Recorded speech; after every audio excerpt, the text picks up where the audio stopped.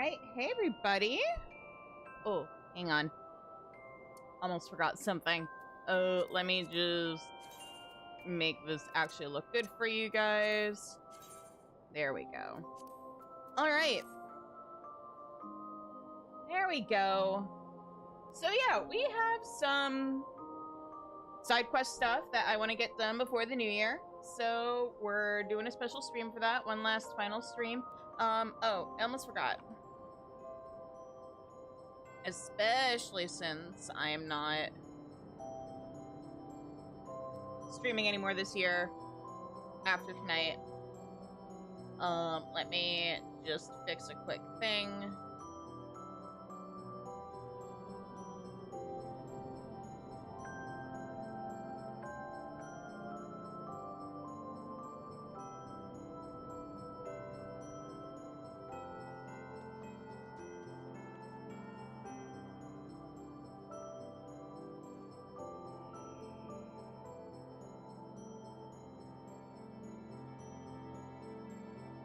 Oh, weird. Okay. Is there another promotion going on? Well, I was gonna use the last 7 hours that I had of promotional, like, sub discounts, but, Twitch won't let me, so blame Twitch. Apparently there's another promotion up, or coming up, or something. I don't know. Anyway, yeah, so I think what we are actually going to start with, since we have the quest sitting right there, is we're going to head over to the moon and do the rank up quests for the Loprits. As soon as I remember how the fuck to play this game, as if I wasn't playing yesterday. Best ways burrow. So yeah, we're going to do rank up quests for allied societies, because we actually have them available for all three. And then we can do the turn-ins and the next little things for,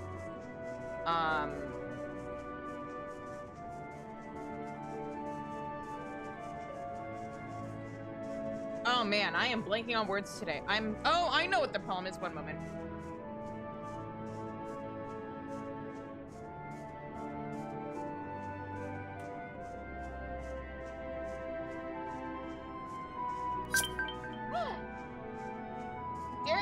Thank you so much for the follow. My water bottle is in the other room.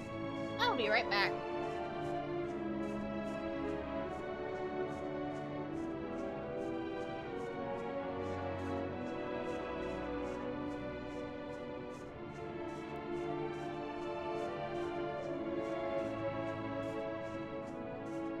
All right, much better. All right. Anyway, we still need to do custom deliveries for this week. And yeah, we're gonna rank up the allied societies, and then we will go and do Tataru's quest and Omega's quest, and then Starlight celebration. I actually did not... I forgot how spread apart the, quests for Island Sanctuary are. I'm glad I unlocked them on Wednesday. Because I am only at rank 5, and I think the next quest for that is rank 10. I don't think it's 20. Anyway, I'm just gonna keep ranking it up off stream. And when I get back from vacation, we will, do whatever quests we have available. Anyway, hi, Dreaming Way. Ooh, that is one dilapidated supporter. You must have found the right Loprit.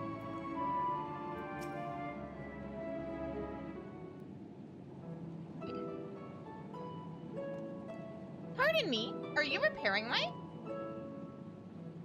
That I am, and you are? I'm Dreaming Way, and this is the illustrious Shizune. We're here to invite you to join a project of utmost import. Oh? And what would that be?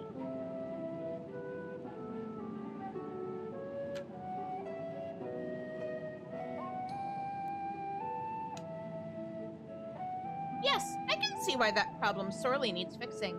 I can't reach half the mechanisms in Best Ways Burrow for melancholy Loprits draping themselves about.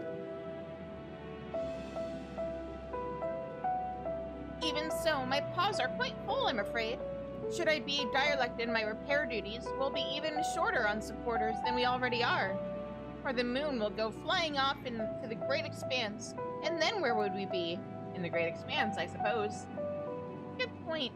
I should hate to inconvenience everyone by hurling us out into the cosmos again. I can recommend someone with similar talents, however. His name is Inventing Way. He is quite melancholy, or mechanically inclined. And you think he would be willing to assist? Oh, yes. Oh my, yes. He has been more than happy to help me help in the past. I would call upon him more often, in fact, if only his repairs weren't so experimental. In any case, you need only say that your project will allow him to work with machines, and he shall doubtless agree without any further consideration. I'm certain he would be happier experimenting freely in your workshop than operating within the confines of practicality out here. Why, just the other day I asked him to repair one of our carrot creation stations, and next I knew the thing had sprouted limbs and was dancing about to improve sprinkler efficiency, or efficacy. He certainly sounds like my kind of loprit. Do you know where we might find him now? To the north of here, perhaps? I've noticed that he enjoys gazing out upon the machinery while he considers his next harebrained schematic. Thank you ever so much for your assistance. Oh, and best of luck with the repairs. Man, imagine if they had included Sid more in this expansion and the Loprits had been able to, like, do engineering experimentation with him and the other,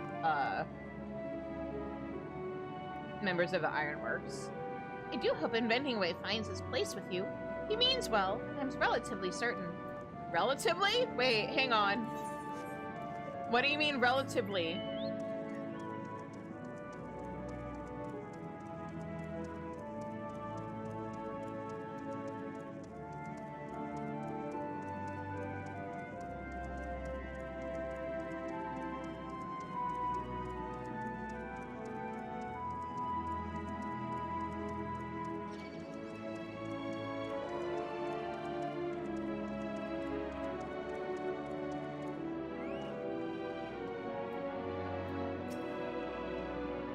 Potential client? Be calm, Inventing Way. Temper your enthusiasm. Temper it.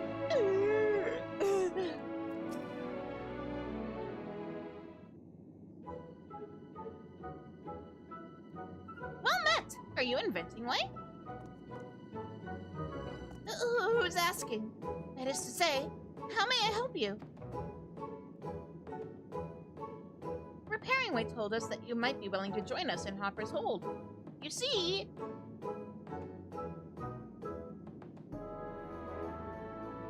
Fade away to exposition.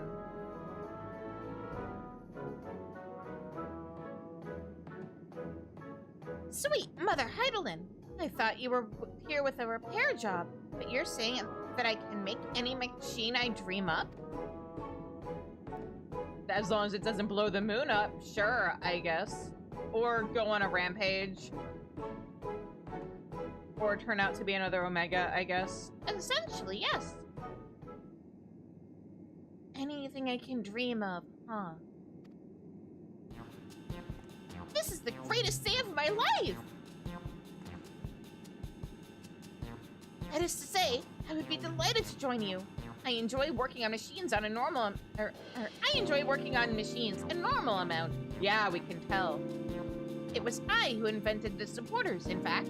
Granted, I didn't anticipate that your people would turn out to be so small, which eventually resulted in the supporters identifying them as unauthorized organisms and initializing their murderous rampage sequences. Yeah, maybe less of that. But I wanted to fix that. Why did they have a murderous rampage sequence in the first place? If I had been given the chance, I know I could have.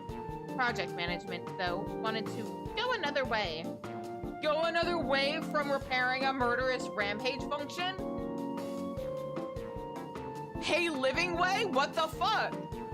Repairing Ways offered a few odd jobs to keep me occupied while I looked for a new role, but I think my innovative take on carrot cultivation may have been the last straw. which is why I am truly grateful for a position where I can be myself. How can I possibly thank you? Dreaming Way, and no thanks necessary. I only hope you'll do your best to share your dream with fellow Loprits, or with our fellow Loprits. You bet I will. I'll share like no one has ever shared before, and then they'll see. They'll all see, oh dear. That is to say, I look forward to working with you. I have a number of large projects in mind, so I may bring along a few friends with time on their paws and... Yeah, sure. No! No? Wherever am I going to find a pneumatic saw? All my best tools were reappropriated when I was dismissed from my position. Why don't you come back to the Dreaming Workshop and discuss it with Managing Way? They have a way of finding what we need.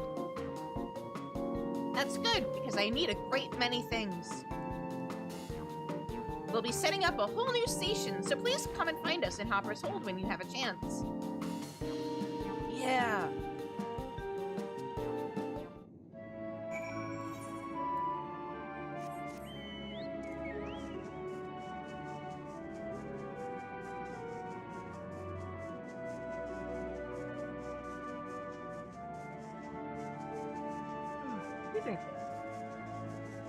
All right.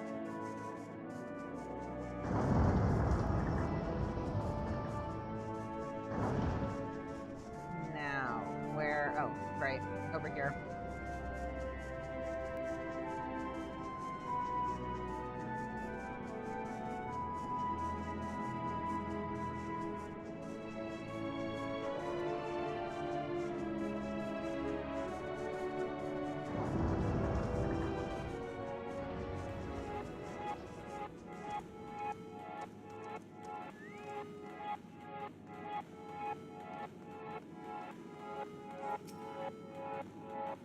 Bugger me! And here I always thought this was a closet. Yeah, we get that a lot.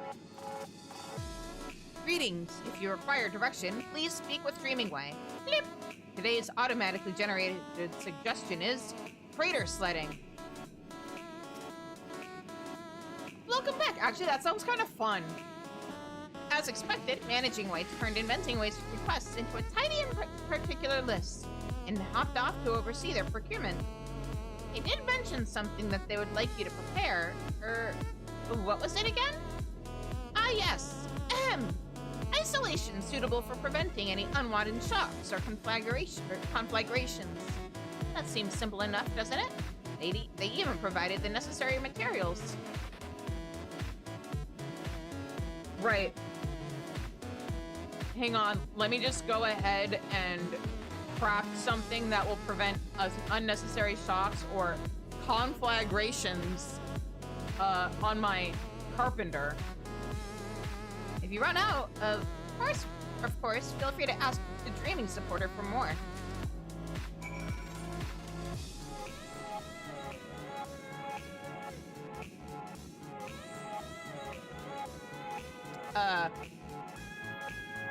For people who may not quite know what that means, a conflagration is a large destructive fire. But sure, let me just make something that'll prevent that with my woodworking.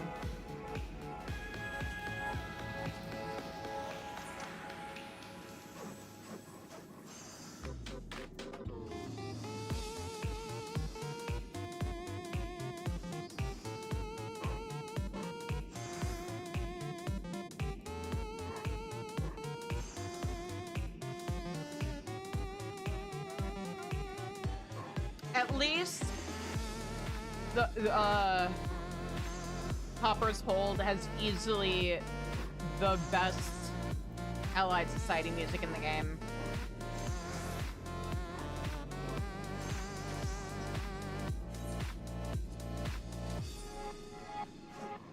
Oh, god damn it! Wait a minute. I didn't need to high quality it. I'm dumb. Fair.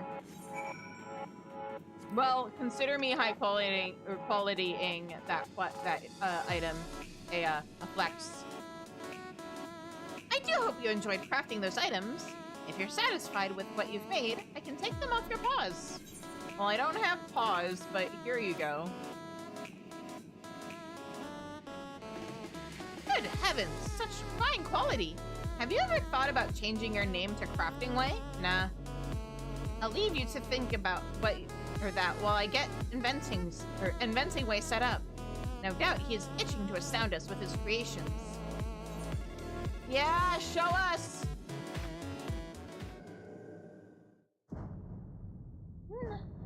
Amazing! Imagine if we had been able to have these as housing vendors. Ooh, I'm astounded. Also confounded. But mostly astounded. Rest assured that this is merely the warm-up before the sprint. Ah, my mind races with ideas.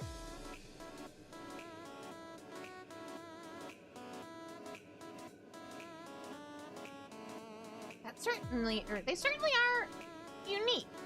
I dare say even I would struggle to find a use for most of these. And as we never specified you do aught but live your dream, I suppose it's only fair to rate your performance above average.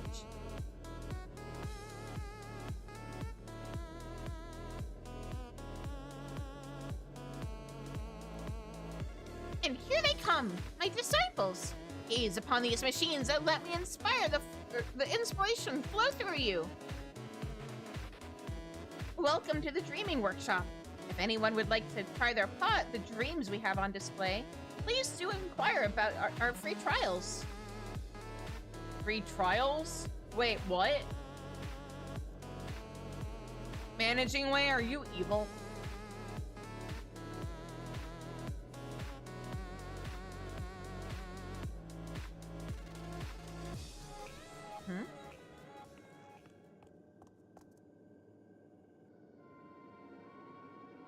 And now, useless machines. Is it not enough that you have no use, or that we have no use ourselves?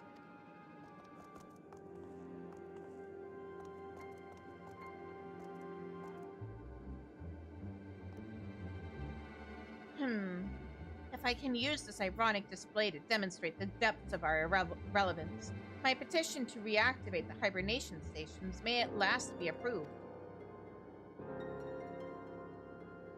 Struggle to your heart's content, my friends. Show us the meaning of utility.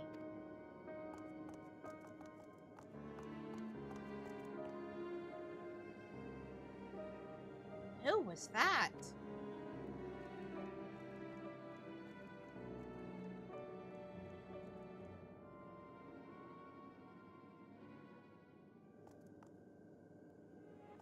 Someone who's not interested in the machining station, it seems.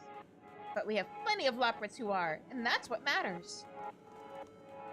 If we continue to draw such enthusiastic crowds to each station we build, everyone will have their own dream in no time.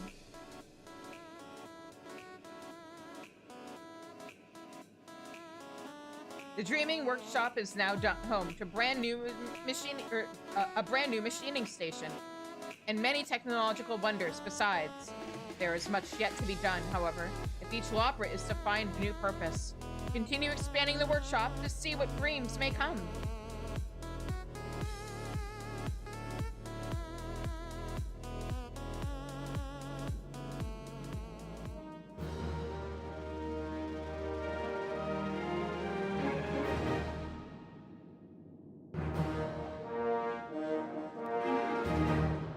I have achieved, trusted.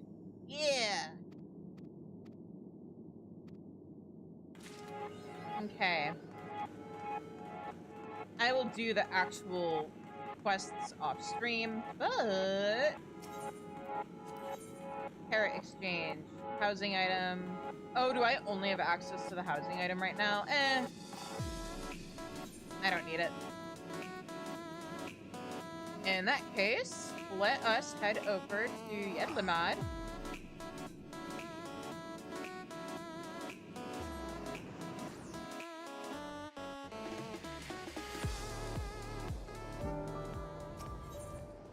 What am I doing? I can't take the Aetheryte to...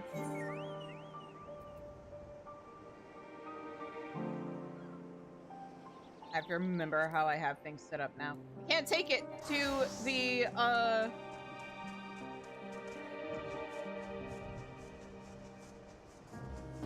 area where the oh my goodness, words.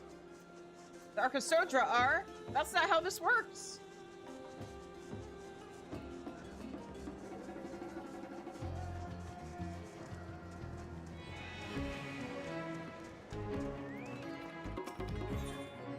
Turna's boundless optimism is flagging slightly as her eyes dart anxiously among Svarna's shuffling hippos. Happy to see you, Shizune. I've actually got something to tickle your thinker with. Hey Maru, get over here.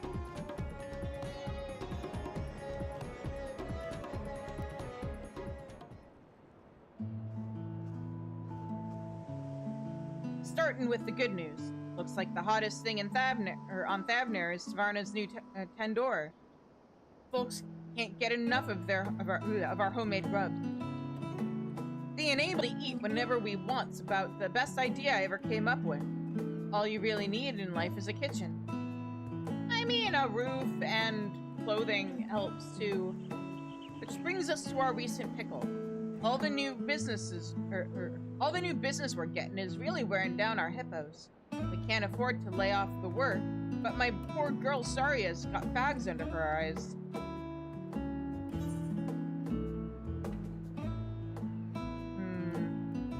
Do the hippos have comfy beds?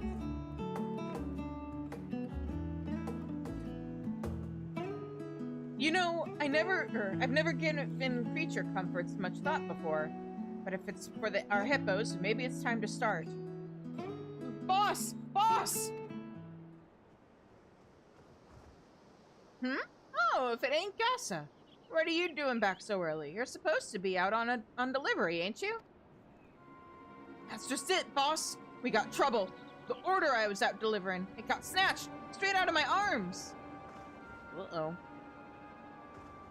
Just when I enter the jungle, this bloke jumps out at me like I'm serving 2 for 1 at his favorite mehane. I pull up so I don't ride straight into him, but he rushes me, grabs the food I'm holding, and takes off. How dare he, stealing my food and running away in a flashy armor, like he ain't got an answer to nobody. Armor? A meal moocher wearing armor? All right. Forget that loon, Gassa. Remake the order and get it delivered, on the double.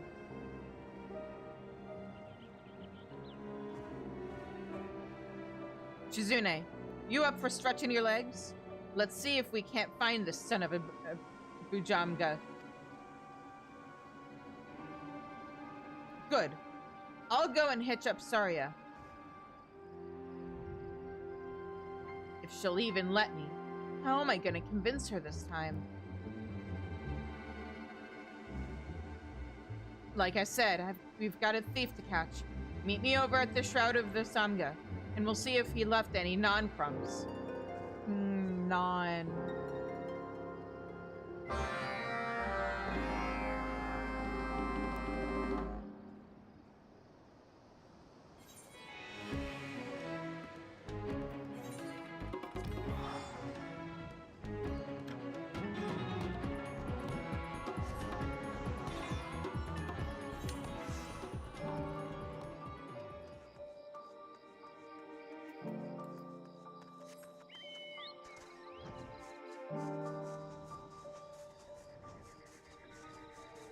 Alright. Now, let's go. Here you are. Perfect timing. Me and Saria just made a sweep, but we didn't see nothing out of the ordinary. Not surprising, of course. No thief I've ever met sticks around to face the music. Anyway, see if you can pick up anything we might have missed. The jungle's always moving, after all. You never know what you might find. Me and Saria will catch up in a little bit. Let me know if you find anything suspicious. Right, time to find something suspicious.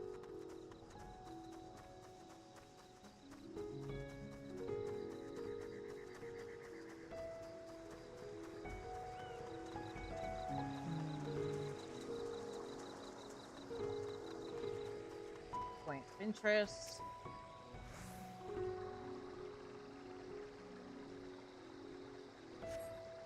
As you survey the area for suspicious activity, you spot an armed Arcasodra.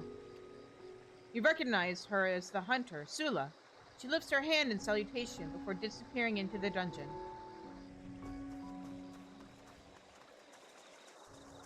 No, we don't get to talk to her. Boo. Oh, right. I forgot. I'm used to being on my main who's level 100 and doesn't have to worry about this shit. Go away!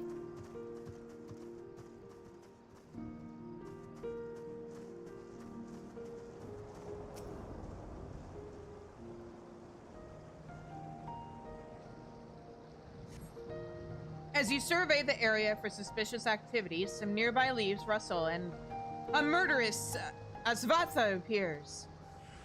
Oh no!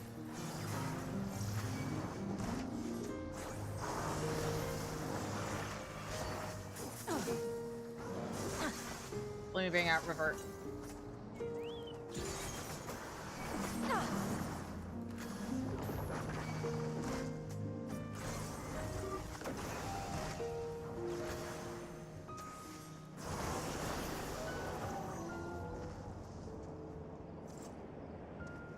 Okay. That was exciting. Oh, River, I'm so sorry, buddy. I did not mean to summon you right into a bad breath cone. That was my bad. I'm sorry. But hey, look, you're cleansed.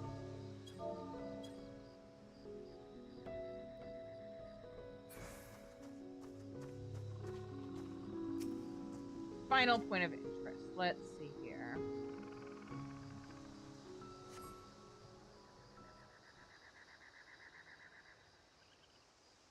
Hi, Shell.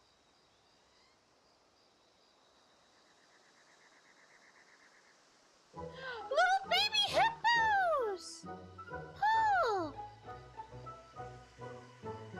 Oh!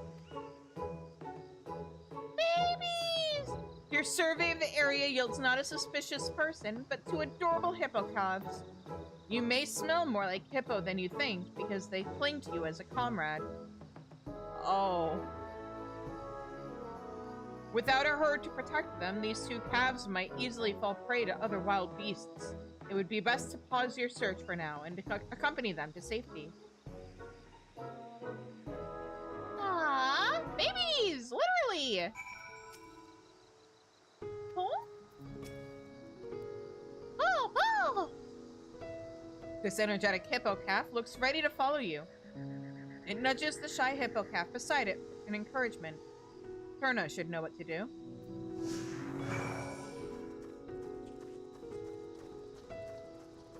Come on, guys, let's go.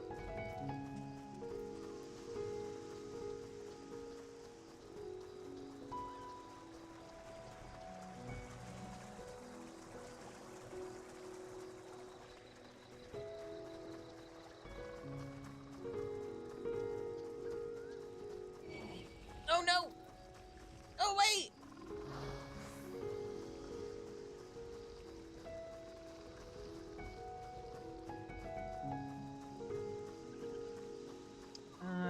Oh, there she is.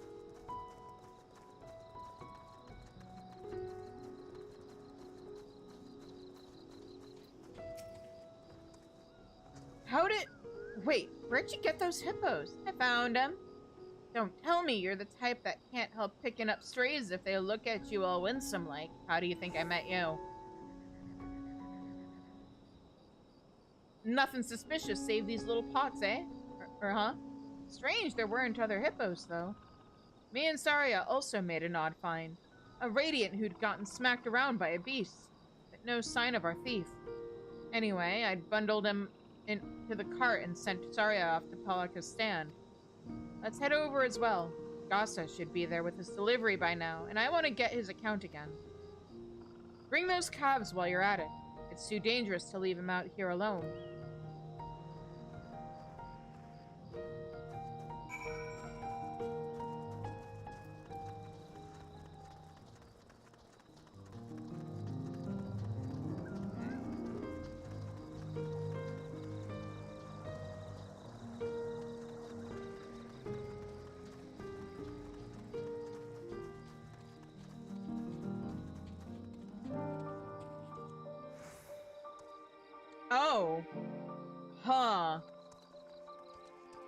Why did I think one of the entrances into Polika was a ramp? There's just like that little area where the wall ends and the hill just kind of slopes in. Man, if somebody's physically disabled, they're kind of fucked living here, huh? I mean, I guess this one path could work. I was just thinking about this because I saw the hippo carts sitting out there. I was like, are they not able to drive their hippo carts into the settlement? Why are they parked outside? And then I realized, oh, stairs.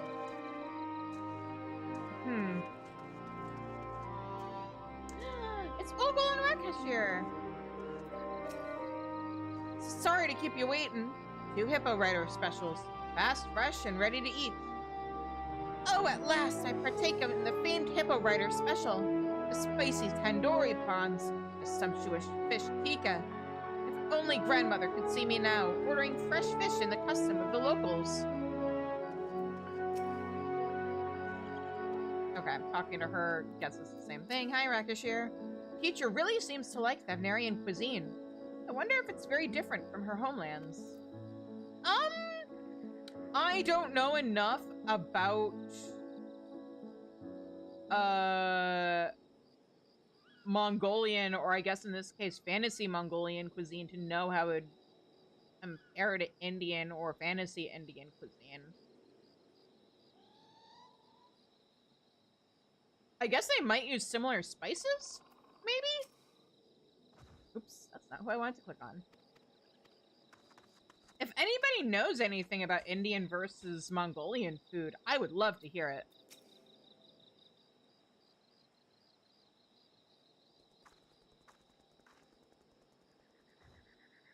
Looks like that Radiant got back safe. One of their friends just thanked me.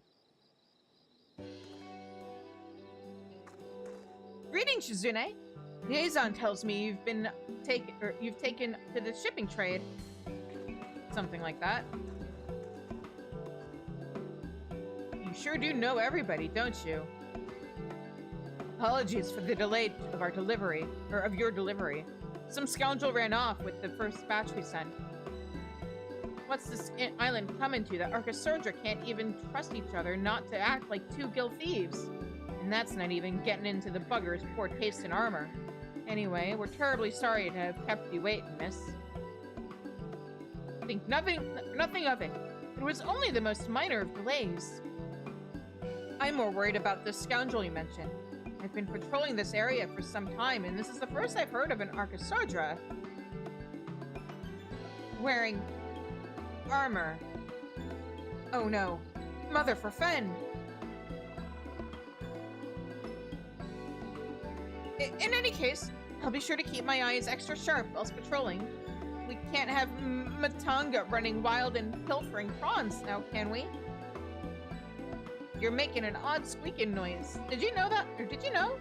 And your tikka's getting cold. Right you are, young Rakashir. Let us eat. As grandmother used to say, an empty stomach leads to forest fires. Or was it friendly fire? Forgive me, I feel faint. After we partake of these delicious meals, we shall scour the jungle for any nefarious suspects. I will send word if we find anything.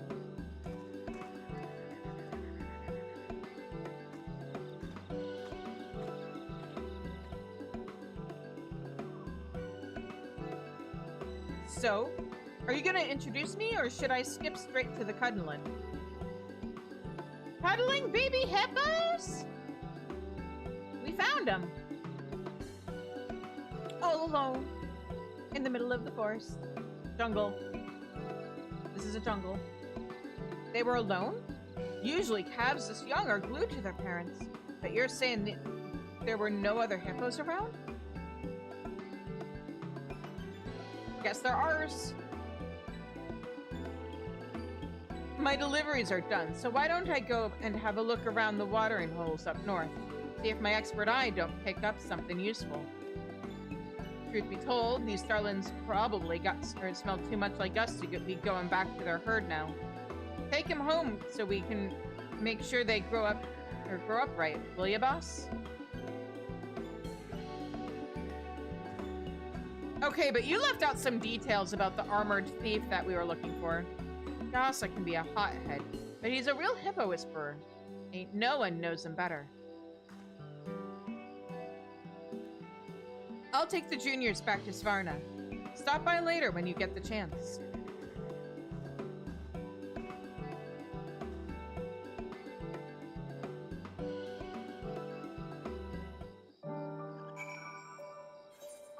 Okay.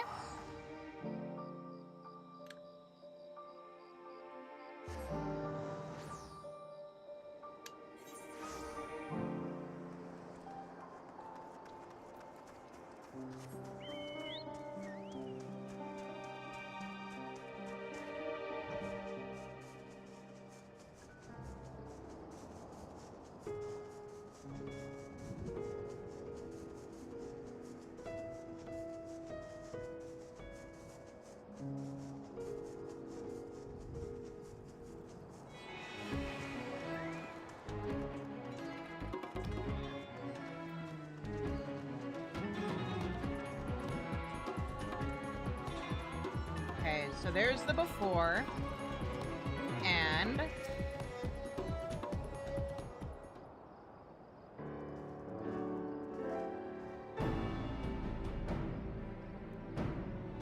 the calves are making themselves right at home.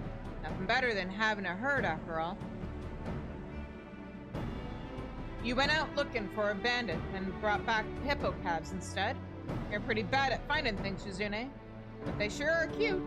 I mean, I've never been told that before. The master returns. Find anything? I'm usually pretty good at finding things. I searched high and low, boss. But then again, I need to know what I'm looking for, sir. Gossa. But there's not a hippo to be had for Gil or Glory. Judging by their tracks, the herd must have up and left in a hurry.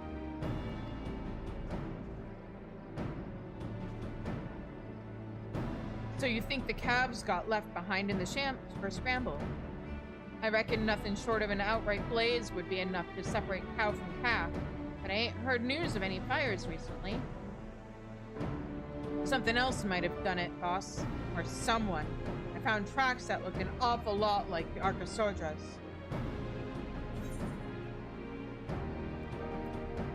A rival hippo rider?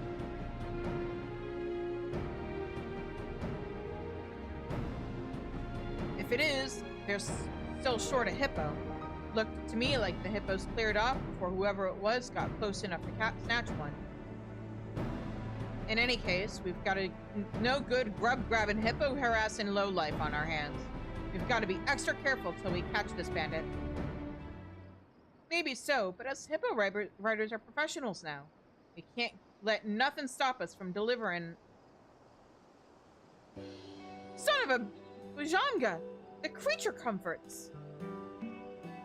Boss, you feeling alright? I am, but our hippos ain't. If this thief comes angling for our deliveries again and the hippos are too tired to haul themselves out of there, we're done for.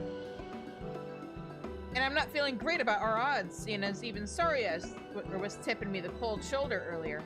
I thought I'd have to put whole herd in the cart. If it's the rest our poor pots need, then our first order of business is a proper sleeping stable. Long overdue, if you ask me. And for our new additions, a wading pool. It's safer if they can swim right at home. I guess we could fix up that old-fashioned or old fish pond and make a splash. It ain't deep enough for the bigger hippos, though. It's better than nothing. And we can't keep him cooped up in Svarna all the time anyway. That's no good for the hippo soul. May as well take him out for proper bathing excursions.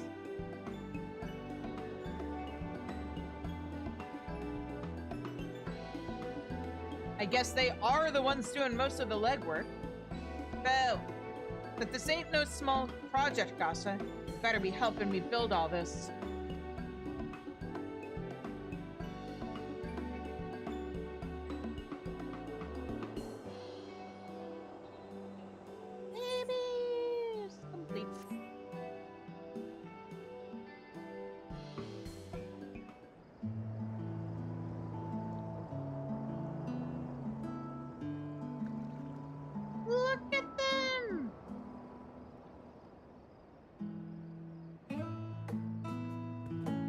Somebody,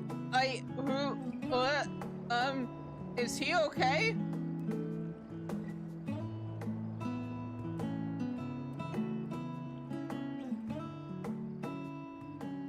Thanks to Maru and Gasa's exhaustive efforts, Varna has a new stable and waiting pool.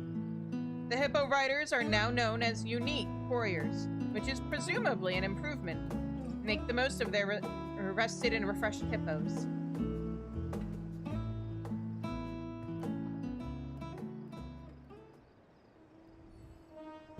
Yeah!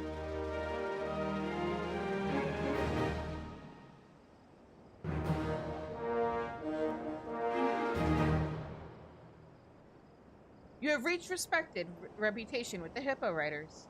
New Arcosodra Society daily quests are now available from Maru and Svarna. Yeah. I know how this works.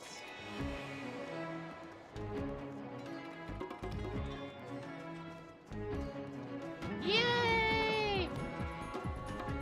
Little baby putt!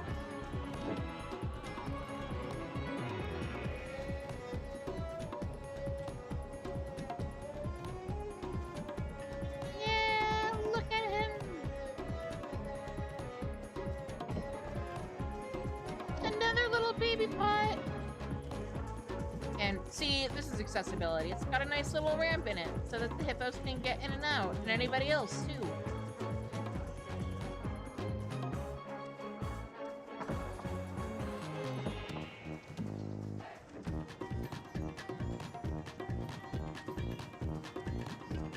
Okay.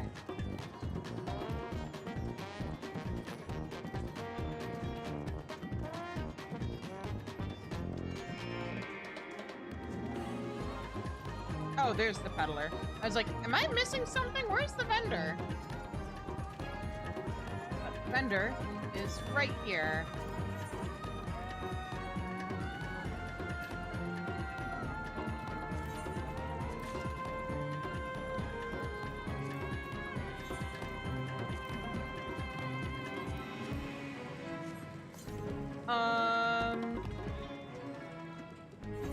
Alright.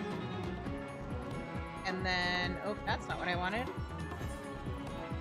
I am going to switch over to, oh yeah, I got botanist to 90. So now it really does not entirely matter which job I do the Omicron quest on.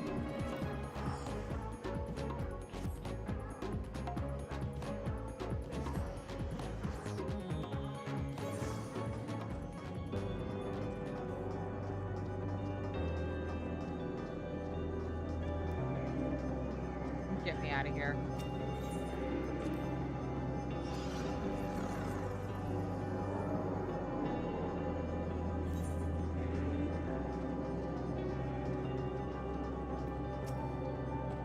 Flowers and fish. Perhaps we should recruit some parrot-loving patrons next. Jamming way might be a little bit biased. And 7,000 would laud you for your service to the cafe. Oh, right. Before we do this, though, let's check out the cafe. Let's see if any changes were made from the last quest we did.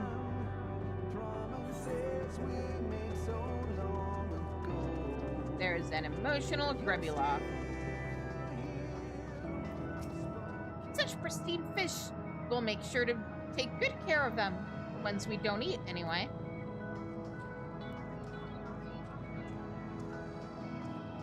Yeah. Do you have anything new to say? Only rude patrons will be eliminated. Yay. Okay, no, he's still saying the same thing. All right. Then let us head over to Port. Or, yeah.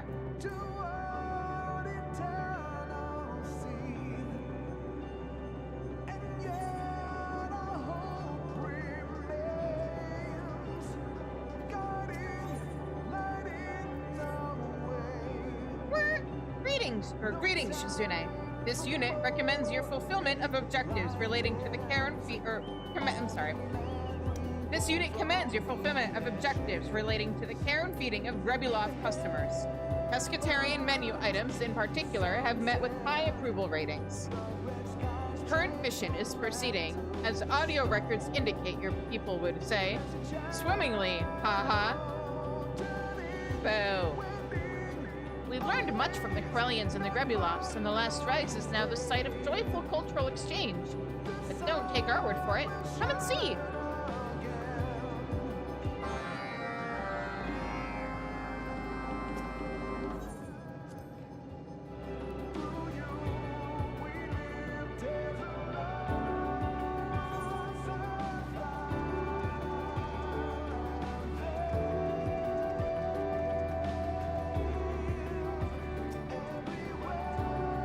Cafe status, moderately busy.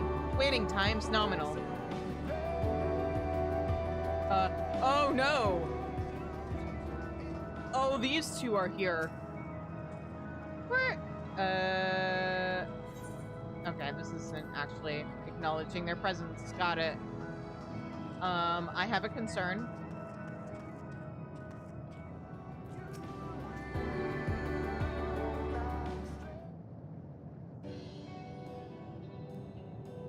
Look at the little guy! We should keep an eye on that one. They've already polished off 3 bowls of soup today. Well-fed Grebulovs provide important mission data. Soup-related sacrifice must be made. Oh, you like making customers happy. Admit it.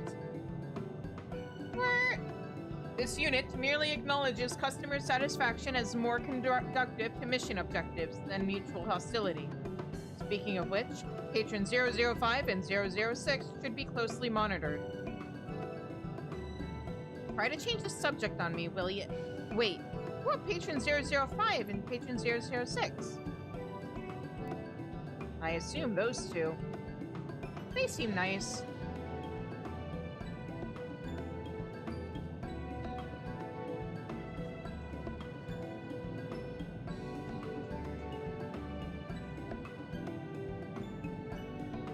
Welcome, patrons. I, Jammingway, would like to personally welcome you to the last Dregs. Can you tell me a bit about your homestar?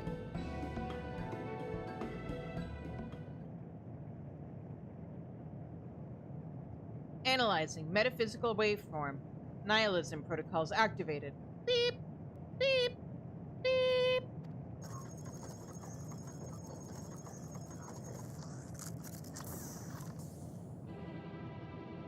It has shared in our truth and shed the self. This is well. The universe, too, is finite. Only in death may we embrace true infinity. Did you just assassinate my barista? Why would you do that? Yeah, we kind of need that guy. What? Situational analysis complete. New customers are of the Nibiruun civilization. This society eliminated concepts deemed unpleasant by organic life forms, such as war and death. In so doing, individuals attained physical immortality and a state of unified comprehension. Their projections were insufficient, however.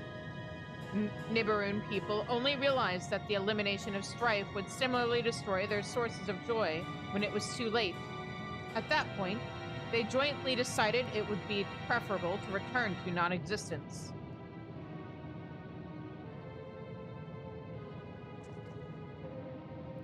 Pardon this unit for a moment. Halting shutdown processes. Troubleshooter initialized. Repair features and self-determination algorithm restored.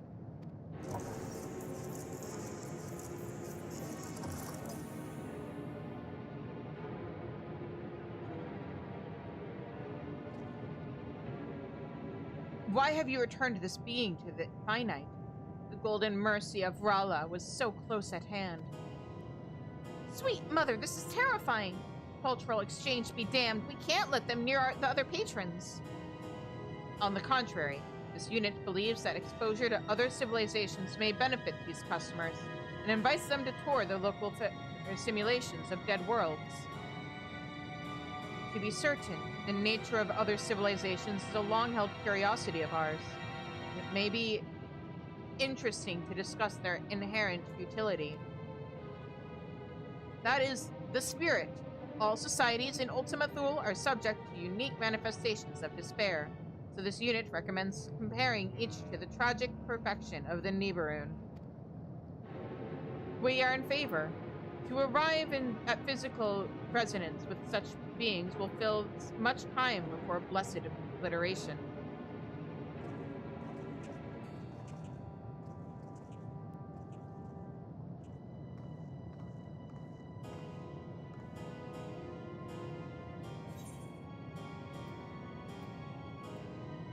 What the hells?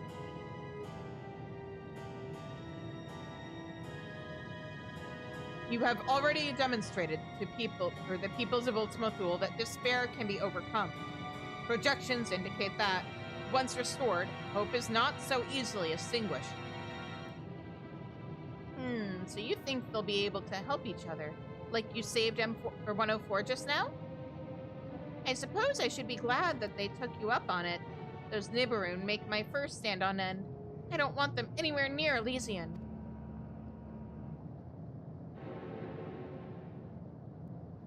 It would be nice if we could cure them of their ennui, of course, but I cannot see how.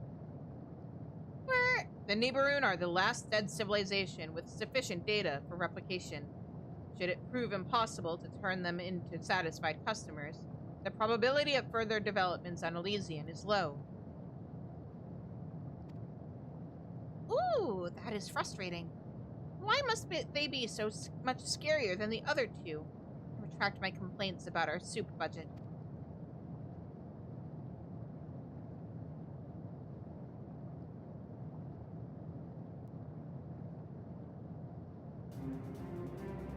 Well, what if we invite patrons from another civilization instead? The Ia, for instance. There is no reason we have to build all of our own customers, and they seem rather thoughtful. At the very least, it would make good practice in philosophical debate. This unit cannot guarantee that that any amount of practice would prepare you to treat with the Nibiruun. However, it agrees that inviting local life forms to the last dregs would be good for business.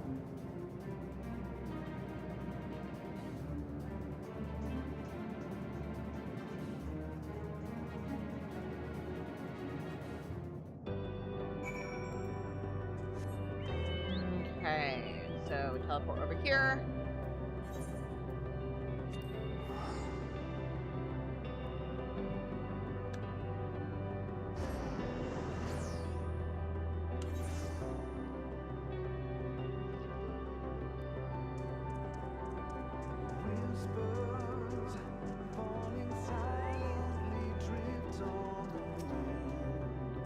I probably should have asked beforehand, but do the ant have mouths?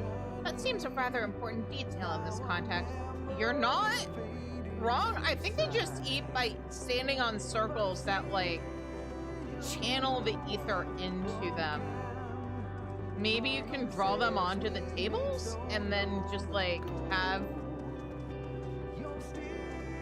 your Aya customers just, like, sit on the tables or something? Anyway, we have an ad coming up on Twitch, so I'm gonna put up the BRB screen and go, like, refill water and do other important things, and I will be back in a little bit.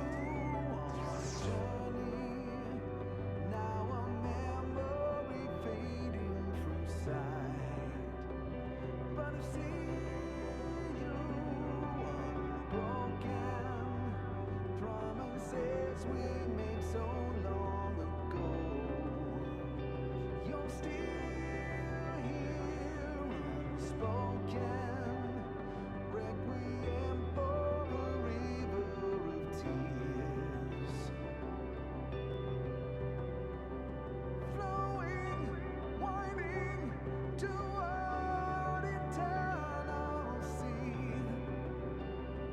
And yet our hope remains, guiding, lighting the way. No time for morning rises on a land reborn from the ashes. Beneath the heavens to sunset, blood-red skies tranquil after the storm. Pleasant shadow turning, wending, always night follows day. The sun will shine again. Walk on, All right, we're back. So, let's see what these two have to say. Oh, right, I already talked to you. All right, then what do you have to say? Current objective: convince prospective AF patrons of the desirability of last right sustenance. We'll search for potential customers in this vicinity. Can you ask around at the scary stone circle where everyone stares at the sky? Thanks in advance. Yeah, sure, I'll get right on that. Scary stone circle where everyone stares at the sky.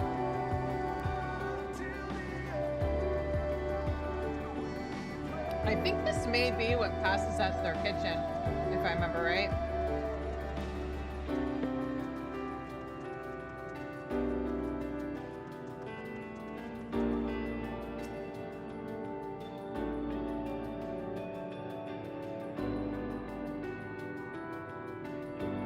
A venue for replenishment and discourse, you say? We once visited similar establishments.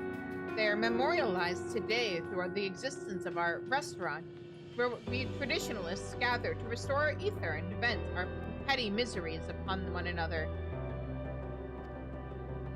Your civilization is young, so perhaps you do not yet understand that one such location is more than enough. Even the most transcendent minds can only withstand so much vacuous discourse. Maybe I just like gathering with other people and eating, and like there being a variety of places where I can do so, serving different foods and stuff. You remember different foods? The corporeal beings derive meaning from patronizing this cafe, you say? Felicitations! Personally, I have long since parted from such material concerns in favor of staring contemplatively into the abyss. To begin chasing hopes and dreams now would be to betray my very principles.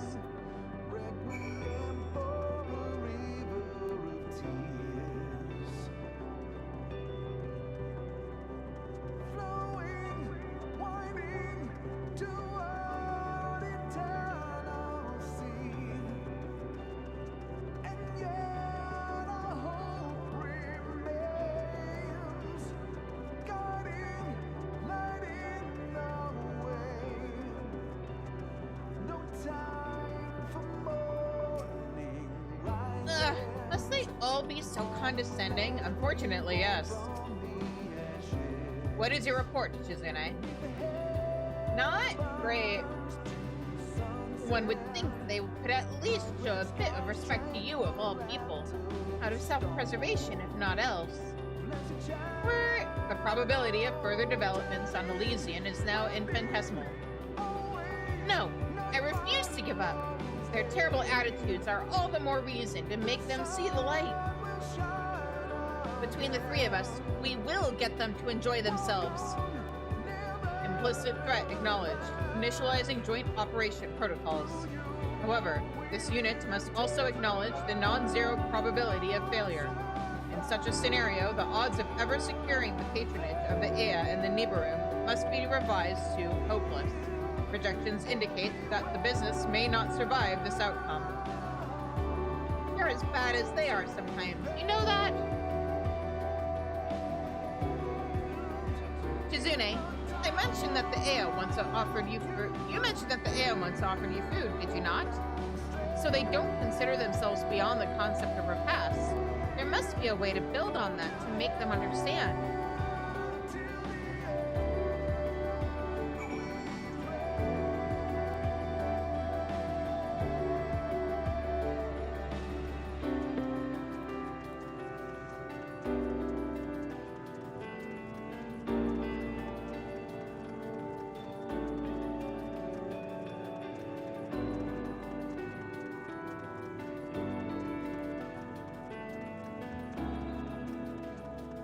Oh, are they on the other side of the wall? They... Hold on. I may have fucked up. Oh, I could have recovered that. Never mind. The moment of truth. This unit will attempt to analyze AI thought patterns for vulnerabilities. Okay. You interrupt my staring once again. Curious, is this a physical compulsion? No. We're simply seeking an enlightened opinion. You seem very focused, so surely none would be better suited to answer a few questions. I suppose that would be within the bounds of my principles, and as time is inherently meaningless, it will not cost me what might otherwise have mattered. Pray wait a moment, and I will see if other rationally minded individuals are interested in this diversion. Huzzah! I leave the debating to you, Shizune. See if you can stimulate their inquiring minds enough to draw them to the cafe. Objective: choose the appropriate phrases to generate interest in the last dregs. As the resulting pontification may take several minutes. Okay, yeah.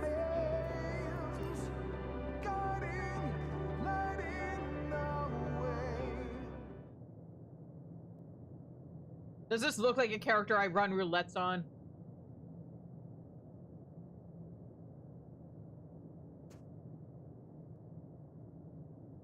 Or do anything without a preformed party?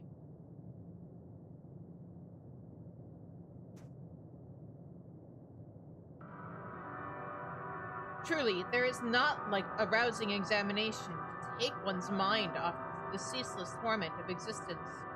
Should we start with 350,173 questions or so, as is customary? Let's start with 20. If that. 350,000? And I was thinking more in the neighborhood of 3. That seems too low, actually. I see that in my cognitive agitation, I neglected to account for your base intellects. Carry on with your paltry queries, then.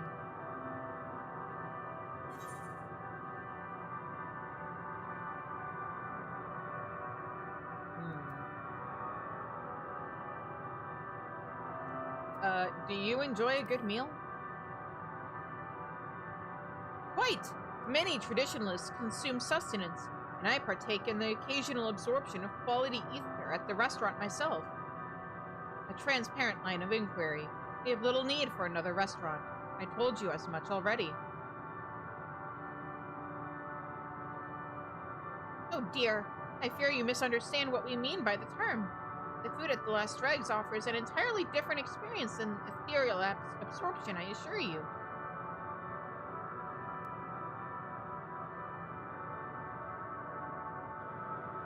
This unit fears the question may have been excessively simplistic. Data on the AI indicates a clear preference for mental stimulation via theoretical concepts. Okay. How much wood would a woodchuck chuck if a woodchuck could chuck wood?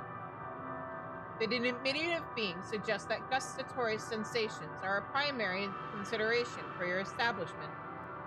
Biologically, however, these are not more than a secondary mechanism to prevent primitive organisms from starving to death. Explain this contradiction.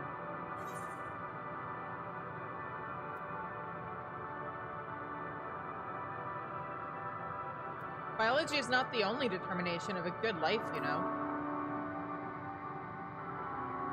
Is your contention that regardless of their evolutionary purpose, gustatory sensations provide intangible, perhaps psychological or spiritual benefits?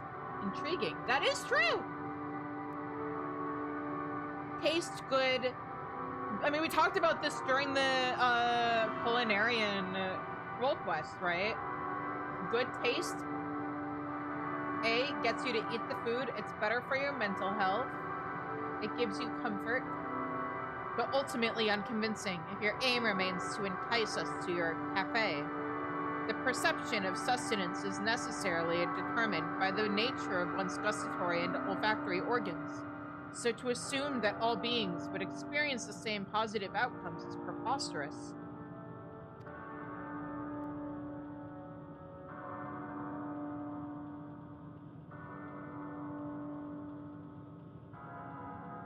That is true. Nevertheless,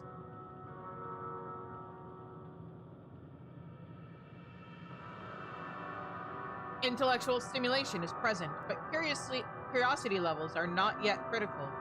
This unit proposes additional discourse.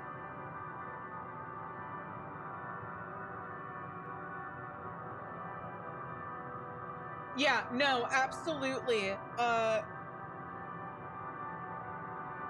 Danny, I've definitely had that issue. It's like, you know, I think I mentioned before, I'm trying to, it may have been in a normal, like, social conversation, but, like, off stream, but, I'm trying to get myself to drink more, coconut water because I do worry that I don't get enough electrolytes to actually,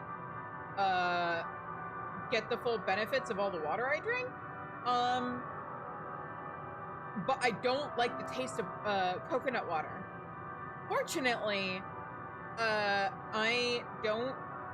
also trying to drink more orange juice, and I discovered if you mix coconut water with orange juice, you do not taste the coconut water at all.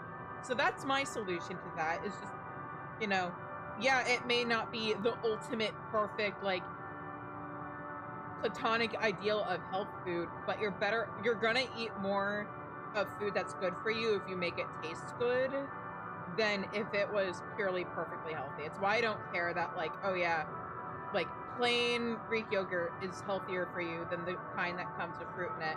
But you know what? Those strawberry Greek yogurt cups, those get me to actually eat Greek yogurt. So, you just need to sometimes be a little kind to yourself, I think. And not let perfect be the enemy of good.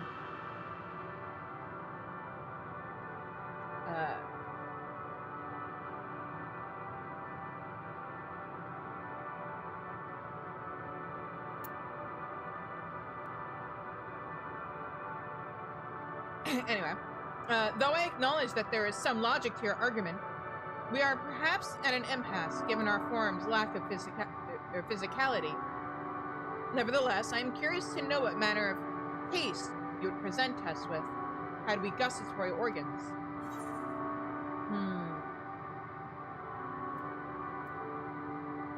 A taste of your former lives as corporeal beings, perhaps. Indeed, it is rational to assume that as corporeal beings with unique gustatory organs, we too once found certain sensations particularly stimulating. If your cafe is capable of providing knowledge of such long-lost sensations, you would welcome the experience. If anyone can do it, we can. We've served a variety of civilizations already, with great success, I might add.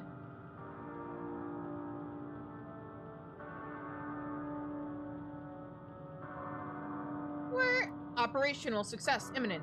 Allied units must remain engaged for critical final phase.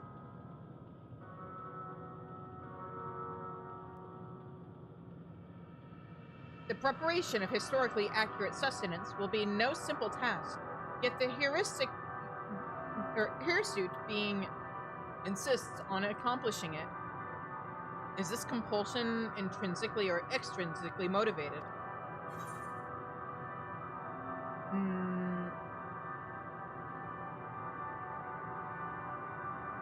Ha! My journal does suggest that making you happy will progress my current quest. It is our deepest and most heartfelt desire to see hope restored to the universe.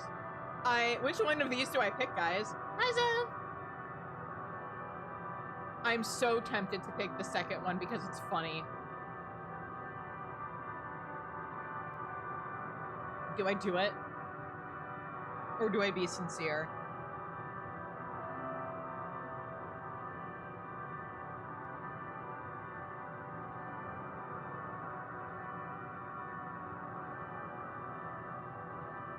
I'm gonna do it. None of you guys stopped me. This is now your fault. And increases in customer satisfaction lead to positive changes in the nearby dynamis? How mathematically sound. I see how that was all a game. I see now that was all a game to you. That is fair enough, given my own reasons for participation. Yet this behavior is quite unlike the primitive organic beings of our records. They grow increasingly uncertain of your ability to fulfill your desires. Oh. I don't think, like, I'm doing this stream tonight because the DDoS attacks on Tuesday fucked up my schedule. So this is basically the stuff we were supposed to do on this would have been the stuff we did after finishing Aglaya on Tuesday and also on Wednesday. It's just we have to do an extra stream for it. That's why we're here, if that's what you're asking, Zev. Our wish to recreate the Ea's favorite flavors is extremely organic, I swear. Primitive, even.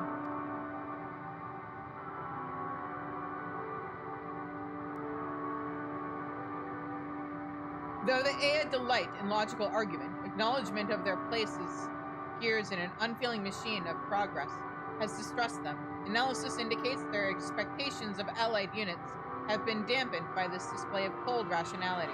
I just thought it'd be funny. Oh yeah, absolutely. I mean, I haven't started the actual side quests I should have been working on because Allied Society stuff happened, but in any case, mission objective complete. Allied units' performance will be logged as capable. After this, I just want to get my custom delivery turn-ins done, and then we can go and let's start with the Taru's quest. We see that you indeed had few questions. When may we partake in sensory experiences?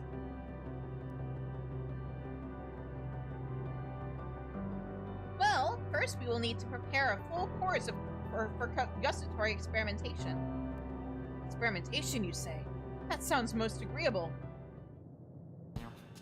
If this unit may suggest it, Shizune's flesh would make a suitable medium. What do you mean?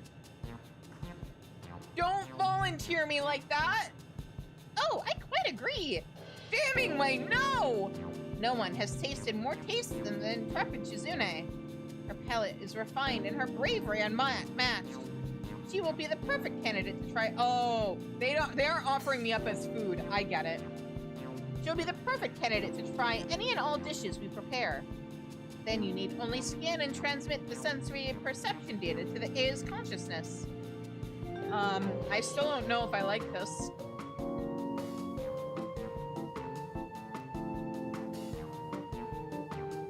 Why are you agreeing so readily?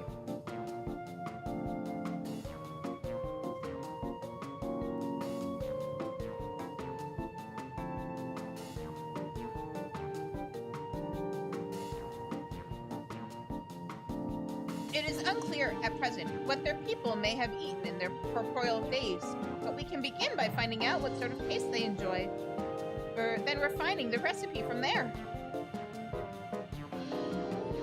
Regardless, we shall need to fire up the ovens immediately. Last I checked, our inventory kitchens were well stocked with vegetables, fish, and Charlian cookbooks. The probability that the A's historical diet was identical to that of the life forms of Aetheris is astronomically low. This unit proposes incorporating ingredients from other worlds as well. Scanning Flavor Sim category for ingredient data.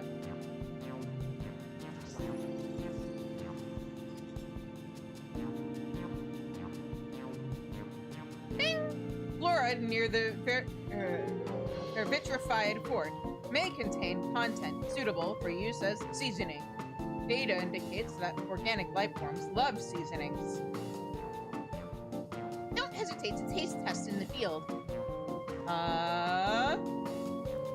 Remaining allied units should proceed to the last dregs for recipe analysis. This unit will answer any further customer questions.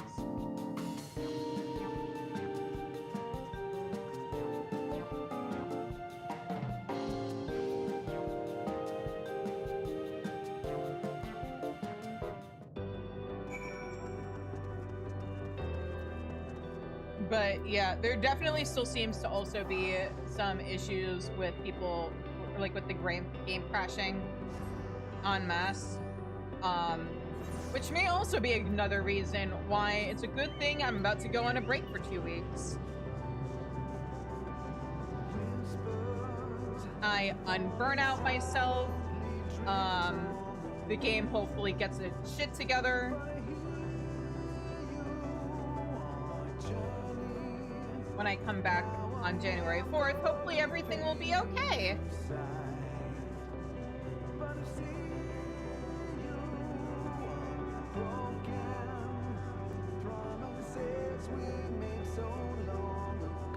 Fingers crossed for sure. I wish we could get this as a mount. Just saying. That would be cool.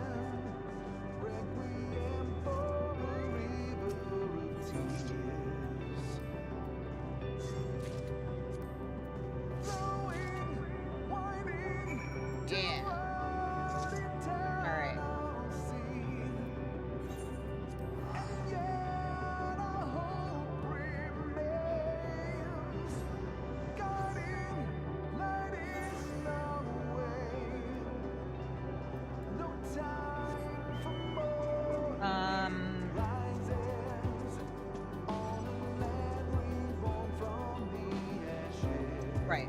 I need, wait, I'm stupid. It's this one? This one.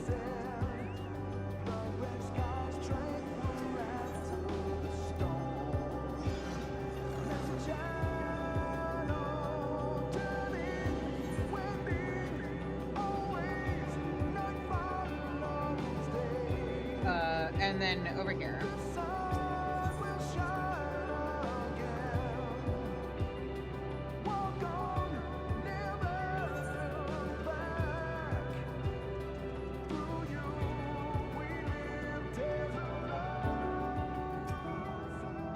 Gustatory perception. How exciting! Are these beings seated in anticipation of the sensations overwhelming their fragile nervous systems? To think that we can finally reclaim the sensations of our fleshy past. Don't worry, I'm certain that N7000 would speak up if you were about to eat anything that might be lethal. Are you sure about that, Jammingway? I'm not entirely confident about that. He might consider it a worthwhile experiment. The air have thus far asked 81,120 questions. This unit can feel the last remnant of its patience slipping.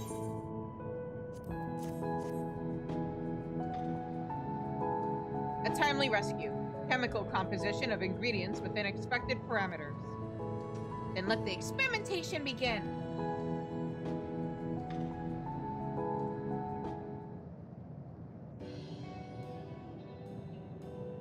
Oh, that looks good though. Wait, I get to eat all of that and then they just scan me to see how I enjoy it? Okay, I'm cool with that. Give me that spaghetti. Give me that burger. I could go either way on the fish. Not half bad, if I do say so myself. Begin, Shizune. Hum!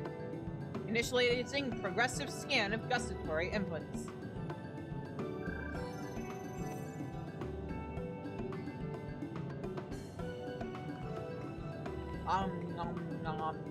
Nom. This has to be off screen because of the absolute food crime Shizune is now committing. Oh.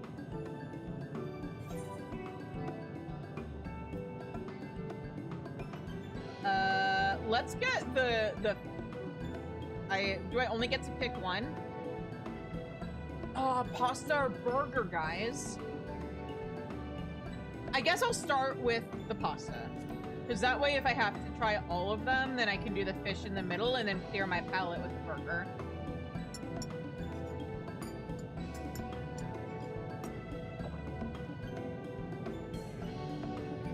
The pasta is not unlike that of a theorist, although the otherworldly flavor adds a pang of complexity. As for the air, surely any glutton-tolerant life form enjoys a massive bowl of carbohydrates. Yeah, let's do the fish. I'll try anything once. Is it flaky? Is it fishy? Oh, she does not look happy. Was that fish staring into your soul just now? Hopefully not. In any case, its pallid flesh must have thoroughly absorbed the added alien flavor. You certainly tasted something. Alright, give me that burger. Give me the burger!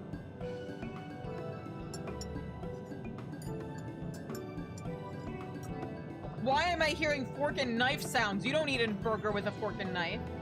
You are struck with a sudden certainty that Jamming White either borrowed or stole this recipe from the last stand, although the locally sourced flavoring adds an unexpected spiciness to the medium rare meat inside. Tongue is now tingly.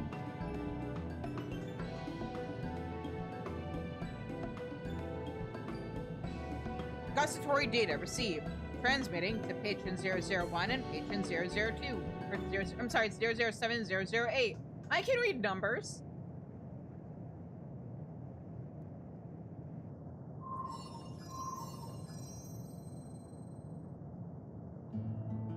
So these are the flavors of which you speak. Thank you for helpfully categorizing each as sweet, salty, sour, bitter, or savory. I fear I am quite overcome by the medley. It is impossible to say whether the sensory assault is identical to what I might have once felt when consuming sustenance, yet it is a useful reference to ruminate upon nevertheless. And it was well worth the effort in my book. Tell me, did any of the dishes strike you as particularly enjoyable?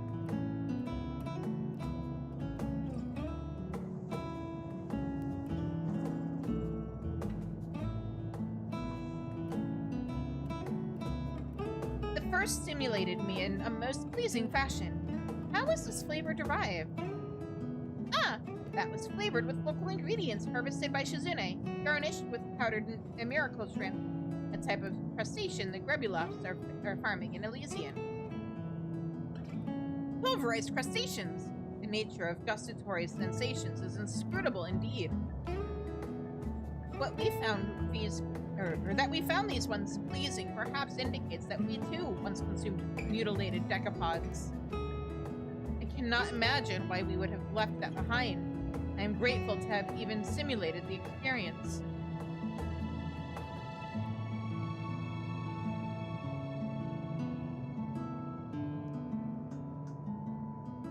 And there we have it. Do you think this will be enough to bring about more changes to Elysian? Inconclusive. This unit proposes that allied units ascend to scan for signs of change.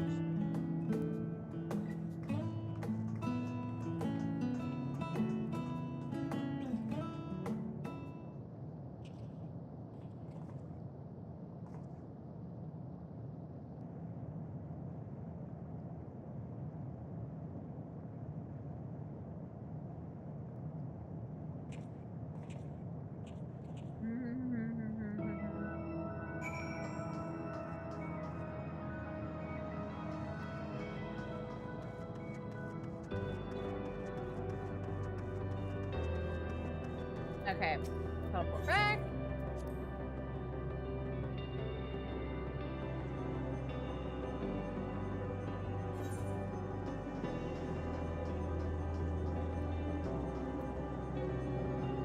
Oh, here we go. I'm quite curious about what changes to the terrain might come of the air's emotions. As a people, they do tend toward the abstract. Sigma 4 confirms that alterations have occurred. Let us proceed with the scan. Let's go! but I see you. Ah! Cute! Baby!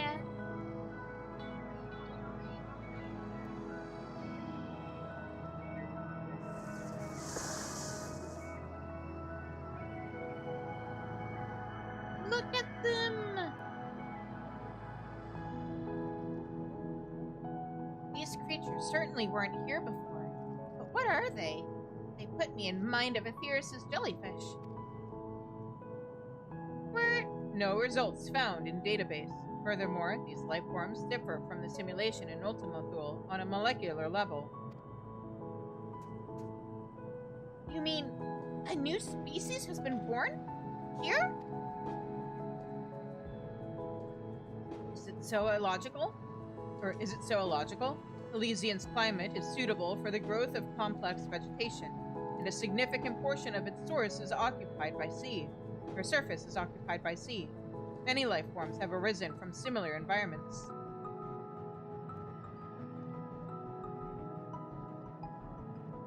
This unit would venture that under these conditions, the Aya's yearning for a corporeal past were sufficient to cause dynamists to coalesce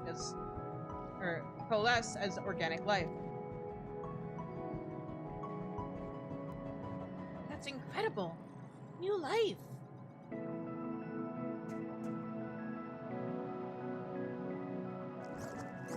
Me?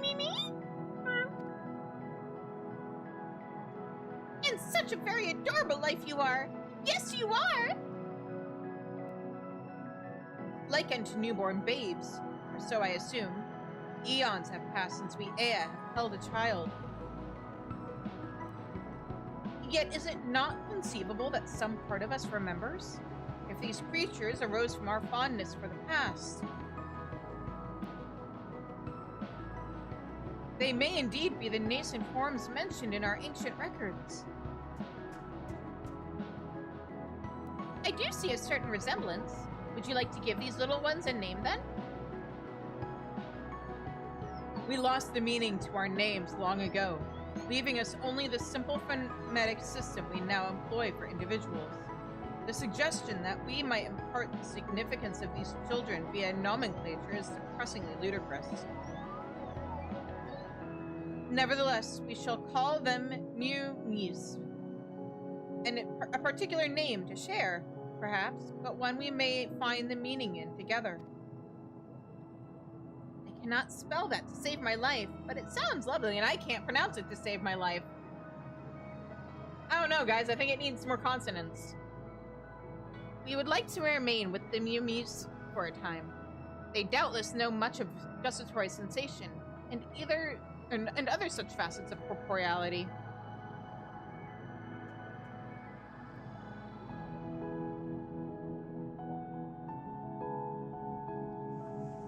In serving as their guardians, we may yet reclaim some of what was lost.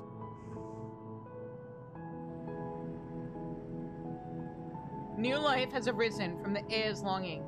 Nurture and protect the Mew-Mews, for they have much to share.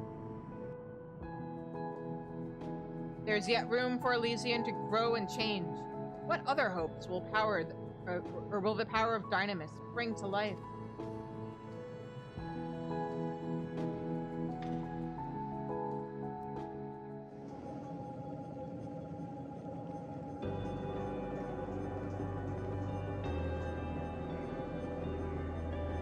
It will be a great deal more difficult to focus with those creatures about. They're so wibbly-wobbly. They're so cute. This unit requests you contain yourself. Energy levels are already low due to patrons' ceaseless querying. However, this unit does admit to curiosity regarding the new life forms. Though it is probable that the Mew-Mews share data with the Aya's genetic memory, possibilities for their development are infinite. This differentiates them from other Dynamis-based life forms. Or maybe they're just one more indication that you lot aren't doomed after all. This place was built for endings, it's true, but we have seen many a beginning. Let's keep that trend going, shall we? Affirmative. Our mission remains one constant among many variables.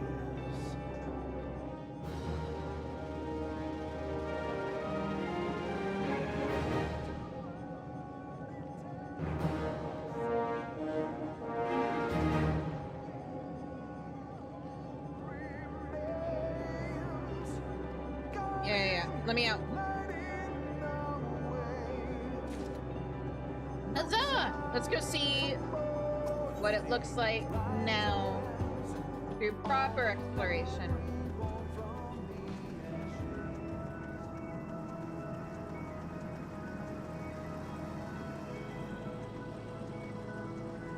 Oh wait, I want to go this way. Yeah.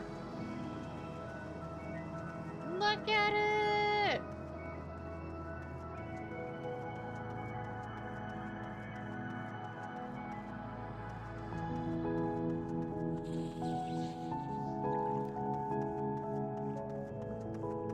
Yeah!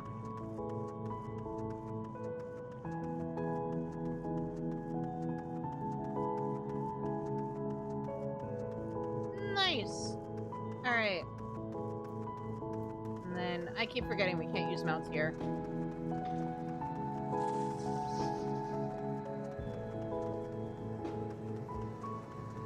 The Endwalker Allied Society zone has spoiled me a little bit.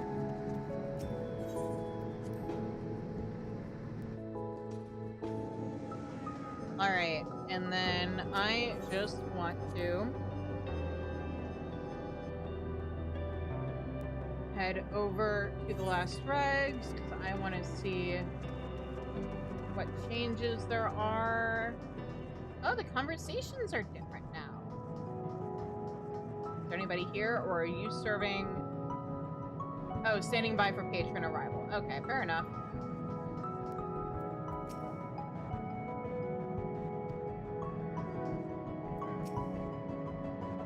Okay, your dialogue hasn't changed. What about yours?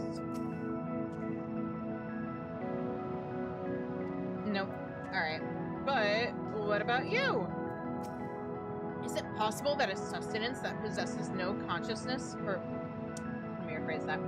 Is it possible that a substance that possesses no consciousness knows us better than we know ourselves? I don't know what that means, but okay. Alright, then next I am going to switch back to Carpenter, and we're gonna head over to Ilmeg, rank up, or do our turn-ins at least, enough. Yeah, we might as well do all the turn-ins. They're all crafted. I just have to talk to Andan a little bit, turn stuff in, do the quest, do the same thing for Emeliance.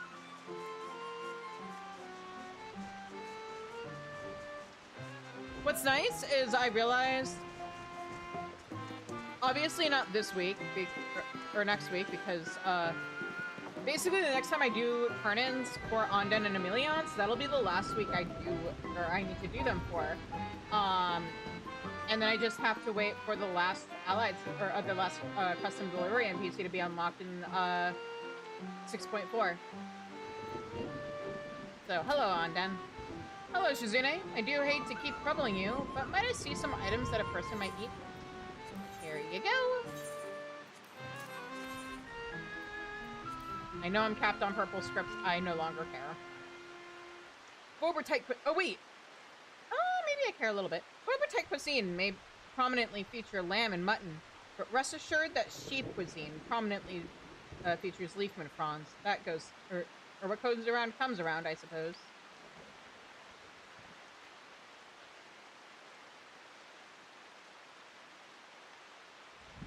Are you gonna take it? Are you?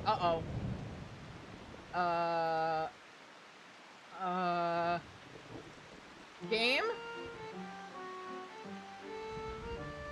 Please. Damn it!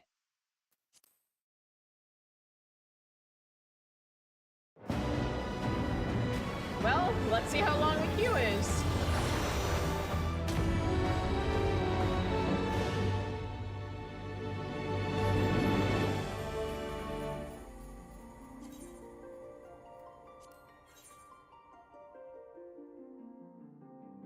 Anyway, hi guys. What's up? How's your night going?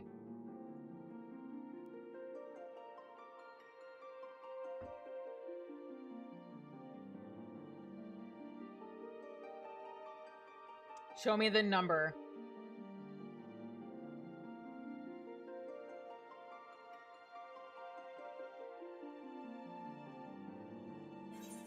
$202. Oh, that's not so bad.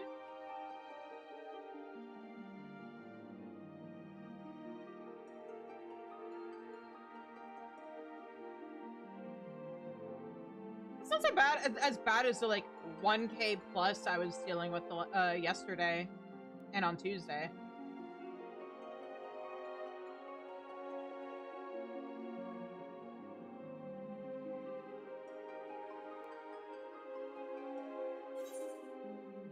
Okay, and it's moving pretty okay. So we'll be back in a minute.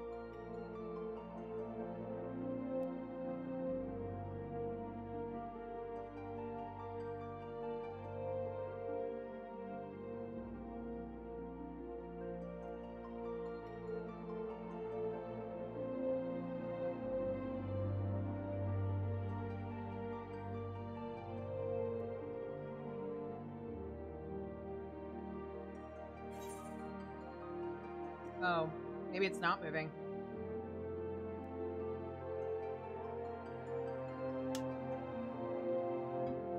Let me in!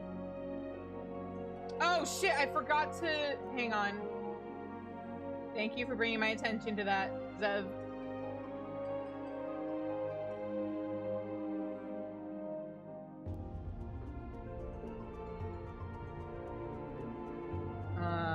Platforms. Twitch.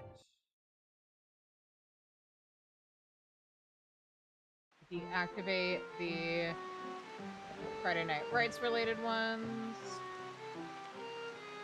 And fix my actions. Oh no!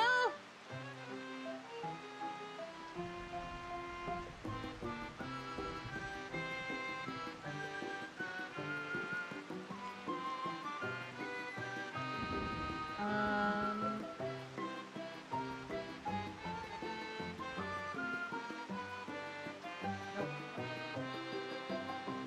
Enable.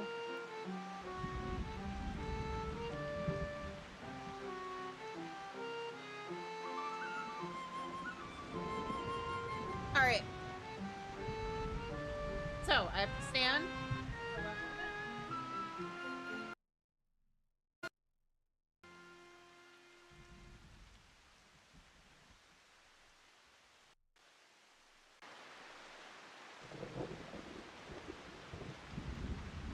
Okay.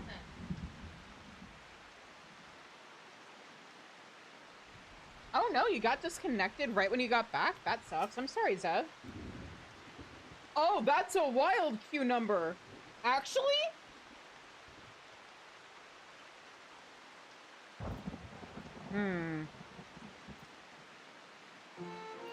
Huh. Well, hopefully you get back in okay. Oh, wait. It actually didn't even complete that turn-in. So let me... I should have done... I'll do it off stream. It's fine. Maybe the game just doesn't want you to play, Zov.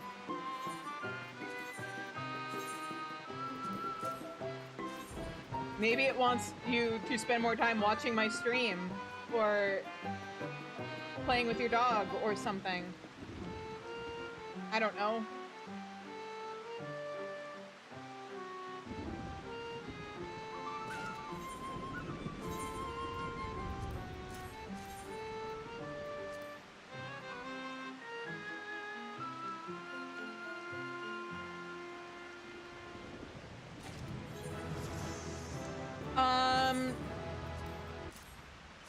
I mean, it depends on how determined the person attacking is.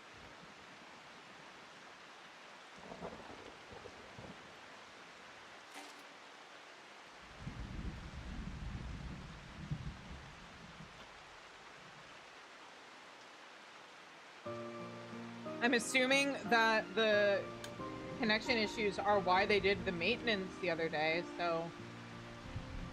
I've got it. I remember my favorite dish. There was a tavern in the castle town that served an exquisite lamb stew. Normally, I would prepare my own meals, but that dish in particular I preferred to pay for. Just the first time I saw you eat sheep, and then I thought I had been thrown into the queerest of dreams. Ooh, to think the good, sweet, gentle shepherd would gobble up his friends with such delectable delight.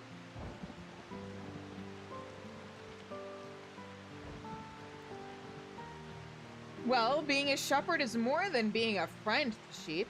Your duty is to ensure no part of their life goes to waste.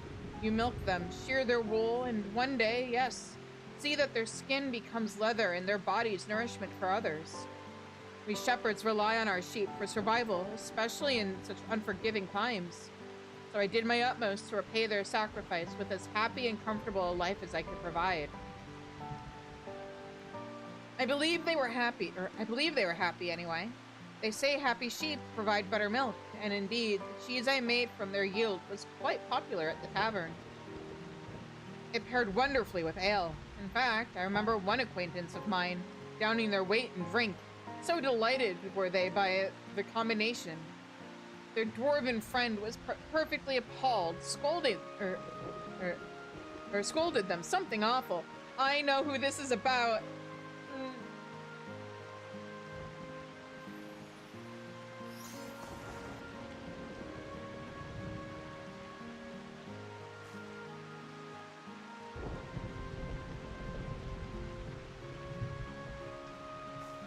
Tyr, haven't you had your fun by now? Never enough fun, Anden. Not when it's with you. Ooh, big Anden was strong and lovely, but little Anden is adorable and lovely. Adorable? Oh, don't think you can simply flatter your way out of my discontent, even though you very well may.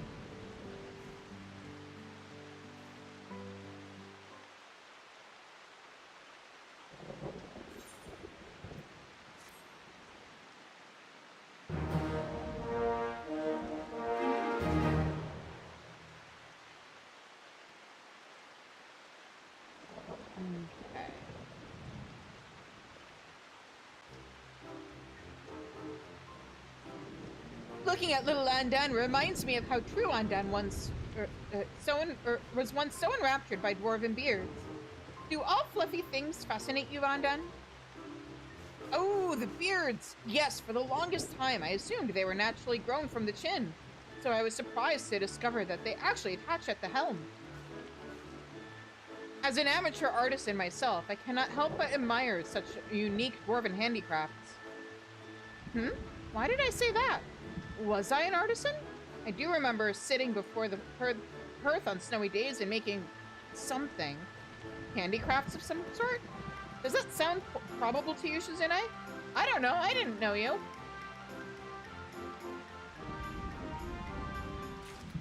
Also, Danny, in terms of what you were speculating about, I guess the best way to determine that would be to see if the communities from the EU servers and the JP servers are having the same problems.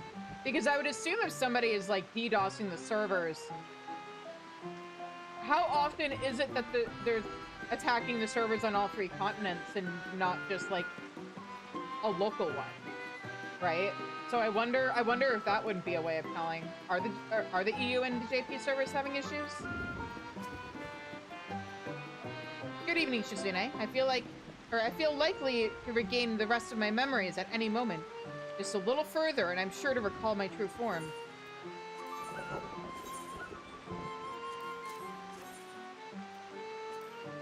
Vobert once boasted a high population of artisans who crafted armor and weapons and all sorts of little things. I have no doubt a master craftsperson stands somewhere in these flowering fields, a leafman forever dreaming of creation.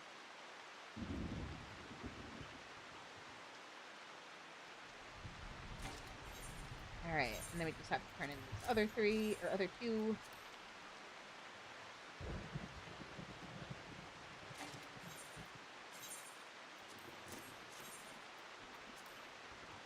Also, I promise I did not forget that Oceania servers exist. Totally, definitely.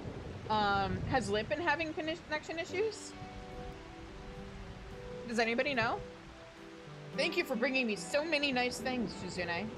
It's always so good to chat with another person. These pixies certainly make their own fun, but their games can get rather exhausting at times.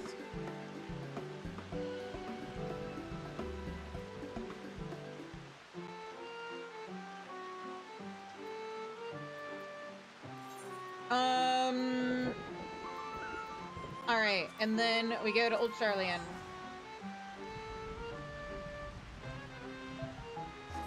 And I remember some of the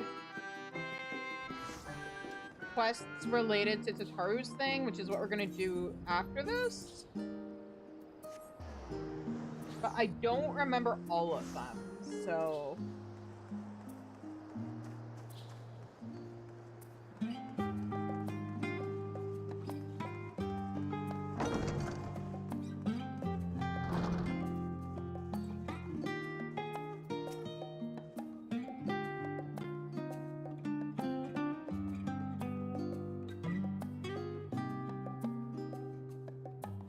Thank you for your continued support, Shizune. As I know all too well from my time as a student, it is nigh impossible to concentrate on an empty stomach. Hence why I have a mind to keep a few luncheon coffers at hand, if I could trouble you with the task of procuring them. Yeah, here you go.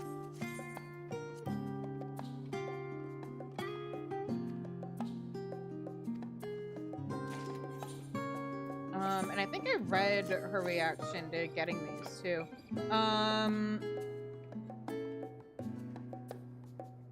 Yes, I did. I read it last week. Okay.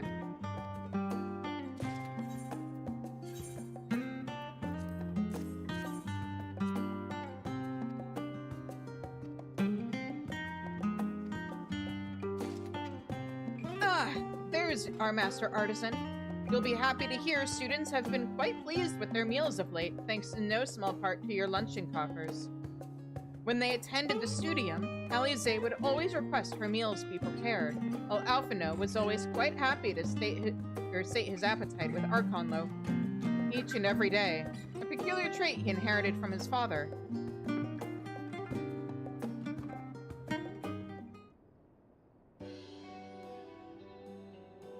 There is a matter I wish to discuss with you. Oh? It concerns Mila. I fear she may be having difficulty with spellcraft. It is a complex art that cannot be learned quickly, nor through pure effort. One must have the aptitude for it.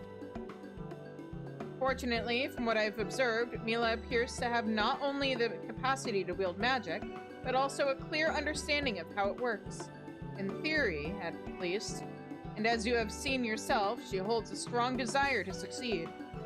But I fear her determination is merely born of stubbornness. With each passing day, she returns home later and later. Lest you wonder, being the considerate soul that she is, Mila always sends word in advance. Even today, she notified me she would be studying on campus until late. I understand all too well the desire to prove oneself, but it should never come at the cost of one's own health. I must speak with her immediately before she falls ill, or worse. You may think me overprotective, but she is still just a child. I have a duty to look after her, both as a mother and a friend. Yet the studium is ever so large, is it not? I would be eternally grateful if you would help me search for her. Yeah, sure. Wonderful. You need but say the word. I am ready to leave at a moment's notice.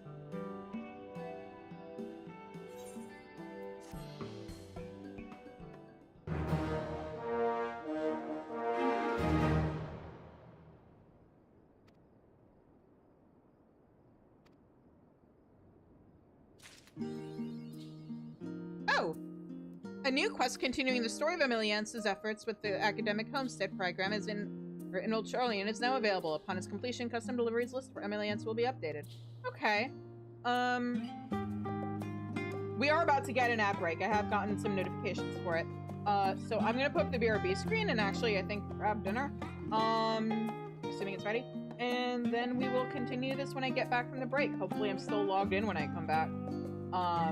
Oh, yep, there's the 1 minute warning. All right, so yeah, I will be back in a few minutes, and then we will continue.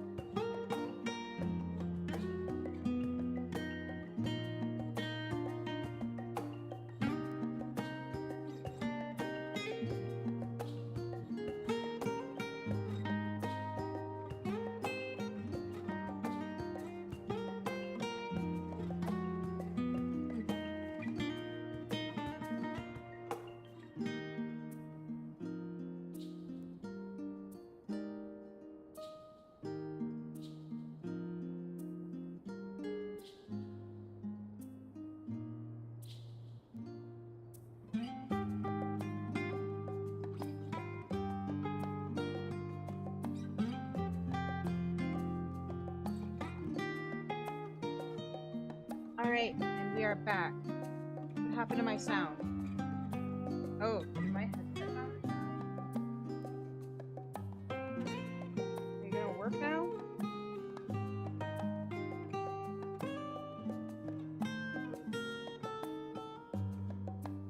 Hello? Okay. The OBS is showing sound. So, why are my headphones suddenly not working?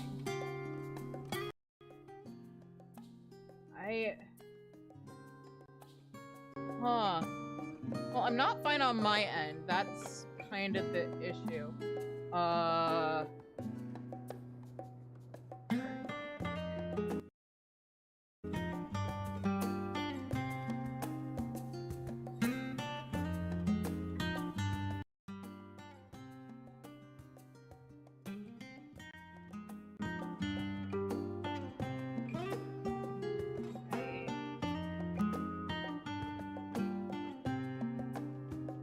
My headset not connecting to my computer at all, or is it just the game? Let me just play like the quickest. Okay, no, my headset is not.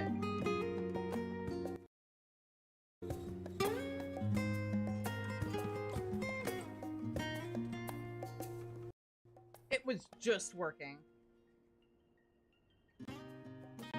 What?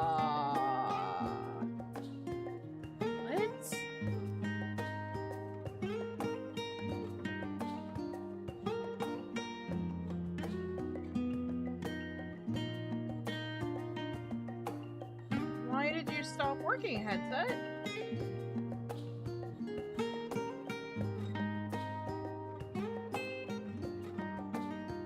Why can I not hear the game?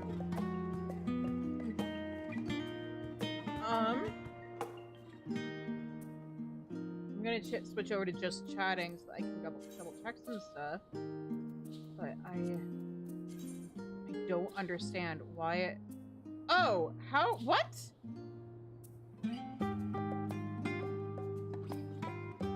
Okay. For some reason.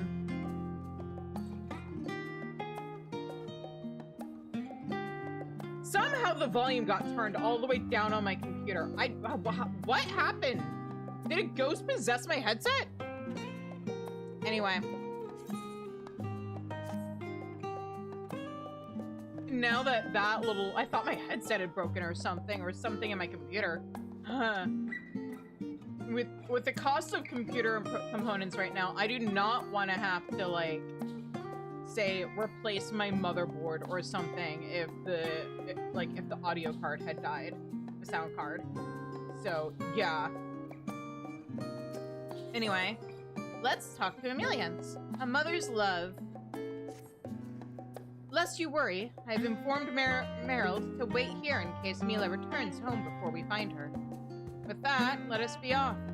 Oh, I can scarcely wait to see the look on her face when we arrive.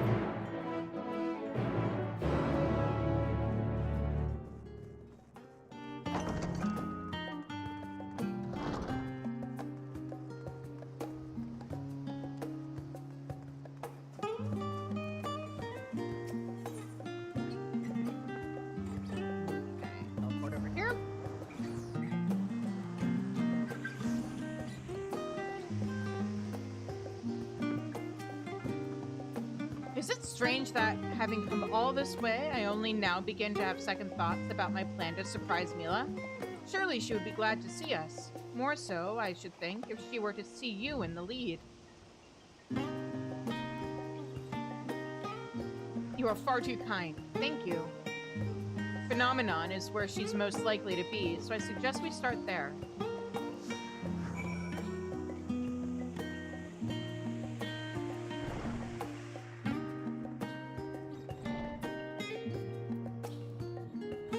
I should have known she would not be here.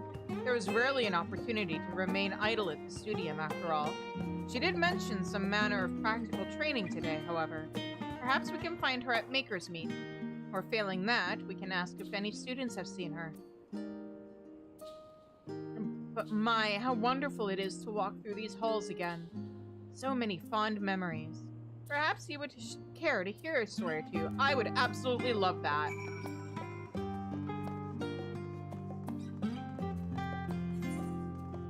You said or two. Why is there only one little circle?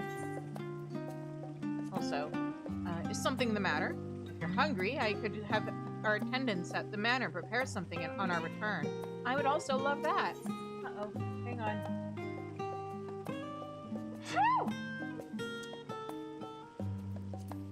It was the twins' graduation last I was here. Unfortunately, an emergency forum meeting prevented Porcino from attending. I'd never seen Alize in such a foul mood. Alphino, meanwhile, tried to put on a brave face, saying he understood the demand and duty of the forum. But a mother knows when her children are hurting. Porcino was no better.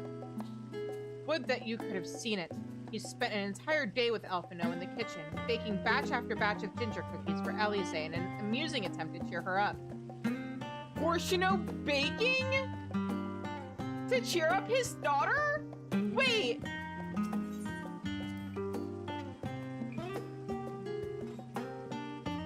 That's amazing!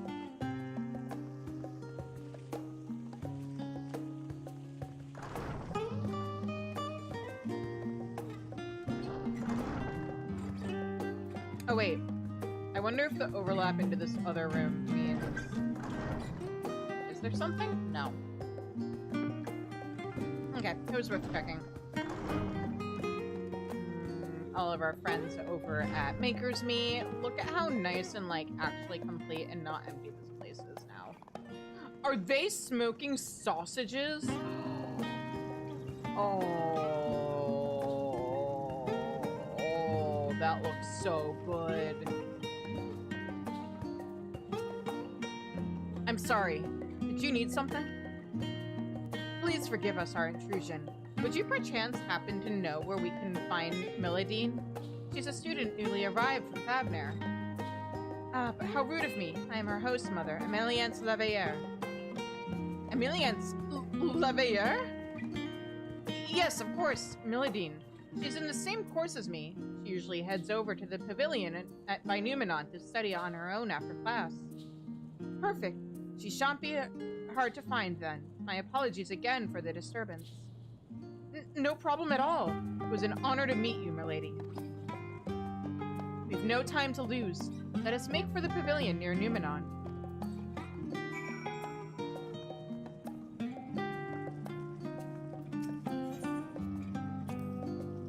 As a student, my studies were centered on the arcane.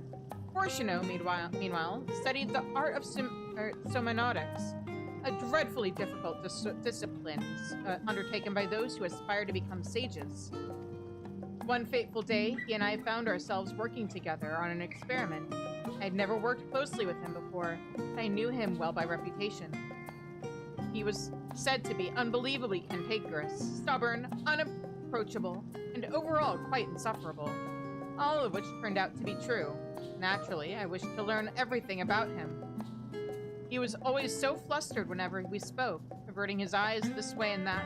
It was also very amusing and peculiar. Oh, he had a crush! To even think of it begs for laughter. It's probably best that we keep this conversation between ourselves. No, no. You don't get to do that. I need to tell the twins immediately.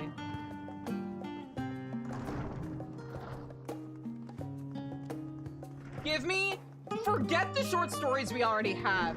Squeenix, give me an entire series. Give me a whole book series that is just Emilience and Porcino and their years at the forum. Falling in love.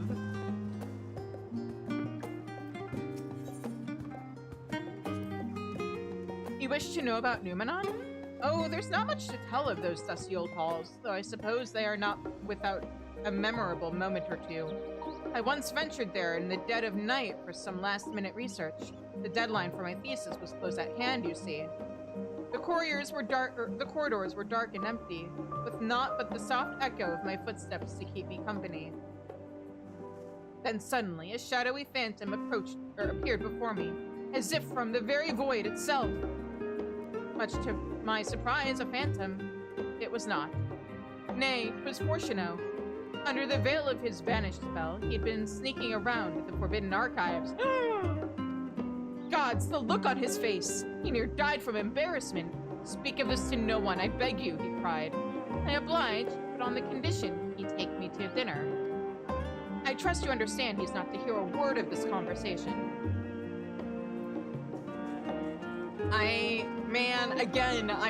Also, it just occurred to me.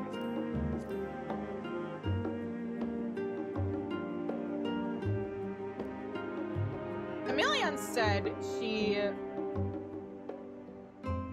yeah, if her studies centered on the arcane, we haven't seen it, but at least in theory, that means she's some kind of mage, right? I want to see that. What if something happens where, like, she has to enter the fray? And Fortuno with, like, some new lists or something. In theory, he should still be a sage, right? And she's some kind of mage.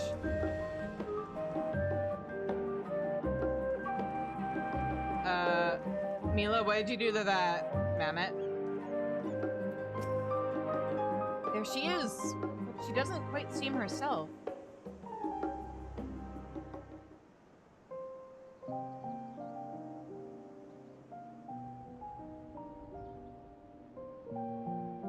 Mila?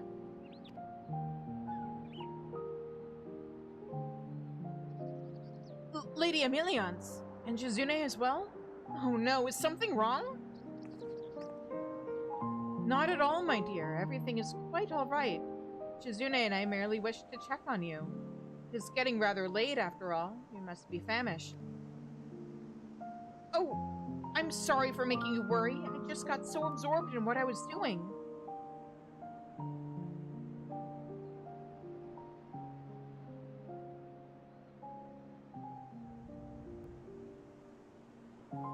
I take it you've been using the mammoth there to practice your healing? Yes, but to be perfectly honest, it hasn't been going well.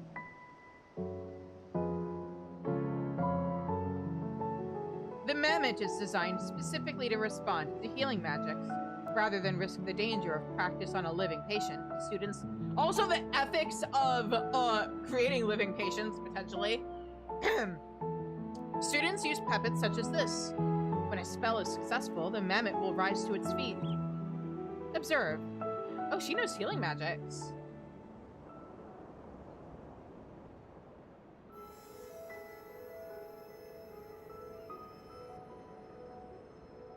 Amazing!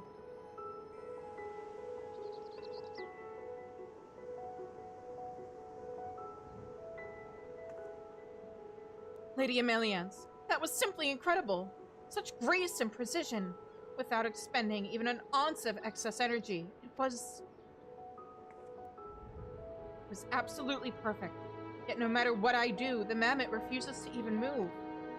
I've been trying so hard to prove my mother wrong, but maybe she was right. Maybe I never should have convinced myself that I could master healing magics. I came all this way and accomplished nothing. You've been so kind to me, Lady Emilions, and I don't want to waste any more of your precious time. Perhaps it'd be best if I returned home.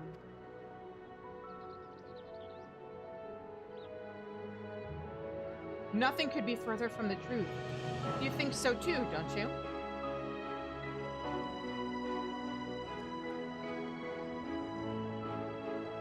Yes, that is simply not true. Please cheer up, Mila.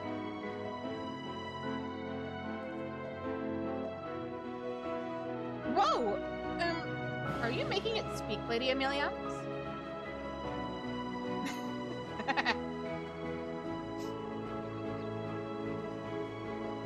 Parents are always thinking of their children. Your mother surely wants the best for you. I know that. I do, truly. That's why I'm afraid of disappointing her. You are not a puppet.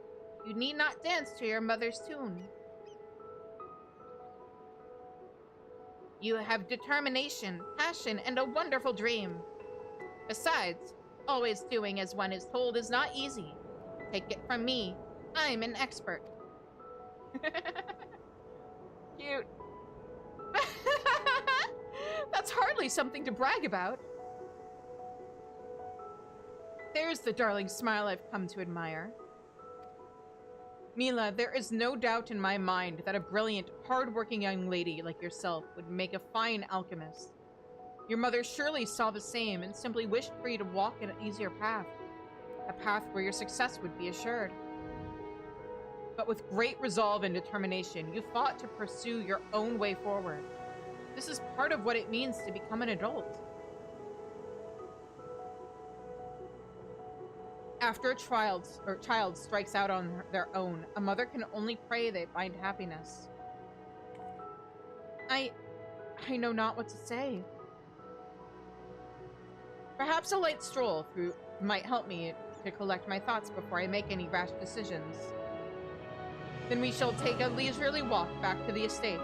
I would much rather hear your decision once we are returned.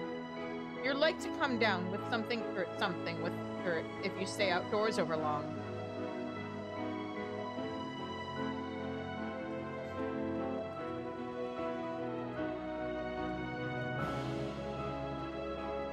Ah, yes.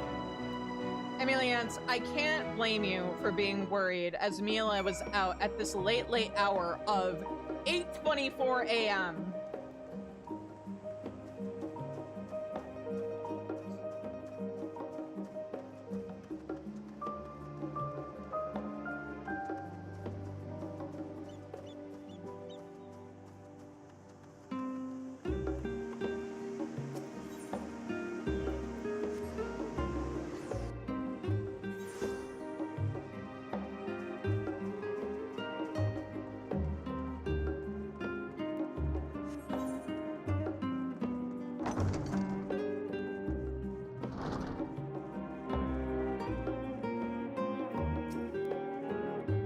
Sorry for making you worry, and thank you.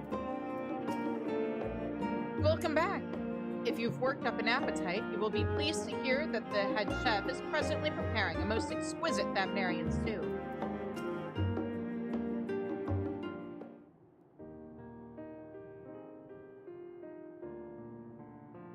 I've decided. I'm going to finish what I started. If there came a day when life I could have saved was lost because I gave up now, I'd never be able to forgive myself. But more than that, I want to repay the support and kindness you both have shown me. I want to make you proud. That is, if you will still have me. Oh, come now, you hardly need ask. You shall ever be welcome here, Mila, and have our unwavering support. Have you any sage counsel for our aspiring weaver of magics here? If worse comes to worse, you can always have your fists. That's not going to help. Practice makes perfect. You must have a sympathetic heart to those in need of succor. Practice makes perfect. No. Actually, I'm going to go with this last one. Based off of the personality of this character. An unshakable will is key.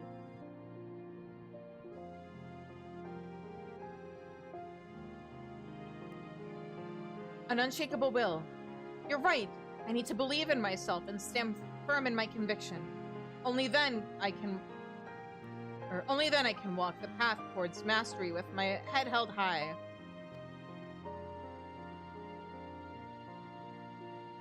One last word of advice from a former student of the Studium. Set aside practicing healing incantations for the time being and focus solely on manipulating the mammoth.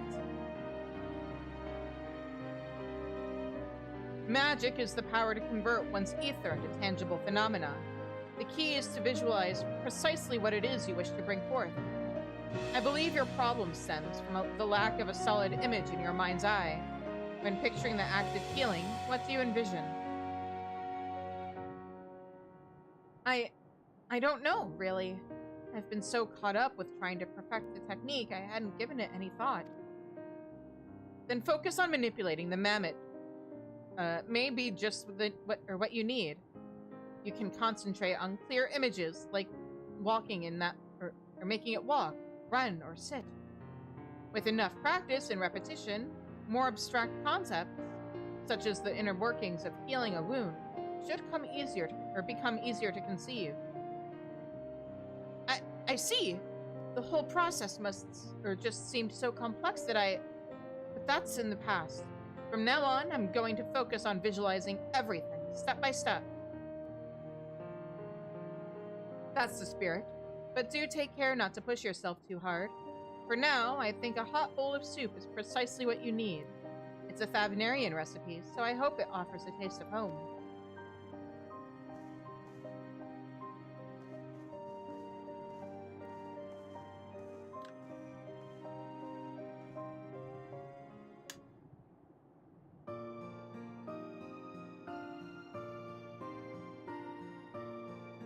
I cannot thank you enough for accompanying me today. I admit I may have lost track of time in all the excitement. Now then, if Mila and the other students are to continue their training, I believe it prudent we prepare a new set of mammoths.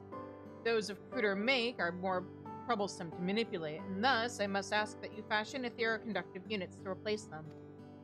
With a mammoth of good quality, Mila should be able to grasp how to manipulate her ether rather quickly.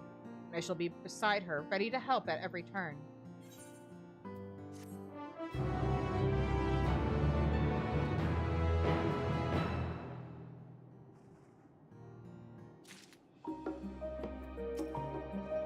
Ah, Shizune, how are you? If you are ever in need of a respite, you are always welcome here. As we discussed, I would like as many mammoths as you can prepare to aid the students' training. Well, I have 3 right here. I do wish they would let us turn these in all at once. Yee, level 89! As you know, mammoths are an invaluable tool for helping students gauge their capacity for ethereal manipulation. Everything from their clothes down to their very cores must be highly conductive to ether if we are to observe clear results. Now, if you will allow me to inspect... Yes, this appears to be sufficiently sensitive to ether. The students will be pleased to have a mammoth so well suited to practicing their healing magics. Yeah, here you go!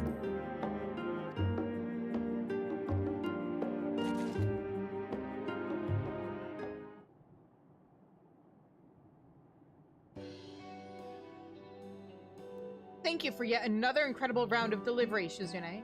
Words can ill express what a boon your help has been to the Homestead program. And I would like to think we have become good friends through our work together as well. Porshino would no doubt be shocked, perhaps even envious, were he to see what we've accomplished thus far. What if some future expansion we get Porshino as a custom delivery NPC? Can't we, Square Enix, please? We've never had a married couple as custom delivery NPCs. Like, individually. Also, I'll be right back. I just need to step away for a few minutes.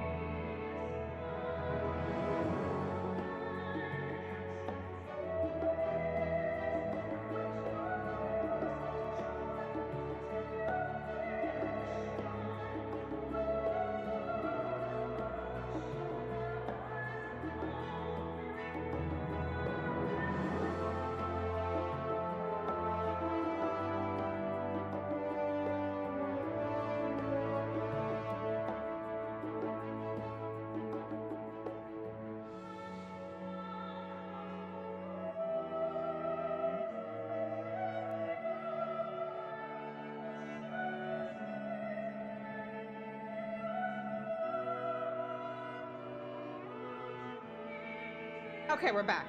So, we have completed... Hang on, let me sort my inventory to clean up the holes in that. Okay.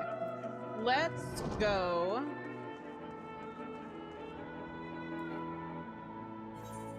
Hang on. Let me switch jobs. Let's do these next two on Viper. I don't think they even give experience, so...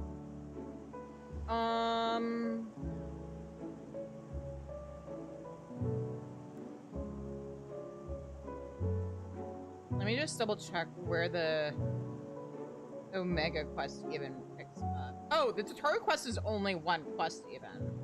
Okay, okay, yeah, these both start here. Alright. So, okay, if Tataru's is only one, especially, we're gonna start with her. I'm actually gonna take this Aetherite over to Plaza.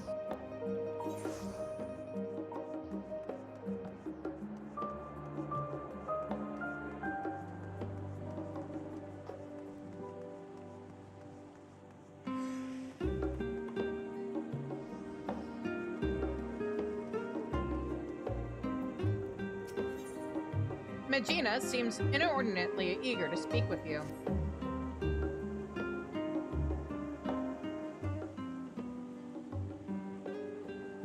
Shizune Daskar! Welcome, welcome!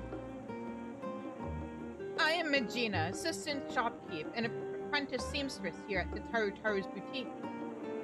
I doubt you remember my face, as I am merely one of many who owe you our lives. But you will always have my gratitude for saving me that day on the Eblin Rhyme. Good to see you. You are too kind, and while I hate to ask more of you, please say that you're here to assist in Mrs. Haru's new endeavor. Her new endeavor? Not yet, but she soon shall be. Or, not yet, but she soon shall be. Haru? You already roped me into the island sanctuary thing. Whatever would we do without your penchant for turning up precisely when you need it, eh? Now, to make the long story of our solvency short, we've secured the resources to produce the new designs I developed in cooperation with guilds near and far, and in sufficient quality or quantity to meet rising demand. Congratulations. We cannot rest on our laurels, however. To serve passing adventurers and the occasional intrepid Charlian is all well and good, but we're hardly taking the world by storm. No. Much like yourself, we must ever look to new horizons. The Scions proved that cooperation on a star-wide scale is possible, and we would be fools not to capitalize on that, to build the grandest trade network into the history of Heidelin. All for the greater good, of course. Right, the greater good. Yes, this is a wonderful opportunity to bring people together. I often think back to that incredible moment when the Garlean army came to our rescue. Perhaps our efforts, too, will one day lead to a miracle like that which took place on the Eblin Rhyme. I have no doubt that they shall, but we mustn't expect such alliances to form themselves.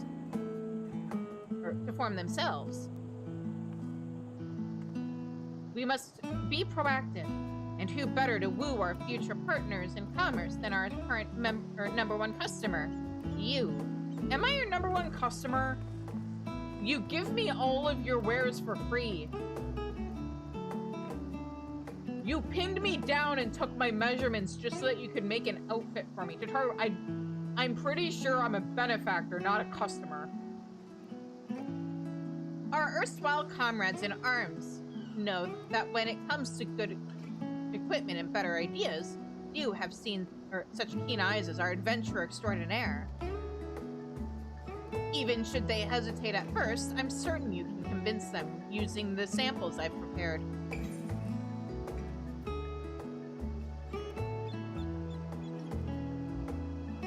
If you'll cover my Aetherite expenses.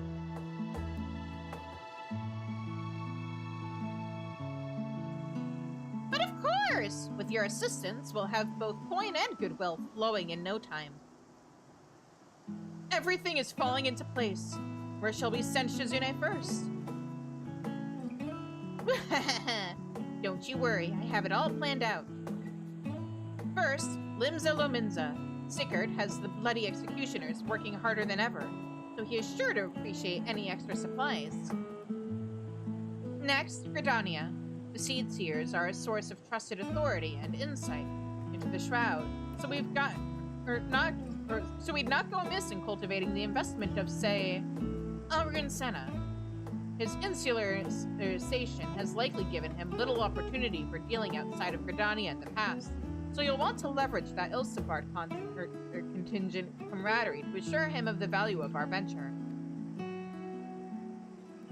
As for Ulda, I feel confident in pinning our hopes on Pippin. He's always been a stalwart ally, and it goes without saying that he has more than a little sway in the Sultanate. Why? Because he's Anonymo's boyfriend? Between his involvement with the Immortal Flames, the Syndicate, and the Colosseum, he's bound to find a use for quality accoutrement. Also, in case there's anybody out there who still thinks that, oh, Ralban, like,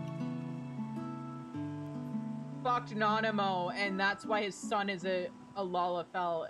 He's not adopted, which I have encountered before. Pippin is like 4 years older than, or like 3 or 4 years older than Anonimo. With that out of the way, Magina, would you do the honors? Also, there's a whole short story on the Lodestone about how Pippin and Ralban met. It's actually very sweet.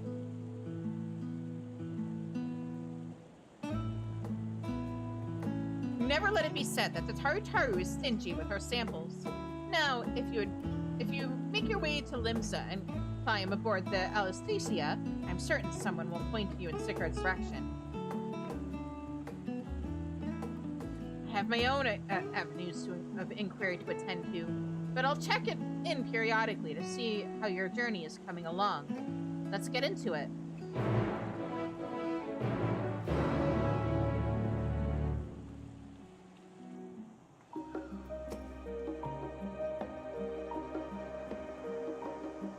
As Mr. Taru says, trust is the foundation of a stable business, and we trust in you. Hang on, this glamour is cute. Hold on.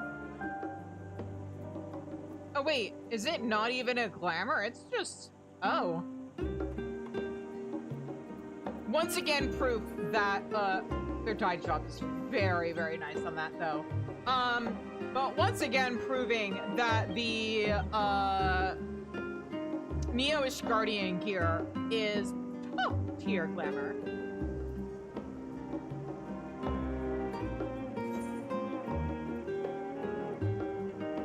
That one was the result of the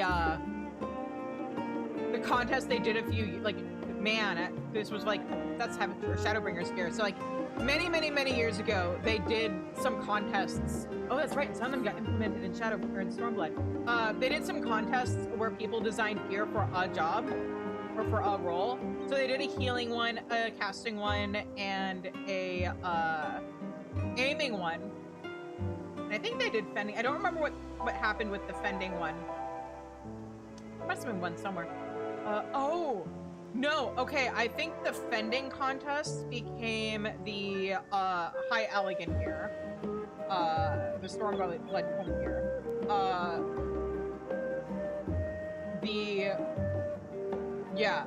The casting gear, or the casting design winner, then got turned into the set that you get from, one of the Stormblood dungeon sets. It's the one from, I'm just gonna open up my duty list and pull up the Stormblood dungeons to help me remember. It's the one that you get from, like,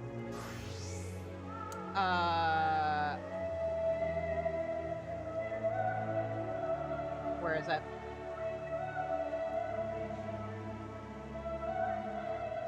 Oh, from Swallow's Compass.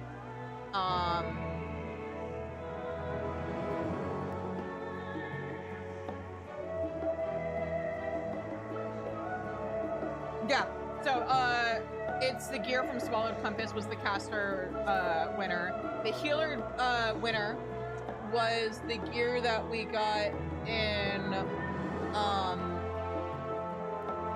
Scala, Drowned City of Scala. And the aiming gear became the Neo-ish Guardian set. Or the aiming design winner became the Neo-ish Guardian set. So yeah.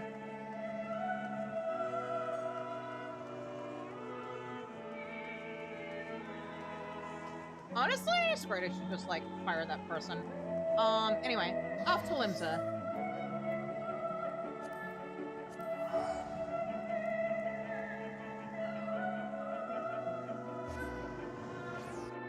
Like, I know there are people who are kind of iffy about the idea of game devs doing a design contest that then gets added to the game. Because, like, on one hand, yeah, it's a fun thing for the community. On the other hand, you could view it as, like, free labor, even though they then had to, like, still make it work in the game and make the necessary tweaks. But, like, imagine if some of those design winners then also got, like, a job offer or something. And it was just low-key Square Enix's way of scouting new talent. That'd be really cool.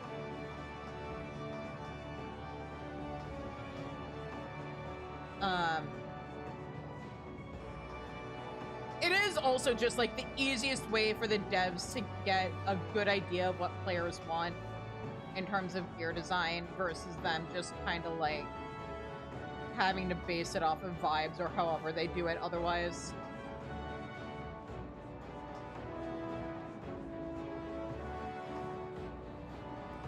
No, who am I supposed to talk to? Oh, here we go. Hi, I recognize you. What do you want? Have you seen Sickard anywhere? I need to talk to him. I have a proposition for him. As long as it's not about another bloody apocalypse, I don't see why not. Wait here. Hey, Tataru, have you considered also talking to, Carvalane, or did you burn too many bridges when you threatened to, out him to his family? The little snowman on the rock? What? Well, bugger me.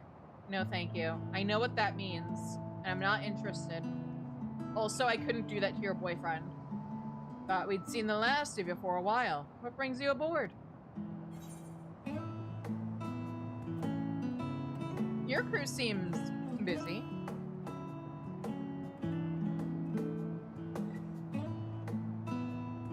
No rest for the wicked and all.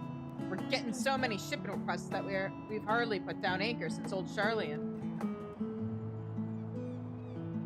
You know, there was a time I thought pirating was the whole world. That being the best of them all meant something. Going to Ilsebard made me see how small my world was compared to the real one. Standing next to the star's finest, I started to wonder what I had to brag about. Then the bloody executioners went and did me proud by bringing in a bigger goddamned haul at Adamantite than anyone else in the realm. To be fair, you guys had a boat. Between that and the new metalworks we've got going with the kobolds and the Sahagin looking to export their own wares, it seemed like the right time for the executioners to change our sails, so to speak. Ah! So the kobolds are exporting metalworks and the Sahagin are exporting, I'm guessing, like jewelry and maybe weapons? Or something like ornamentations and stuff made out of coral? That'd be cool. Aww! If we ever... Okay, hang on.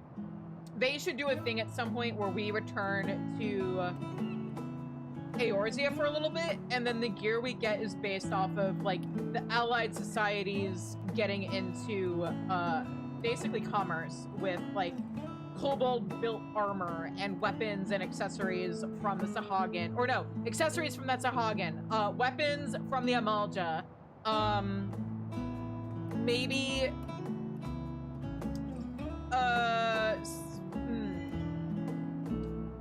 Weapons from the Amalja. maybe magic-based stuff like stabs and books from the sylphs, and what could we do for the Ixal that would separate them from the Amalja? Because everything I'm thinking of that the Ixal could provide, the Amalja could also do.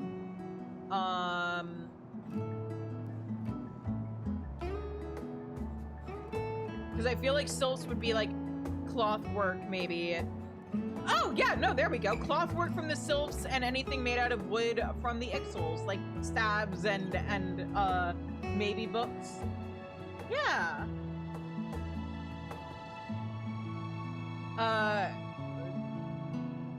What would... I know sylph would be Sylvan. Amalja, Amaljan.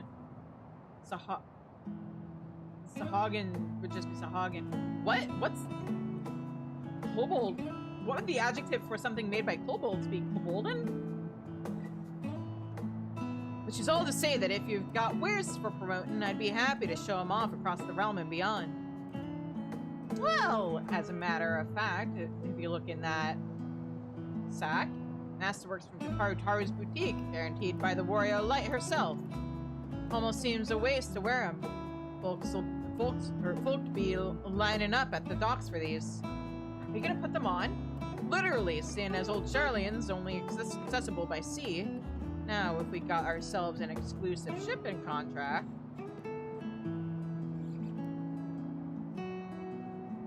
I see the course clear as day.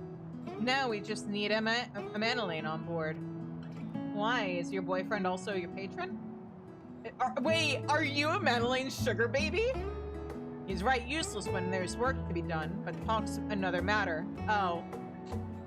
And we still and he still owes me one for keeping his sorry arse out of trouble, so I'll have him put me in touch with a few savvy salesman types on the continent. I still like the idea of a Manolane being his sugar daddy. That'd be really funny. Tell Tataru I look forward to setting sail on this new tide of hers. May the winds of change guide us right. Yeah! Shizune, it's me. How goes our little venture thus far? Swimmingly. Oh, Sigurd's eyeing the shipping routes, is he? All according to plan. But our work has only just begun. I'll keep after my own contacts, while you work on Arun. I hear he's not often in the city, but I don't doubt that Mother Miyun can sniff him out. Got it. Man, I kind of wish that had resulted in Sigurd getting a new outfit. Imagine if they did that, where like, what if doing, like, if there was I can't remember if you get an achievement from doing these quests, but like, if that became a check where then in the future, if Sigurd ever shows up, he's wearing his old clothes if he didn't do these quests, but if he had done these quests, he's wearing the outfit Haru designed for him. That would have been neat. I think Captain Sigurd designs his own sick Tataru made outfit.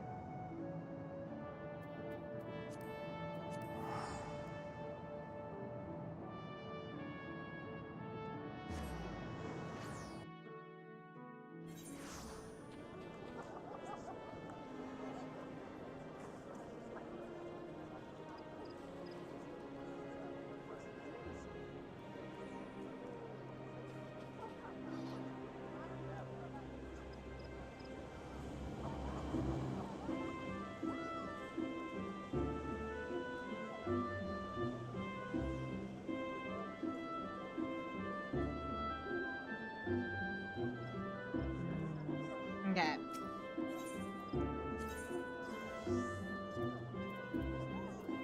Oh, right. There's no ether right there. I mean, I could take the one to the airship, but that still seems like a lot of work for what I get out of it. The hoods have little ear triangles for the growth guard. Does that also happen with Mikote? That's so cute. I love that. Amazing. 10 out of 10.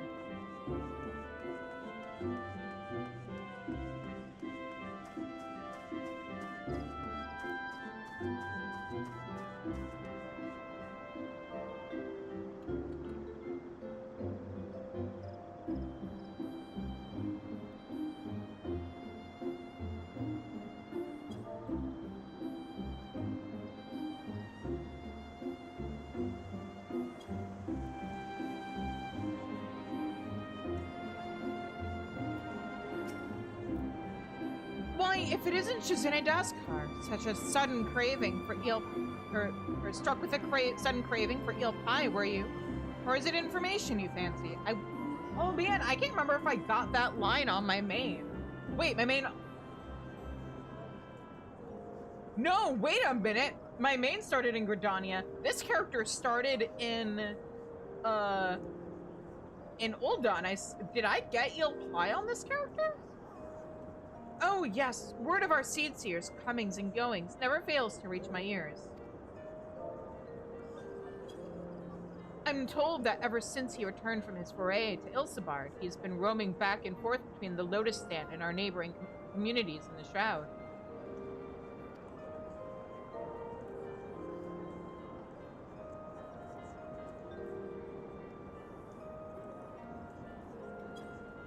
You'll miss him if you make for one or the other, like as not, so I suggest you waylay him at the Blue Badger Gate. Alright, Blue Badger, Badger, Badger, Badger, Badger!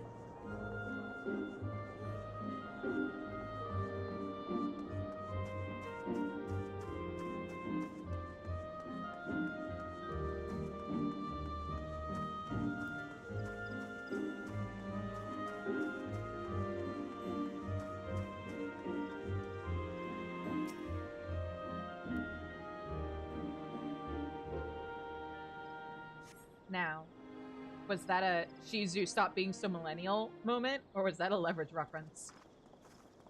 The world may never know.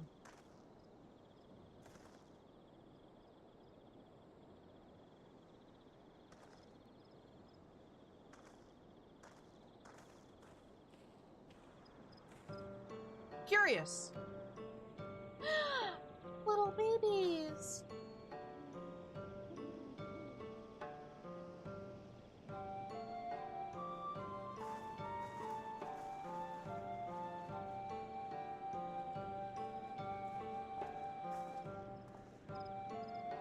May I ask why you're loitering at the gates, Shizune? And with such an enormous sack, I was waiting for you, actually.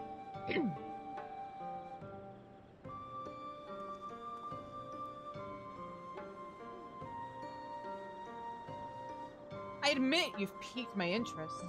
To integrate the tradition and ingenuity of guilds throughout Eorzea in such a fashion is no small feat.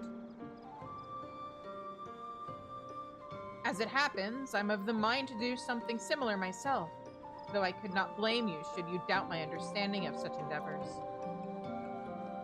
Absent a special dispatch like that which the Elder Seedseer ordered for Ilsabard, it is vanishingly rare for one of my station to leave the Shroud.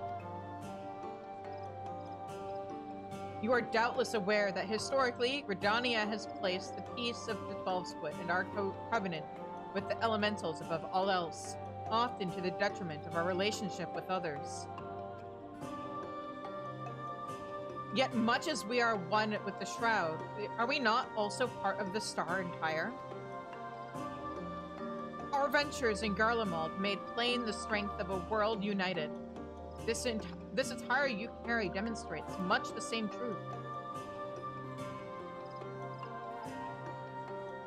But perhaps you assumed you would need to talk me around to the idea. If so, I apologize for the disappointment. If 'tis any comfort, I'm nearly as surprised myself.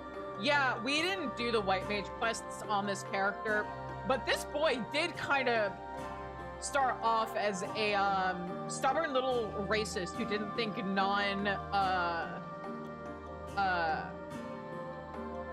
oh fuck, why am I blanking on the name of their race? Pogel, there we go. He didn't think non-Pogel should be allowed to become white mages. Like, he's super against the player character becoming a white mage when you first meet him. But perhaps you, if 'tis any comfort, I'm nearly as surprised myself.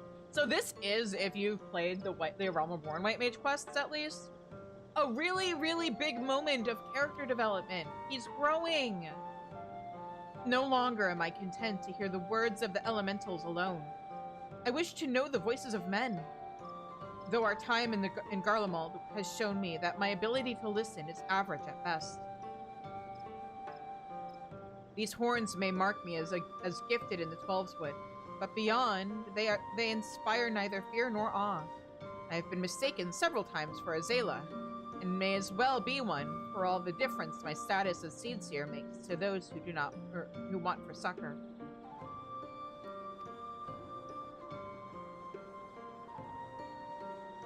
Yet 'twas this self-same insignificance that allowed me, for the first time in my life, to truly feel part of a greater whole. I am but one life among myriads upon this star. I dare say I should behave accordingly.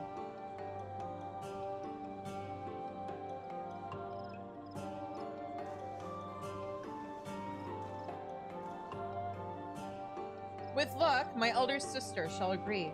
Tell Mistress Tataru that her gift is accepted with gratitude, and she ought to hear from us soon.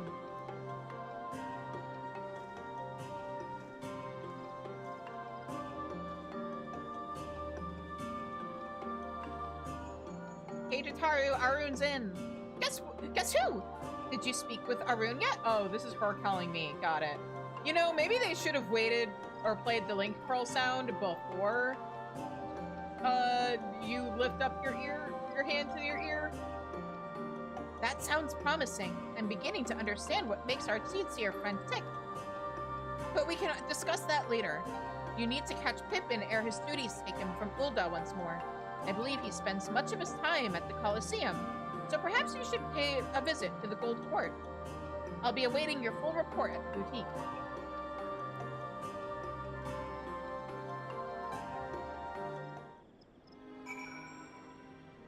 I do also appreciate the touch of each race having their own animations for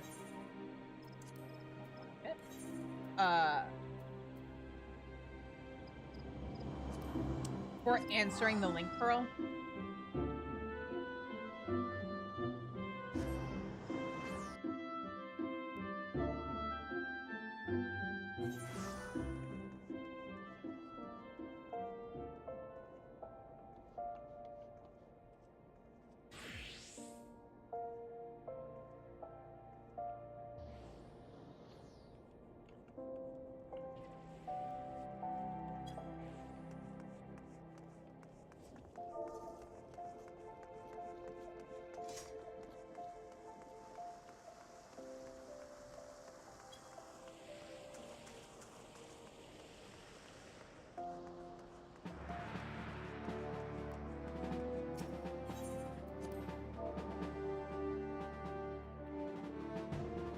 Wait, I just came in here out of habit. I wasn't thinking. That's not where I wanted to go.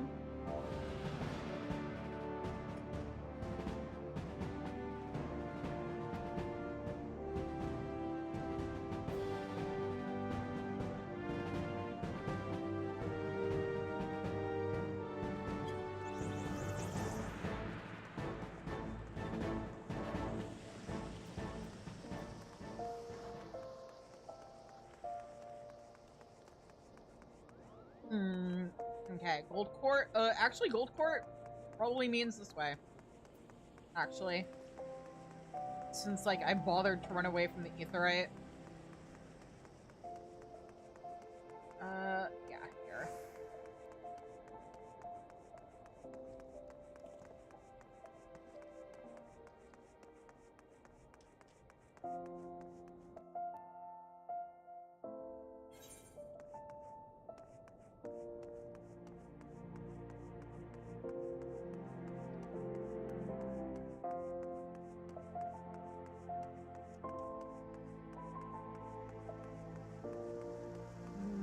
Okay. Here we go. Have you seen Pippin? I see. Marshal Tarupin is currently engaged in another meeting, but I shall tell him that Shizune awaits his convenience. Yeah, it doesn't even need to give my last name. Just tell him Shizune is here and he'll know.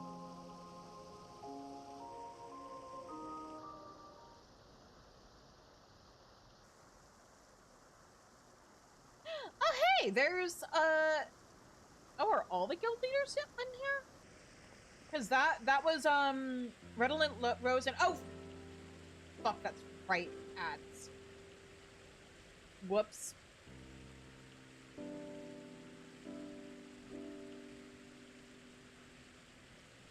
Okay, I'm gonna step away for a few minutes while the ads are happening, and I will be back in, hopefully in time for to go live right after that. Or not live, but you know what I mean.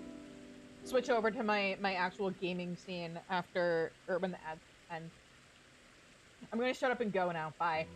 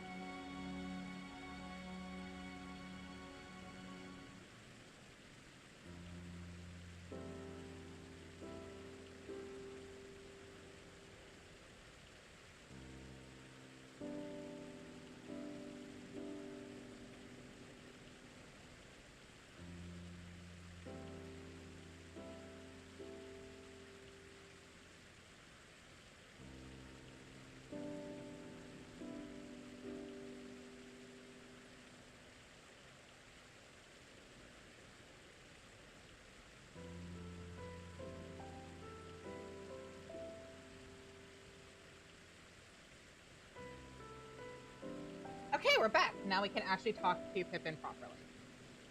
My apologies for keeping you waiting. I did not expect you here this evening.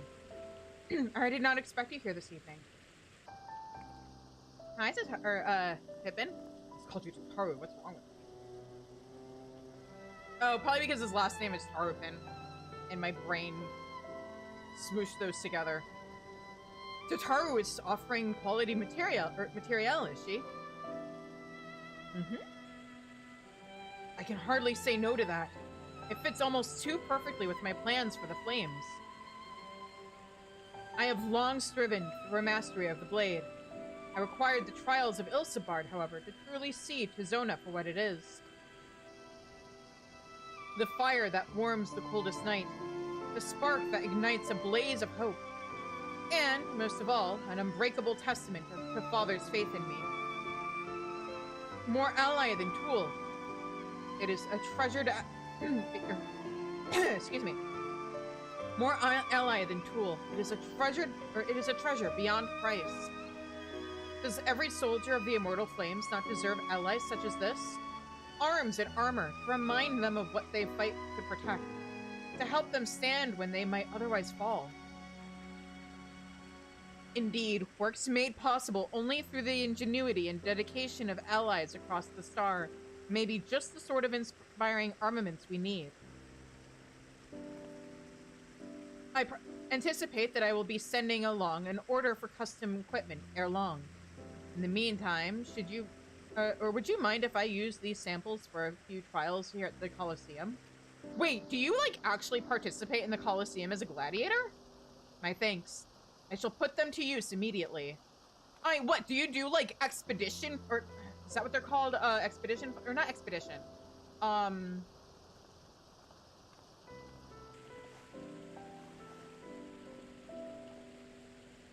But, like, do you basically use the Colosseum to demonstrate, like, how cool you are and entertain the masses as the general of the Immortal Flames?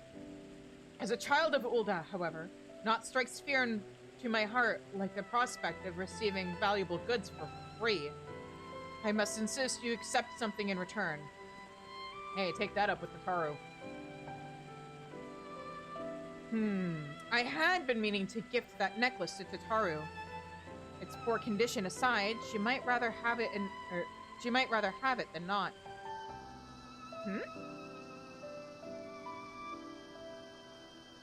I have spoken with Tataru at some length about our pasts, you understand. In many ways, we are quite similar. As you may recall, her family was bankrupted when she was very young, a consequence of her father's business failing.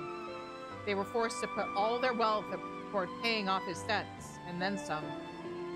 One asset they reluctantly parted with was a necklace treasured by her mother, for which Tataru has long searched to no avail. Strangely enough, I recently discovered jewelry of this very same description amidst a store of neglected Colosseum prizes. Assuming it is the same piece, I should like to see it returned to her.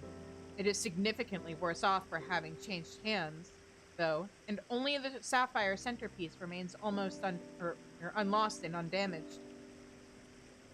She may appreciate the sentiment nevertheless, but it's difficult to say. What do you think?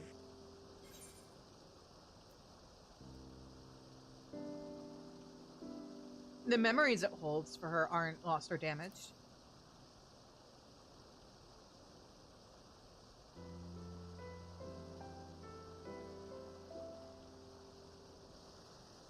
True enough. Though if it's to be a gift, I would prefer to at least clean it up a bit. In that case, I had considered asking the Goldsmiths Guild, but you ought to be able to turn the necklace into a piece that Tataru would wear, not precisely what she remembers.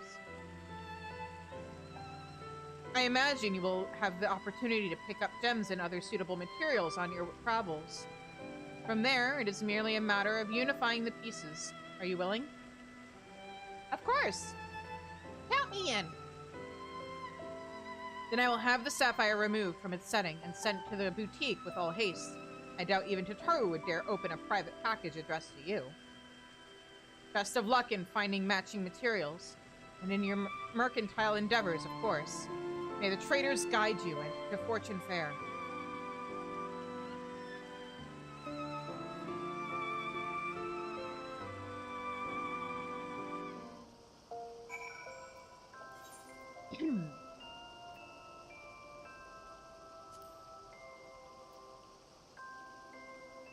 All right, and back to old Charlie.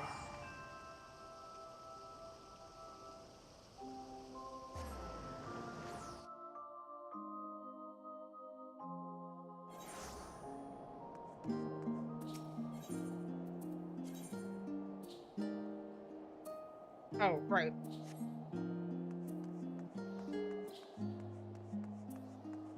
I forgot, it's right here.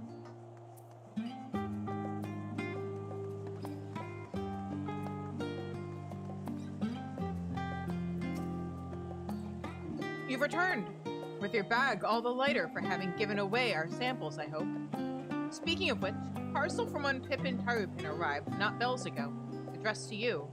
Could it be that our newfound partnerships are already bearing fruit? Something like that. Her mother's necklace? Why, that's a wonderful idea. Please, allow me to assist. I swear I won't breathe a word of this to Mistress Tataru.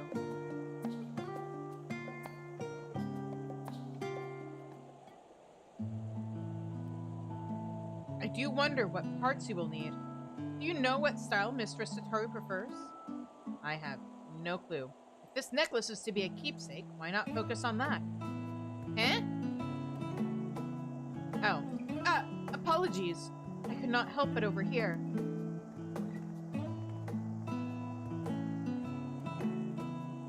That's quite all right, but do please keep your voice down.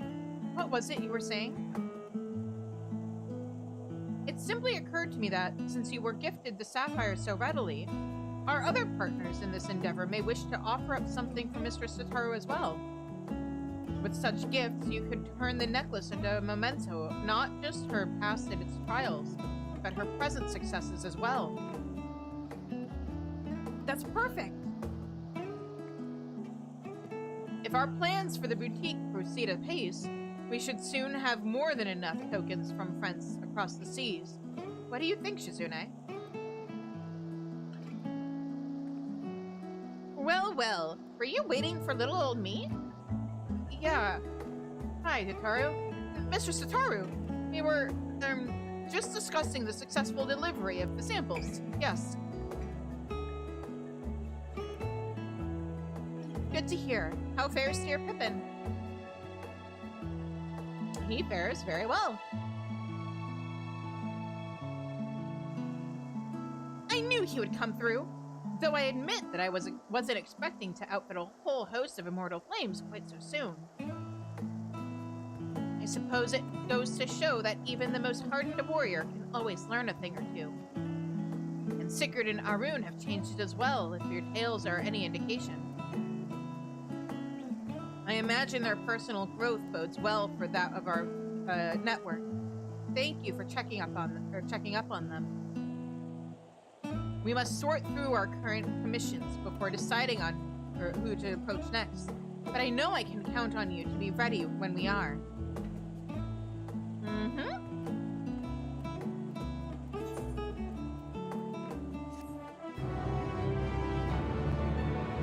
Yeah.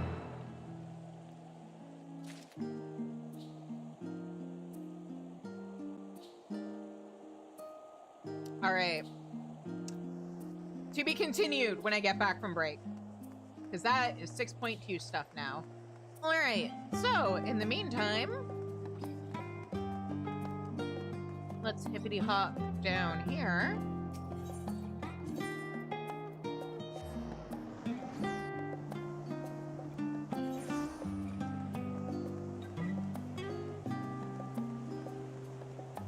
Is this the right quest? Yes. Alright. The Bespeckled Technician. May I help you? The Bespeckled Technician is enjoying the refreshing harbor breeze. That's blown the cobwebs away. Time to return to work. Goodness me, look who it is! How incredibly serendipitous that I would run into you of all people. I was part of the team which designed the Ragnarok, you see, and we've recently begun the process of combing through the vessel's flight log data. The primary objective of your journey to Ultima Thule was to save our star and countless others, of course, but it also provided us with an invaluable trove of information, records of places and events we could only dream of. Your safe return gave us much to be thankful for. As it so happens, one of the things we pulled from the log was a transmission of unknown origin, something the ship must have intercepted during its flight.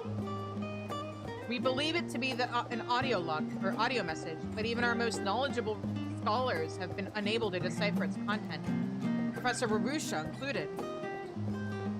For a while there, it seemed we must accept defeat, but today may be the day we finally solve the mystery. If you were so inclined, would you care to come along to Thamazane? It seems fitting to have one of the Ragnarok's original passengers present to hear a history being made. Sure.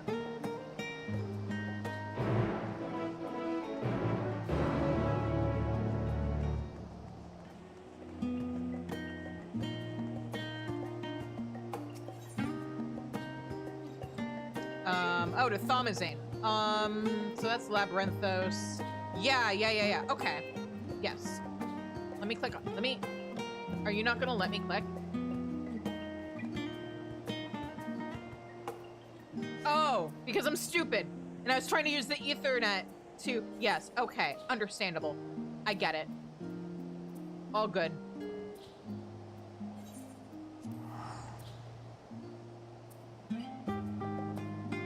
Don't worry, guys. I know what I'm doing. I mostly have my shit together.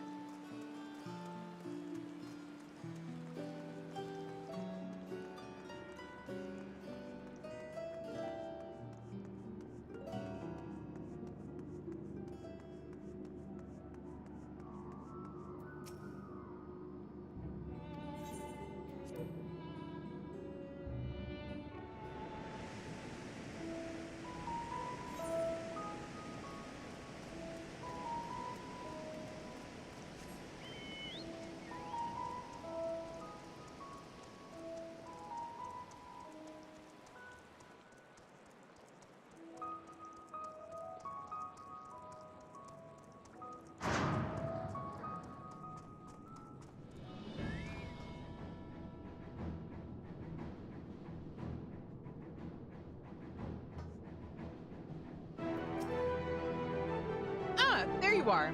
This is where we're to meet with the engineers from Garland Ironworks, who, I am told, potentially hold the key to unlocking our mystery transmission. They should be along at any moment. Mystery engineers from Garland Ironworks? Whoever could it be?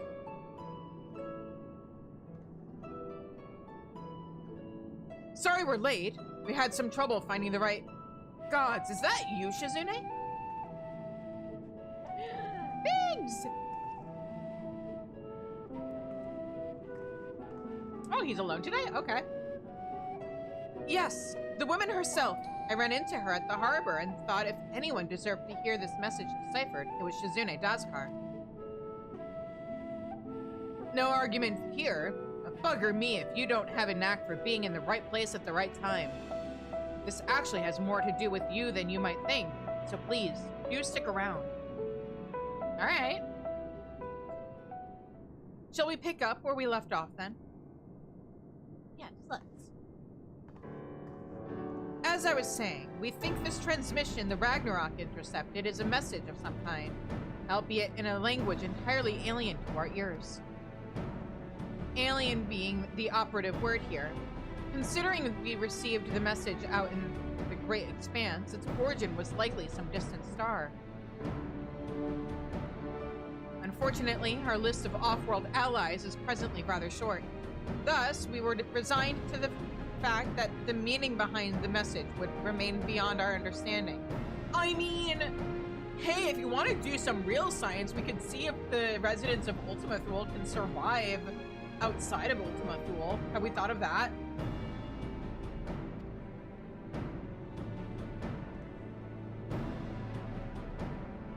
One of my colleagues, however, refused to give up.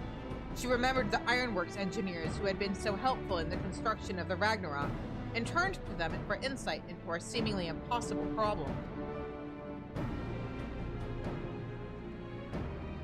You know what Wedge said when he heard what was going on? We should have Omega listen to it. I bet it can tell us what the message means. Not the Omega you beat in the Rift, of course. He's talking about the toy that trundles around with Alpha, the little model we made. We originally designed it to follow a chosen target and not much else, but I've seen it act in ways that, well, it's like it has a mind of its own. Then I got to thinking about those documents you lot sent the Chief, the full report on the final days. In the part about Omega's civilization, it said their people discovered how to convert the mind into data and store it outside the body. Timing being what it was, I wonder if Omega didn't somehow transfer its consciousness into our model right before you put an end to the real one. It's the baby! And Omega. So, in an effort to get to the bottom of that, as well as take a crack at this indecipherable message, we decided to make some modifications. With help from Labyrinthos technicians, we have upgraded our toy Omega with a fully functional vocalization module. We played the transmission for Omega, and I think it's ready to share. Whee!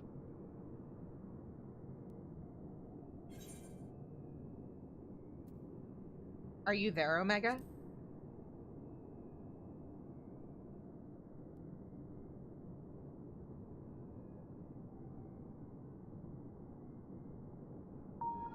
Affirmative.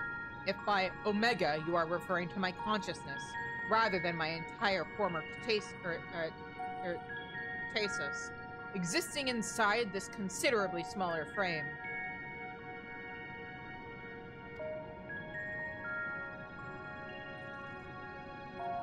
Prediction. You will formulate several misconceptions. These I shall preemptively dismiss based on the following facts. 1. Vocalization module aside, this chassis remains unmodified from the design constructed by the engineers Biggs and Wedge. I evaluate its combat capabilities to be on par with a mortal infant. Cute. 2. The mechanism which allowed me to perform an emergency transfer of my consciousness was installed in my previous body. With the destruction of that body, I am rendered incapable of replicating such a feat. Should this current material form be destroyed or cease to function, all cognitive awareness or presence I possess will also be lost. Conclusion. I present no threat to you or your star, nor do my projections indicate the necessity to inflict harm. In the fraction of a moment before my annihilation in the Rift, I re-examined my directives. If I am to fulfill my purpose as an evolving construct, then I must continue my journey for the improvement, for improvement, so long as I exist. I must acquire this heart of yours, this strength of soul. Well, there you have it. It's not wrong about its combat capabilities. It'd be more likely to damage itself than the thing it was trying to attack. But let's not forget the reason we brought you here in the first place. What about the transmission that they played for you? Could you recognize the language? Affirmative. It was transmitted in Pan-Galactic Basic. Pan-Galactic Basic? A common language in comparatively extensive usage throughout the worlds we have conquered. Which means you can finally tell us what the message said. That is a language you understand, yes?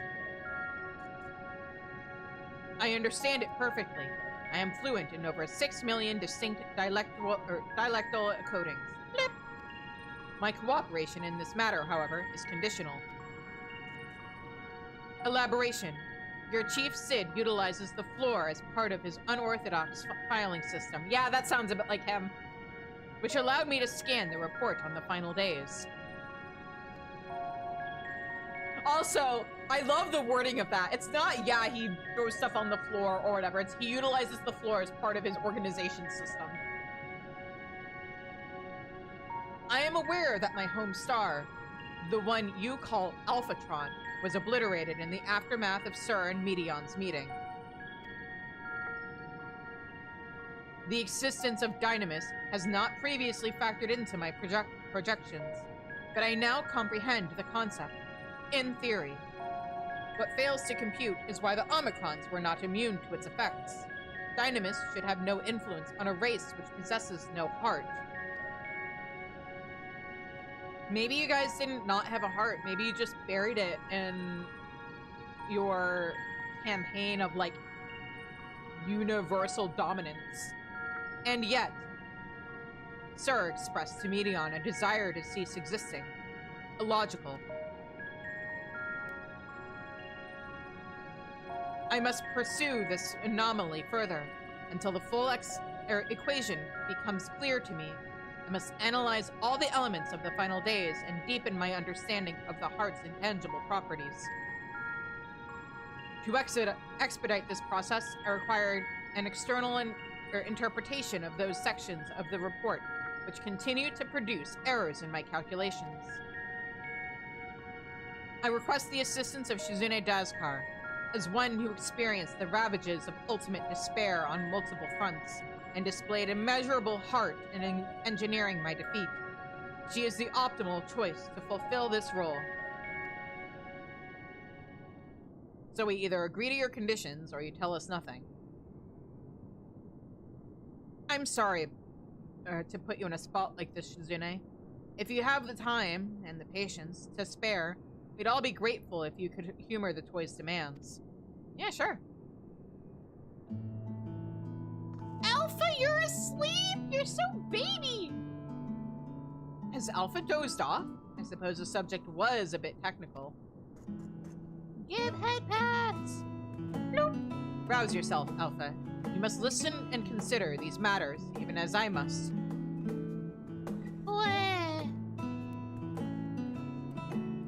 Why don't you make a trip out of it? You know, actually visit the places that has the things Alpha wants to ask about. It'll take explaining itself or stuff easier for one, and also help keep Alpha awake and alert. Wouldn't the easiest thing to be to take him to Ultima Thule and let him talk to, like, the recreated version of Sir and some of the other Omicrons? What a remarkable development. Biggs and Wedge told me much of your encounter with Omega before we began. And now that we have the Omicron's weapon talking, there are so many questions I am simply dying to ask. Back when we were first exploring our options, we did actually consider playing the transmission to the inhabitants of Ultima Thule. The problem is, we would be dealing with beings recreated through Dynamis. Their communication is based on emotional energy, and anything lacking that vital component would likely fail to register. We don't know that. We won't know until we try. That rules out a recorded message, and so we focused on the resources we had to hand, never dreaming that the solution would all but fall into our lap. Omega has been an outright terror to us in the past, but it's almost strange how little it frightens me now. I mean, yeah, it's amazing what happens when a super weapon becomes non-lethally puntable. It helps that it's trapped inside that tiny model, of course, and that it follows Alpha around like a puppy. But most of all, I remember the chief telling me how much it sounded like a lost child there at the end. I bet the chief won't see this one coming. Once he gets over the shock, though, I don't think he'll want us to destroy Omega. Nero, on the other hand, he'll want to use the model for some dangerous experiment. In fact, maybe we should put off making a report for now. What? To you too, Alpha.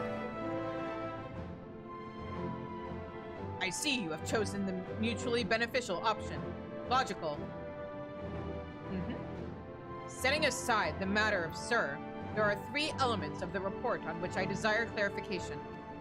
The first of these concerns the progression of the final days in Radzat Han. I recognize no pattern in those who succumbed to the transformation and those who did not. That's a bit of a trek you wanted to chat or that's a bit of a trek if you wanted to chat with the locals. How about we lend you an airship? We do not require such outmoded technology. Chizune's teleportation spell is the most efficient option for long-distance travel. This chases is a model, essentially a toy, and Alpha, despite his organic composition, is indistinguishable from a stuffed doll. Conclusion: we qualify as material possessions. Pick us up, and you can teleport the 3 of us to our destination. Begin. Okay. Yeah, sure. Let's go. Let me just open up my bag and let you guys crawl in.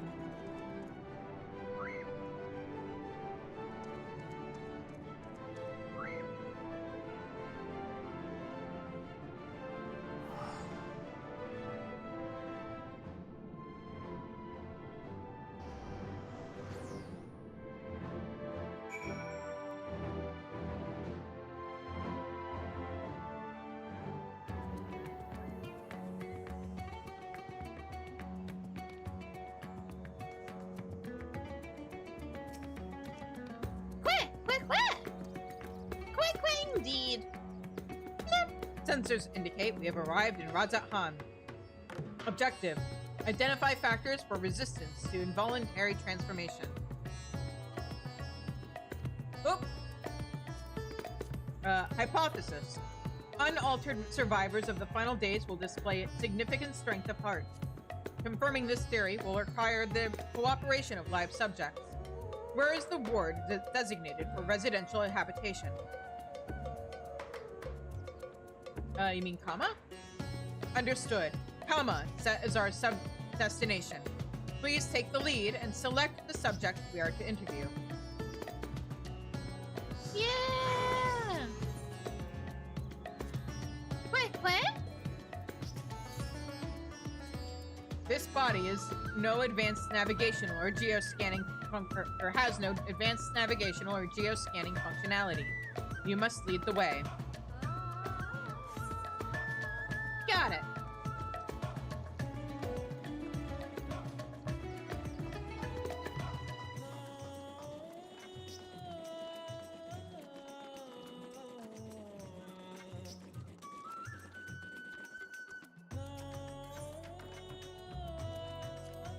Warning, please avoid stairs whenever possible. My projections indicate high risk probability for accidental slippage leading to catastrophic structural damage. Stepping inclines also increase my energy consumption by 63%. In mortal terms, they tire me out. Taking into account the difference in individual limb length, the design is inherently flawed. A convenient step height for one is an exhausting trial for another. Were I to oversee the civic design of this settlement, I would construct a sloped conveyor belt, which enabled automatic traversal. Zero personal energy expenditure. I mean, climbing stairs is really good exercise, but like, also a ramp, what he's basically describing is an escalator. Or like those conveyor belt walkway things at airports. What do you have to say, Alpha? Quick! Alpha chirps enthusiastically, apparently unfazed by the prospect of climbing the stairs. Omega, I think Alpha just said that, but that your complaints are a skill issue.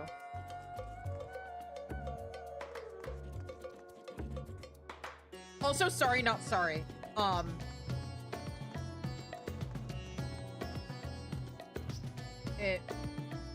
Yeah, it looks like oopsie poopsie, Thavnir has a bit of an accessibility issue.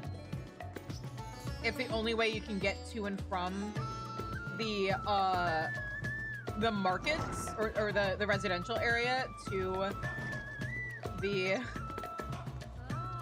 markets involves stairs. That's a big accessibility whoopsie poopsie.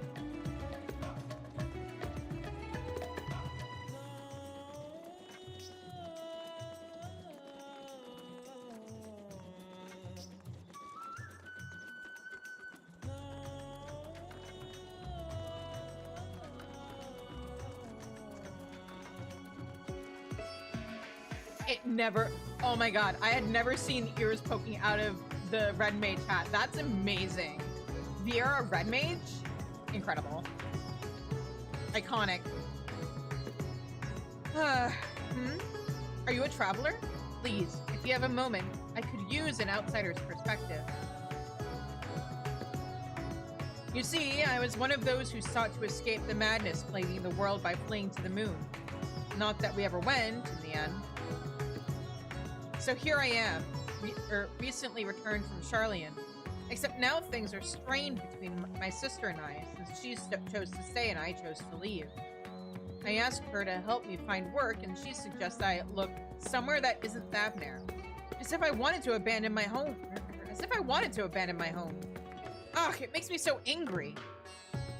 Flip. Your point is unclear. You elected to relocate to the star Satellite. Thus, your relative now perceives you in a negative light. Your sibling's judgment is in error. Based on the information made available to Hanish citizens, your decision to withdraw to the moon was both logical and correct. Conversely, the decision to remain in Radzat Han, despite the low probability of survival, defies explanation.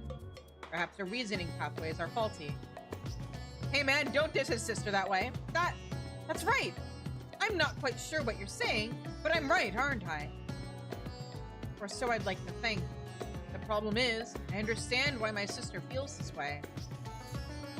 I almost decided against going myself. Even then, I wasn't sure that leaving behind everything I loved was the right choice. With the way it all turned out, Also, man, his muscles are defined and shiny.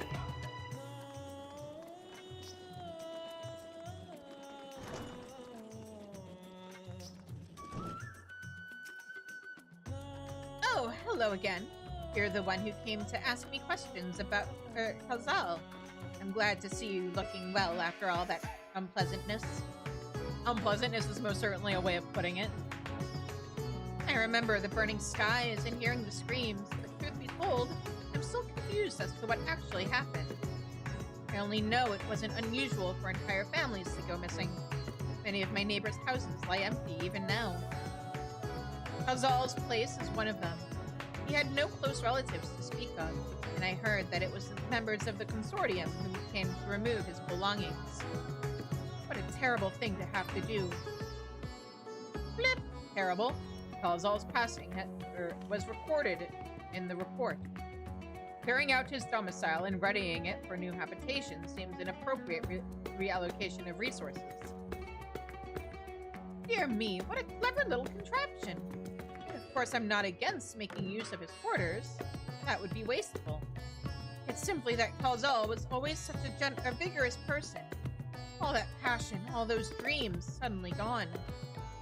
I feel the same sorrow for everyone who was lost, seeing the remnants of those vibrant lives packed away in boxes. That is what I mean by terrible. That awful end-of-days business almost brought an end to Khazal's consortium. It's heartening, though, watching those who survived work to carry on his legacy. Maybe it's time I put aside my own grief and did something to help. Yeah. Please continue the questioning. These auditory sensors are inferior, but I am able to hear your conversation with sufficient clarity. Quick, quick. Quick, quick. Also, hang on, I want to talk to this guy one more time. Yes, I can. I know. I should be having this talk with my sister. I'll go and see her once I get my thoughts in order. Thank you for listening to my troubles. It's one of the many things I do.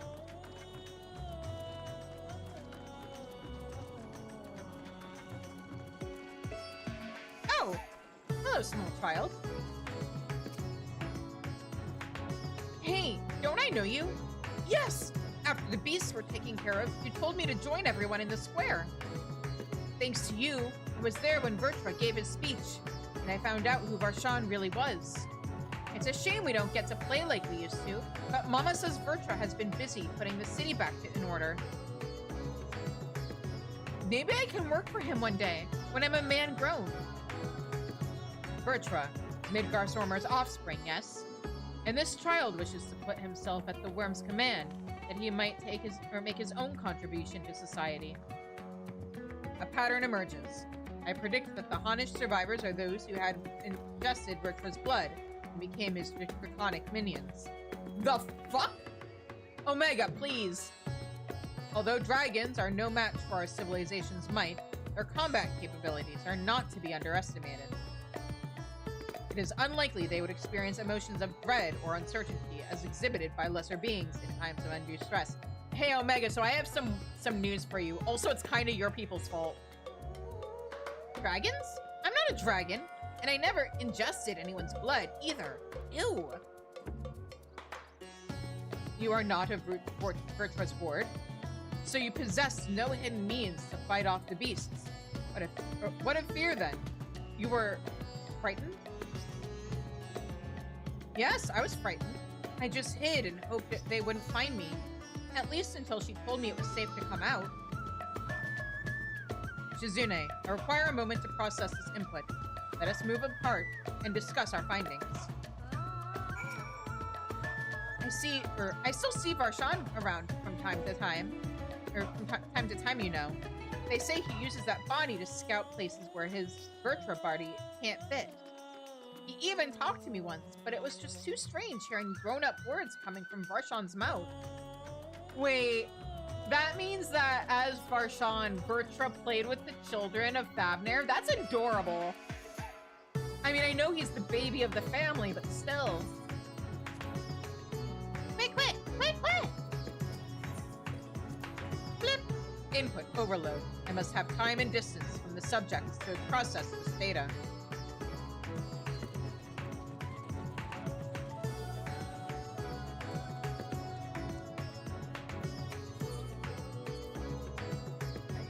Same thing. Got it.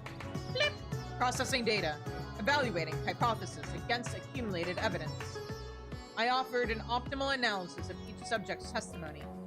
Yet each time their responses conflicted with my assessment. Without identifying the root cause of this conflict, I will be unable to properly define what constitutes strength of heart.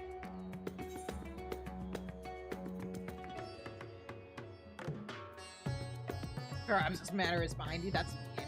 Perhaps we should continue the questioning. Acknowledged. A larger sample size will increase the probability of discovering an underlying pattern. Next, I wish to interact with an individual who endured similar circumstances to Kazal prior to his transformation. Are you acquainted with any local merchants who had dealings with him? Matsuya?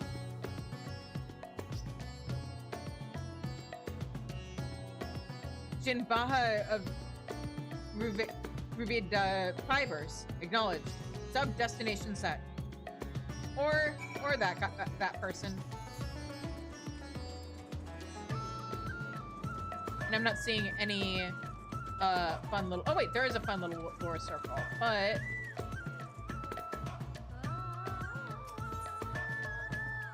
It's not one I can't access by just teleporting here.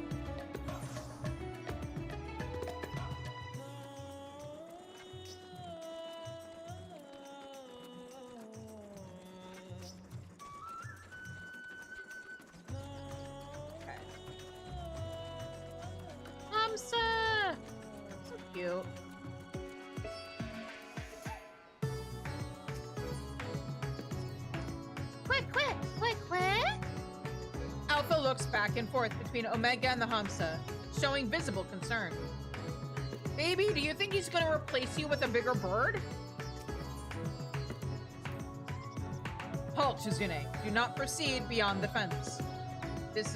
In this body, birds of that size represent lethal, unthinking threats. They will peck my casing apart, searching for meat that does not exist.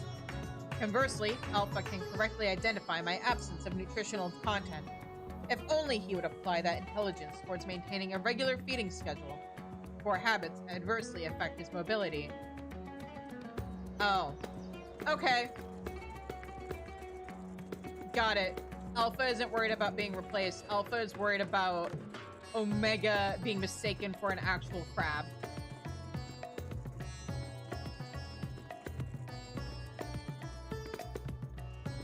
Well, well, look who it is. I must thank you again for your help in moving our textiles. Recovering from those tragic events has been difficult, of course, but with everyone pulling together, we've managed to get things back up and running. Jinbaha, I come with questions related to that tragedy, specifically your survival of the final days. Although you are similar to Kalzal in many respects, he succumbed to transformation, and you did not. Why? What is the critical difference between you and him? What? I'm sure I don't know.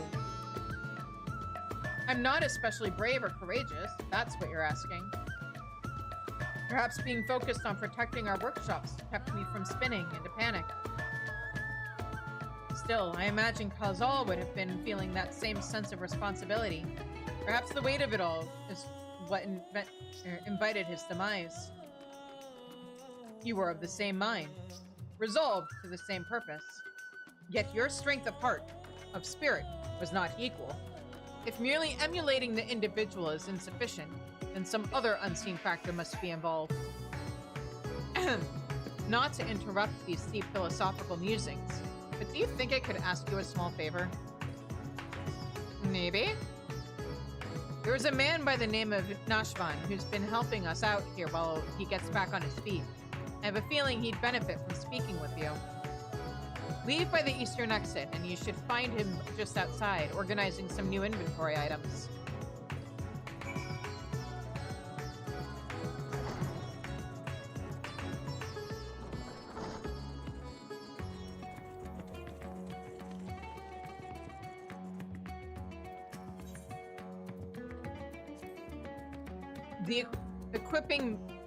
The equipment being manufactured here, it is worn to perform specific duties, yes?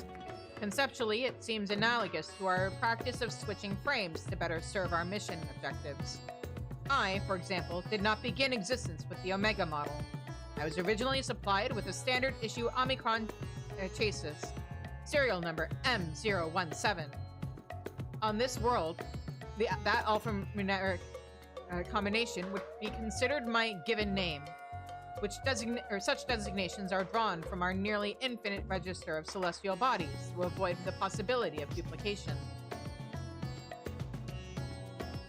Furthermore, the cluster known as M017 is better expressed in your language as the Omega Nebula, the same word I use to introduce myself to your kind.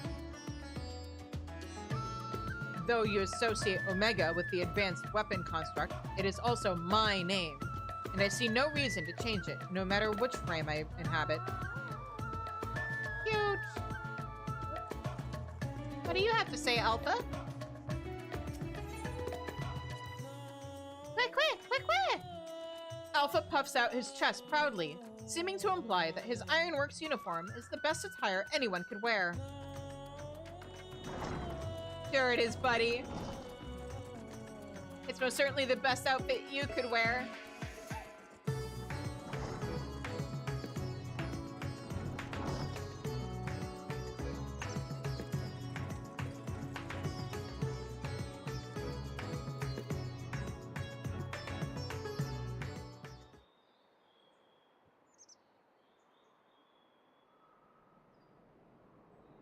That's all our orders accounted for, and everything looks to be of good quality.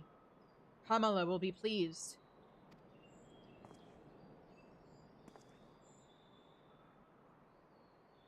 You were with the Scions.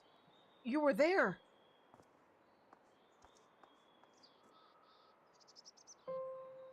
Yes, I'm sure of it. I'll never forget that day. You and your friends helped us escape when people began changing into beasts. My own son, he was afflicted. Then that huge monstrosity loomed right over him, and I remember my heart turning to ice, freezing in place. The satrap came to my aid, but then he too was gone.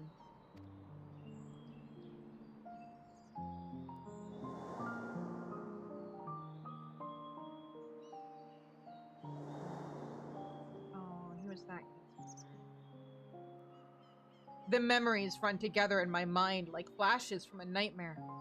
Only the words of your comrades still ring clear. I repeated them over and over like a mantra as I fled for my life. You must run, for their sake and your own.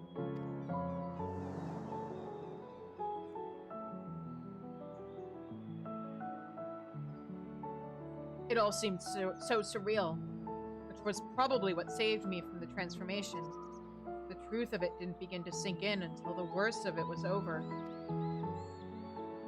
I have not the words to describe how I felt then. The sorrow, the overwhelming sense of helplessness. I may still be wallowing in misery, if not for my old friend, Jinabaha. Jinabaha. I lost my will to work, and he encouraged me with kind words and odd jobs. Now, somehow, I live again. I am thankful to him, to the courageous Ahewan, and to you. If you see your comrades, please let them know that their efforts were not in vain. I'll do that. You said you lost your will to work. This signifies a cessation of efforts to maintain basic life functions, yes? What changed to extract you from that stagnation? An offer of work from Jinabaha should mean little to one without the desire to accept it. Was it some manner of mortal instinct? A primal need to survive and thrive? Instinct? No, it wasn't that. If anything, my instincts were telling me to lay down and welcome an end to the pain. Every day I think of my boy's final moments. I think of how scared he must have been, how it must have hurt, and I want to scream my throat raw. The satrap, too, still haunts my dreams. I see him being swallowed whole and jolt awake in a cold sweat.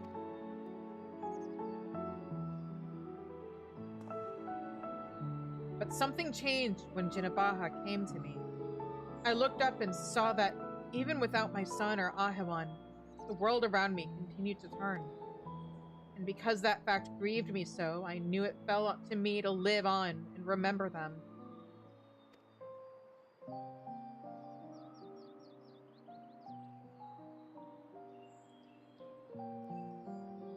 Strange, isn't it? What drives me to rise in the morning is the very sorrow which once crippled me.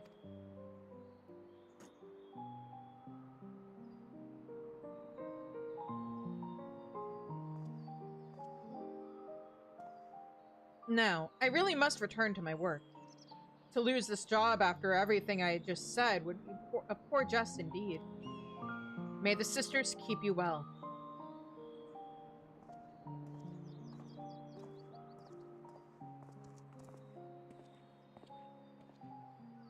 Sorrow.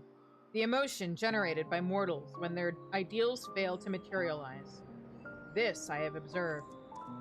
Yet when I listen to how Nashvan's sorrow served to rescue him from near-fatal despondency, his logic eludes me. Am I incapable of perceiving the full measure of the heart's properties? I think you're just trying to over-logic it. My best projections failed to predict our subjects' responses, and despite their almost equal occupational and mental parameters, Jinabaha and Kazal exhibited different reactions to the dynamis effect. I am no closer to recognizing the pattern for involuntary transformations, and your ephemeral mortal spirits confound me as much, if not more, than they did before.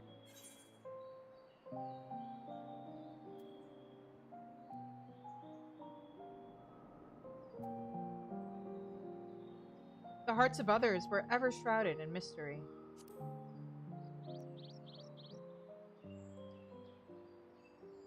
I think it just comes down to, it's not just about recognizing it or like whether or not someone felt the despair, but how like overcoming it versus succumbing to it. Nope. Even to you, this matter is more complicated than I initially calculated. Like, Kalzal didn't have a family. All he had was his work, and so when he lost that, he kind of lost everything. On top of whatever pressure he felt to provide for his employees and the people who relied on his what was it? It wasn't a market. It was whatever his trade business was. So yeah, he succumbed to despair, whereas Jinabaha's business probably wasn't failing as badly.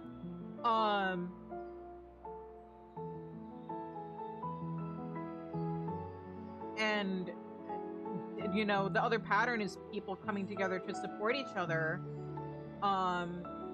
versus feeling alone. If those possessed of heart cannot fathom the behavior of their own kind, then my lack of understanding is inevitable. My investigations here are exhausted. In lieu of a full conclusion, I will settle for storing this accumulated data for future analysis. Let us progress to the next element of the report, that you might continue my education.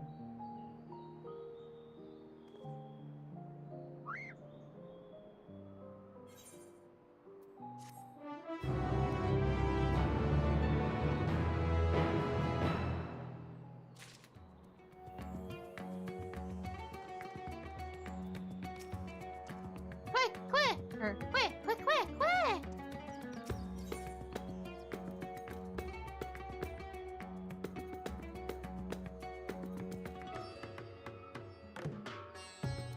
Omega has selected a new destination. I want to check something. Does it translate what this says at all?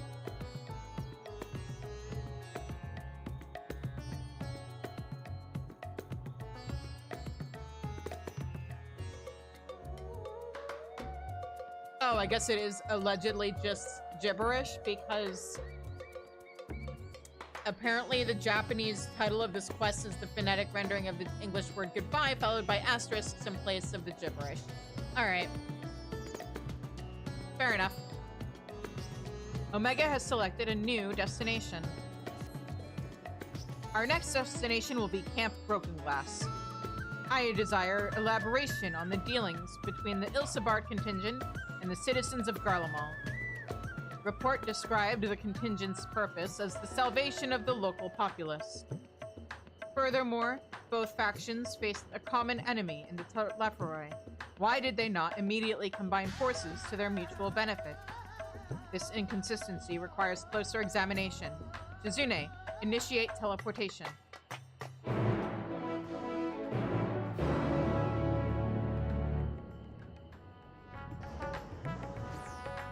Okay, we're gonna teleport, and then we've got an ad break coming up, so I'll wait until after the ads to continue.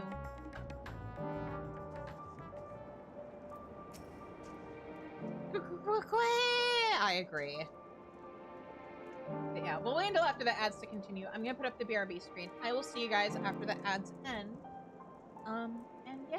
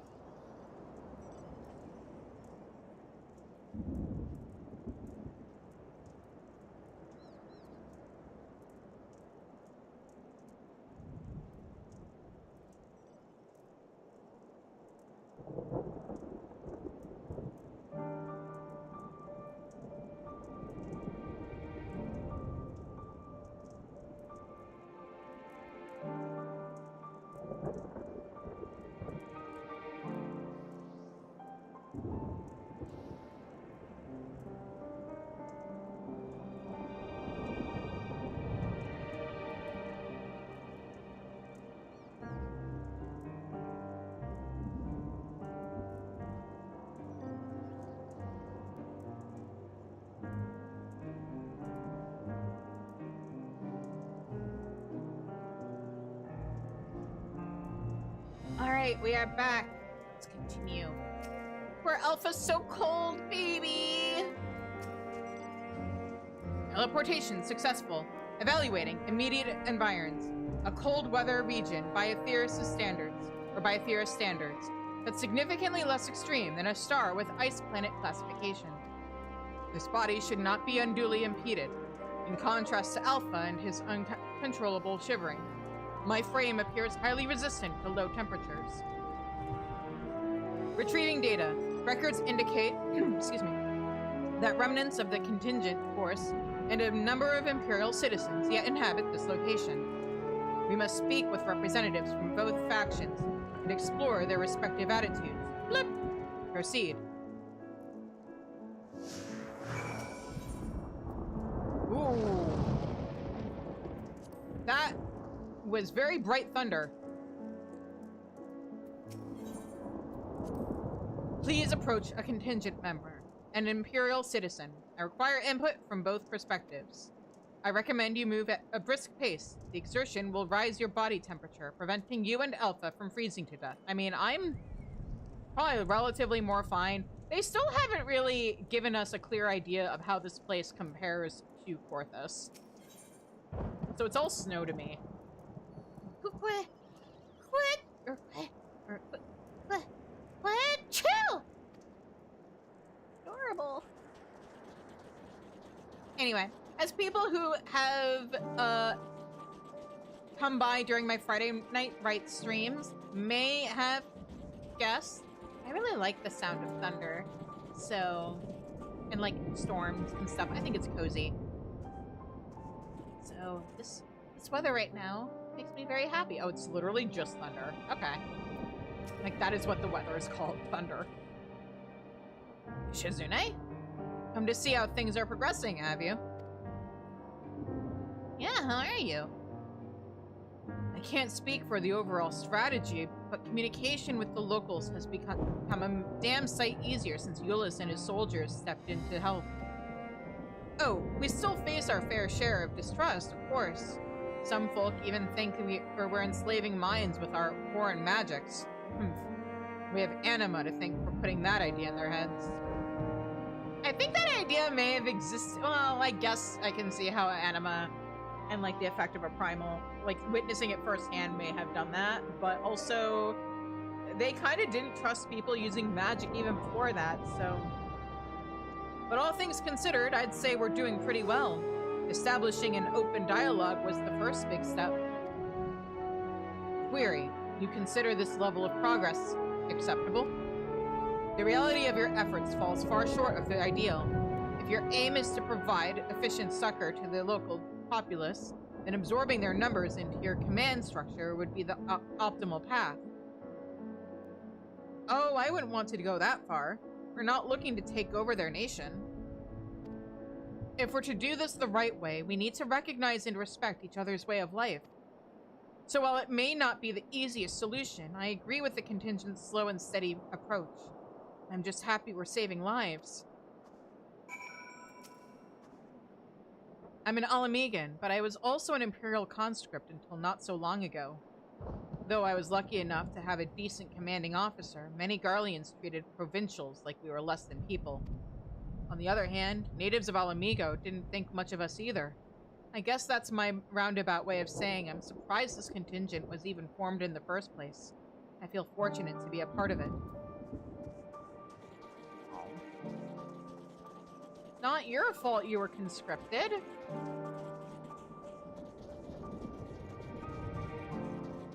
But yeah, this kind of comes down to, like, not letting... Sends a powerful mark. Oh, hang on. I bet... I just saw some people flying.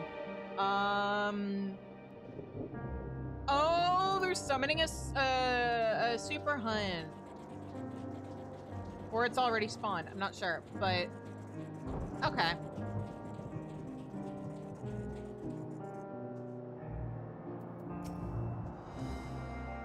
A shadow from the past? Yes, I know you from Victor's spoils. Oh, are you one of... Have you come to laugh at me? A wretch who chose to lose Lucinia and her sister rather than accept your help? The fool who ended up reliant upon your charity nonetheless? I wouldn't do that. Well, perhaps I deserve your derision. My compatriots surely scorn my failed conviction. I have shamed my people and brought dishonor upon my nation. I am no better than a kept beast, my pride sold for a bowl of feed. But my soul, nay, that you shall not have. I've refused your honeyed offers of a new home. This land is where I belong, and this is where I shall remain. But you demonstrate opposition to the contingent's overtures. On what basis do you refuse this cooperation? The data suggests the local populace is struggling to produce the bare minimum of sustenance. Have you some secret strategy for survival? Or do your orders compel you to accept your present misfortune? What? Must I be mocked by a magic toy now? No, I have no secret strategy, no binding orders.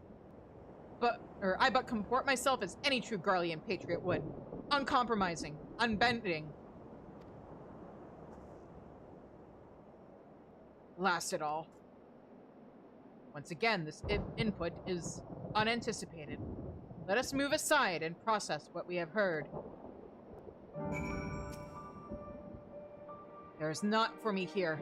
I know this, but if I surrender my homeland, then what was it all for?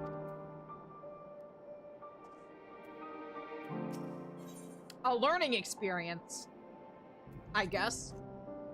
I require time and distance to process this data, scanning for suitable locations.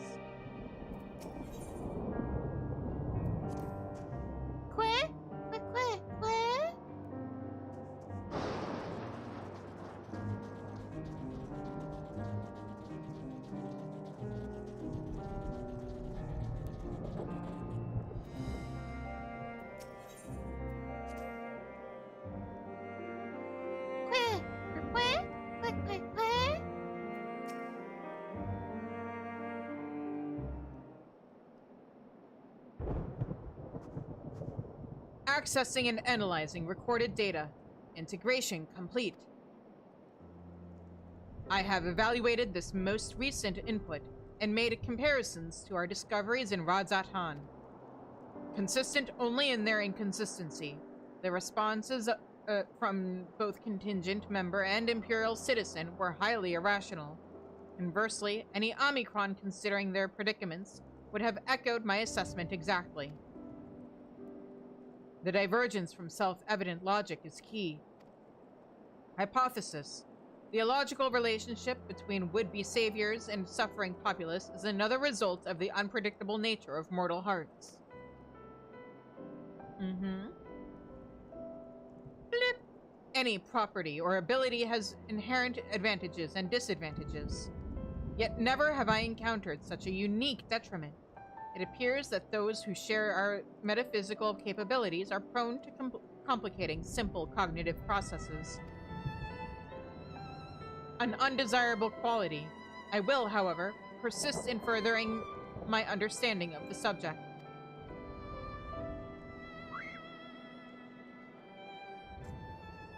Query.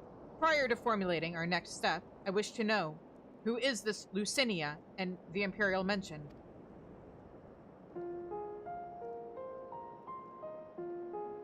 Someone who would rather get herself and her sister killed than accept our help.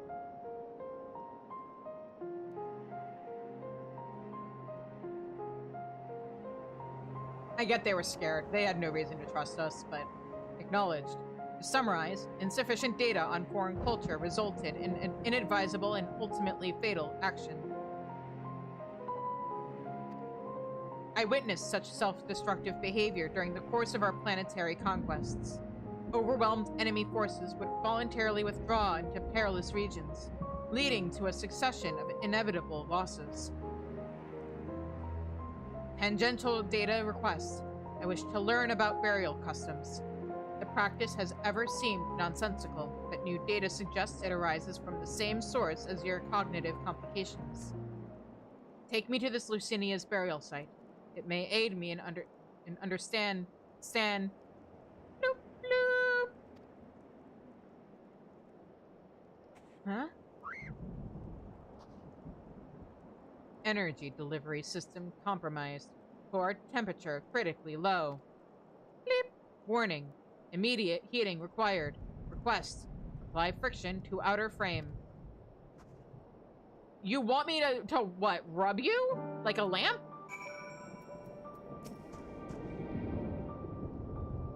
Quack! Quack, quack, quack, quack! Alright. You know, there's a fire right there that I could just put you beside. I think that might be a little more effective than what you're asking. Bloop, blip. Temperature, nominal. Energy levels stabilizing.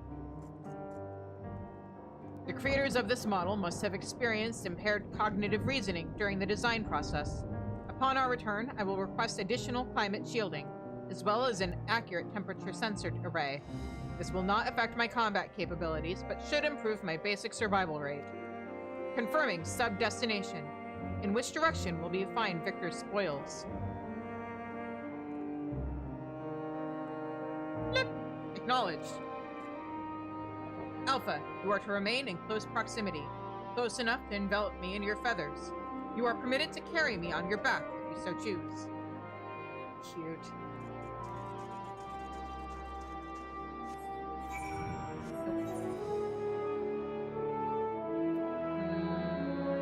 Yeah, I'll just make this easier for myself. Go to Tertium first.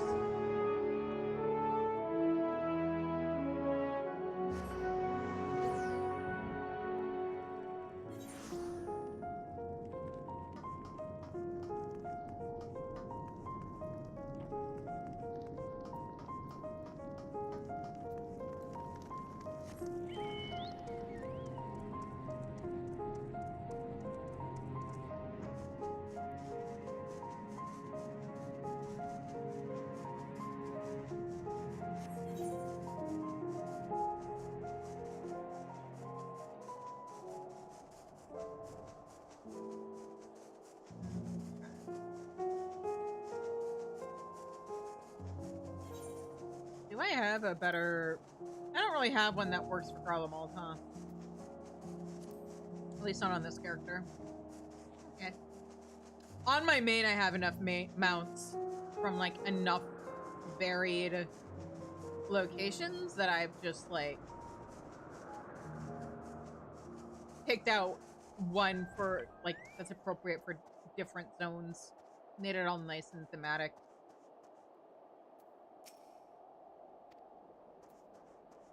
Is he another one of the guys from Victor's, or from... Oh, why did I never notice that their graves were here? I thought they were further down. Okay. Quack, quack, quack!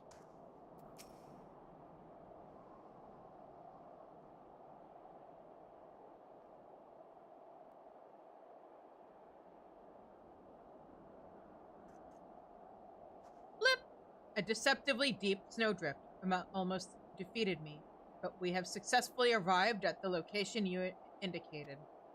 Blip! Caution advised.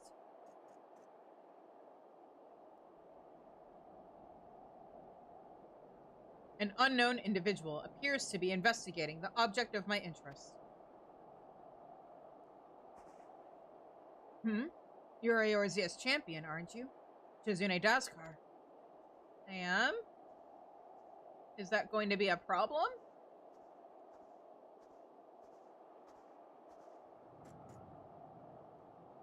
Oh, I never introduced myself, did I? I am Manius, soldier of the First Legion and comrade of Eulis. Perhaps you remember me from Tertium? We spoke about collecting ceruleum, and again later on, after Lord Quintus had passed.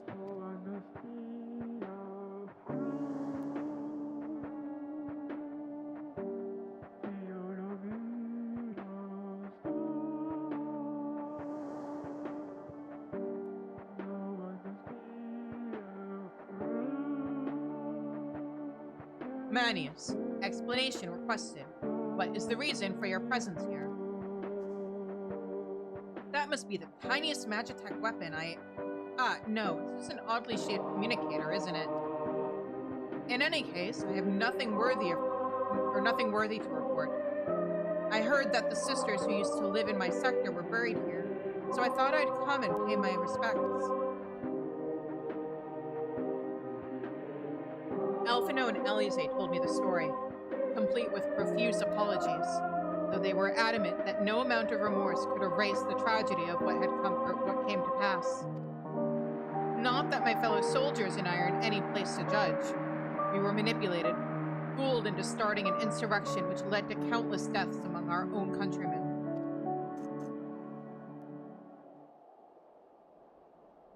Objection. The casualties incurred through your infighting are distinct from those caused by the Ilsebard contingent. To restate, you are justified seeking restitution from the contingent for causing the deaths of Lucinia and her sister. Retaliation for damages sustained is also a logical progression. Omega, shut up. I can deduce 2 reasons why you do not initiate hostilities with Shizune and her allies. 1. You judge your remaining forces too weakened to contend effectively with the contingent. 2. Your emotions are complicating the issue. Tell me, which of these is correct? Well, when you lay it out like that, I'm afraid my answer isn't like to win me any medals. So so would you mind keeping this to yourselves? All right. There's the unspoken thought that we're outmatched on the battlefield, certainly. But the real reason I'm not demanding restitution has little to do with weighing the odds. The simple truth is, I'm so caught up with simple survival that I have no strength to spare for past grievances. The same goes for avenging any comrades we've lost, be that my brothers in arms or Lord Quintus himself.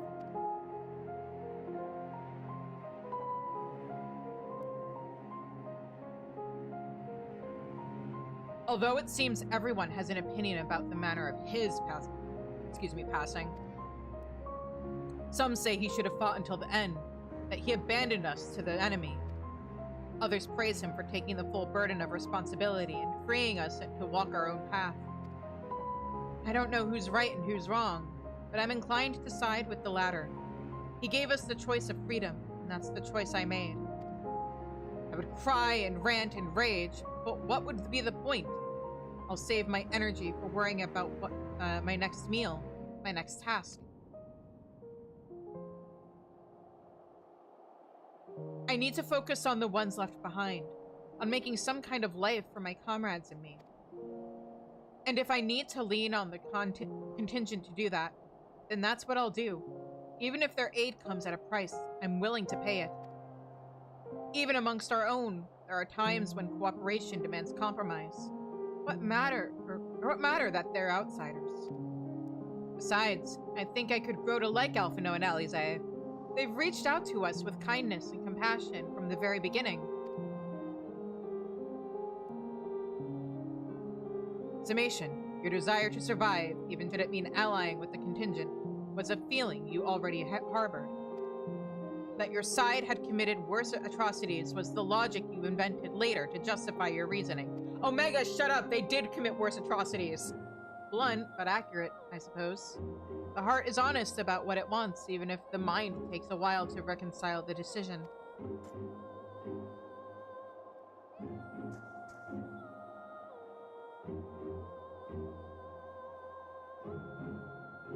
Well, this has been oddly cathartic, but I must return to my duties. There are wild beasts to cull, watchfires to light, supplies to transport. Even without an emperor, there's no rest for an imperial. Be well and stay safe. I still think you guys should go back to being a republic. Especially since you don't have an emperor, so how do you have an empire without an emperor? Blip. Upon review of recent input, I have arrived at an unexpected conclusion. Maybe that'll be something that comes up in 8.0 or 8.x. I have been formulating my assessments on the premise that it was man who commanded the strength of his heart. But the data suggests the opposite is true. The surge of spirit, of feelings, of emotions can entangle your thoughts to such a degree that even control over your own behavior is compromised. It seems a most counterproductive specification. This also explains why my interactions with mortal subjects have produced more confusion than clarification. It presents a formidable barrier to understanding. He's starting to get it a little.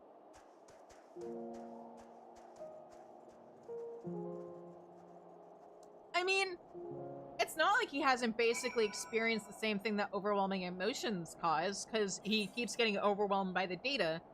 Emotion is just a different kind of data that he doesn't understand how to analyze, at least not yet. Queh! Queh, queh, queh!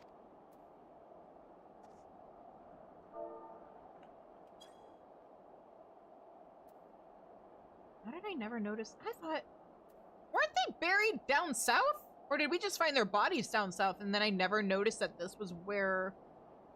Huh. Flip! My earlier hypothesis has been borne out. The suboptimal operation being conducted here is the result of emotionally compromised reasoning. I am ready to progress with my third and final query.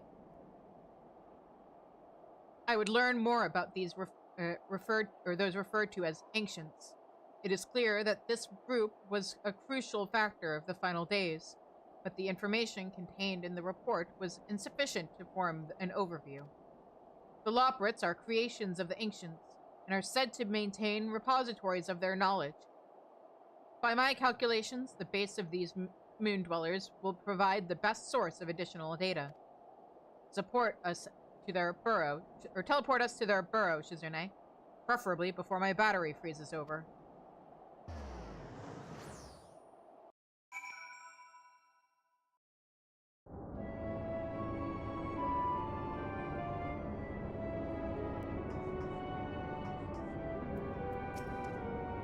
Queh, queh, queh!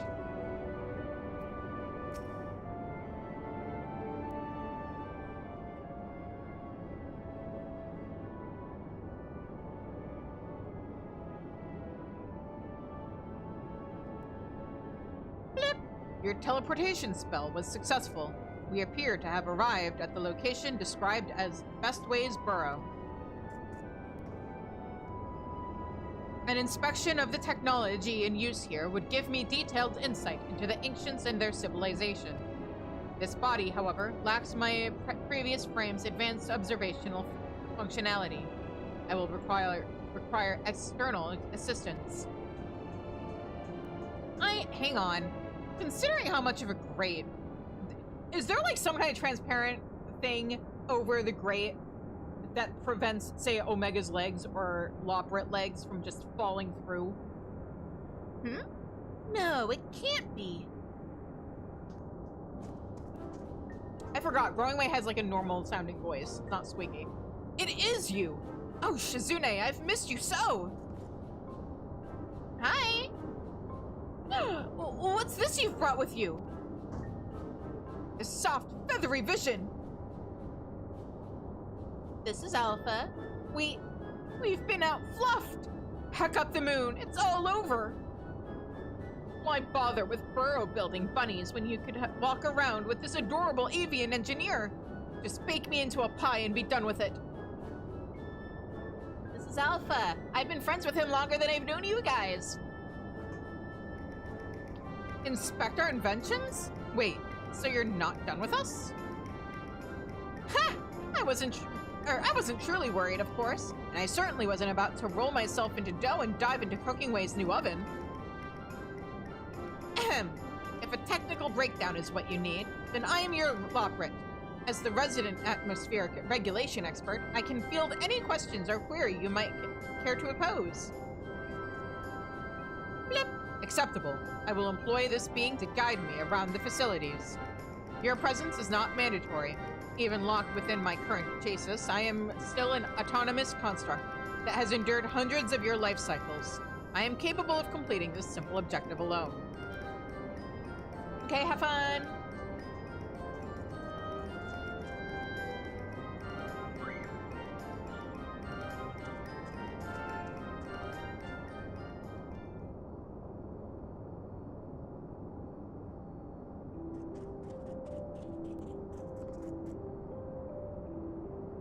Objective complete. Was the tour helpful?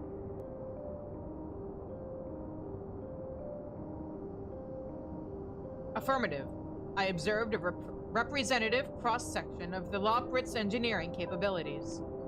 My guide required more time to confirm the answer to certain questions, but overall, we made efficient progress. Conclusion. Extrapolating from the fraction of technology on display, the full spectrum of the Ancients' advancements was, at minimum, equivalent to a level 4 civilization. A fact which demands further investigation. Despite establishing a near ideal society, these beings nevertheless harbored a weakness which invented self-destruction. In studying them, I stand to gain a greater understanding of Sir's anomalous decision. Growingway informed me that another type of ancient-made entity exists upon this satellite, the one they call the Watcher. I would speak with him, or speak to him.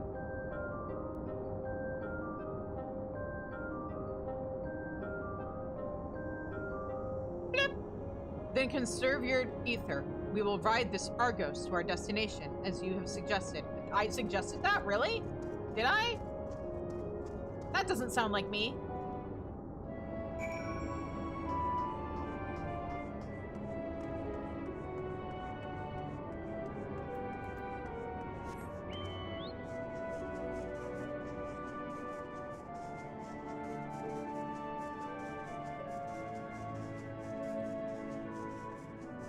Teleporting doesn't even cost me anything other than gil.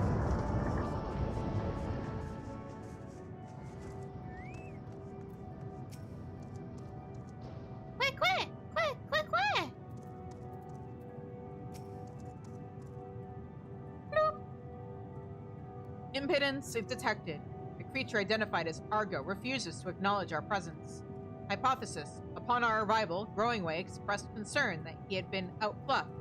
This suggests the existence of a fluff-based hierarchy. My station in such a system would be predictably low, but Argos is adamant in ignoring even Alpha. Its fluffiness level is impossible to gauge. No, he just is very picky about the people he likes. Argos turns to you with an impassive gaze. It seems you will need to intervene.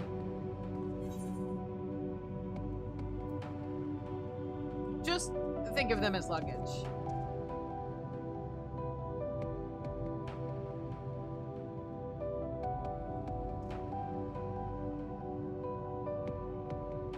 Argos gives an exasperated snort before motioning to his back. It seems you have permission to climb aboard. Bloop. You have secured the creature's permission. Curious. You must have special standing in the fluffiness hierarchy. Bleep. I've allowed myself to become distracted. Let us continue to the Watcher at once.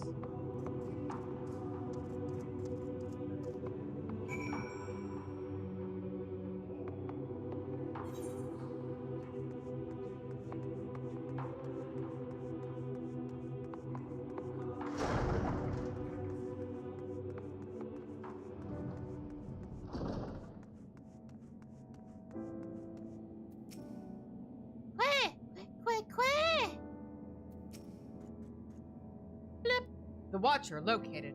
An estimate of this being's height explains the inconvenient scale of Bestway's burrow. I was bemused by the arrival of these small visitors, but I see they are companions of yours. What a rare thing for my abode to be thus crowded. How may I be of service to you? Hello, Watcher. My purpose here is to learn more about the Ancients. I would know of their deeds, their philosophies, the very nature of their hearts. I would understand why the final days was visited upon my home star. A worthy endeavor.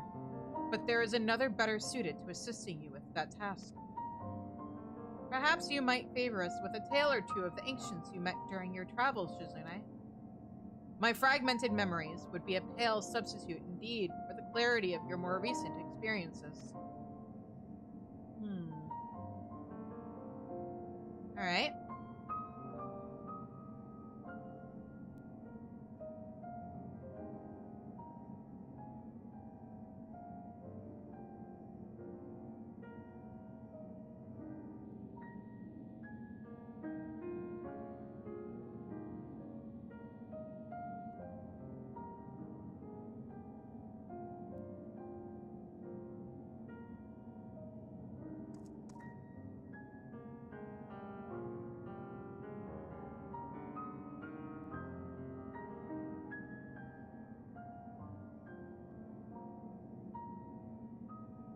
Yes, I can envision every detail. Your meeting with Vana and Emet-Selch and Hythlodaeus. The sorrow and determination of Hermes.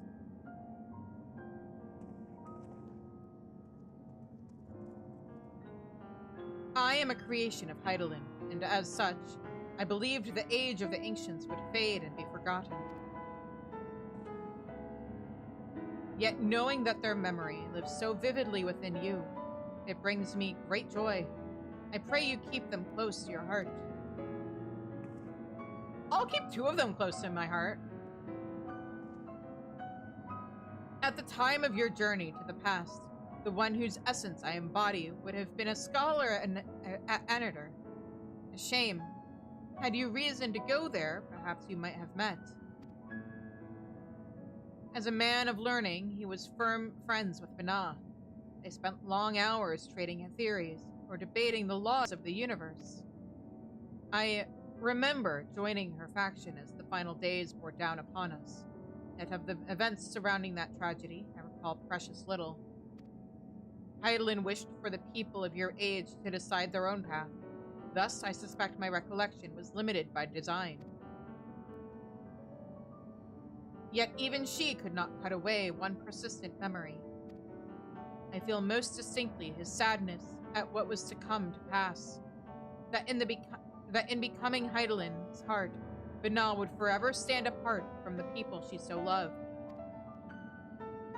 If she were so resolved in her convictions, then he too would share her sleepless vigil over the future yet to unfold. Thus was the vow he made to Vana as her transformation took hold. His fervent wish must have reached her in some fashion, for though his life was drained away by the summoning, he was reborn with new form and new purpose when I awoke as the Watcher of the Moon. And you heard, Shizune. You felt, you thought, and in seizing the future for yourselves, you have brought full circle the saga which Vana began. What you accomplished was no divine miracle, it was but the beacon of hope. Passed down from one generation to the next, a succession of wishes and prayers reshaping the star into the world we knew you deserved. You have our deepest gratitude. I thank you not only as myself, but as the man I once was, and on behalf of those who devoted themselves to Vana's vision.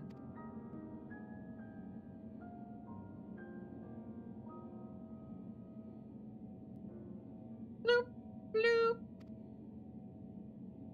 I understand the facts of your story, Shizune, but not how you have chosen to process them. On what grounds do you speak of Vana with such fondness? I don't! By sundering the world, she ultimately guided your kind to victory, yet in doing so caused irreparable damage to its individual members. The full scale of that act is beyond calculation. It is evident, however, that it resulted in a protracted period of suboptimal existence for Emet-Selch and his brethren.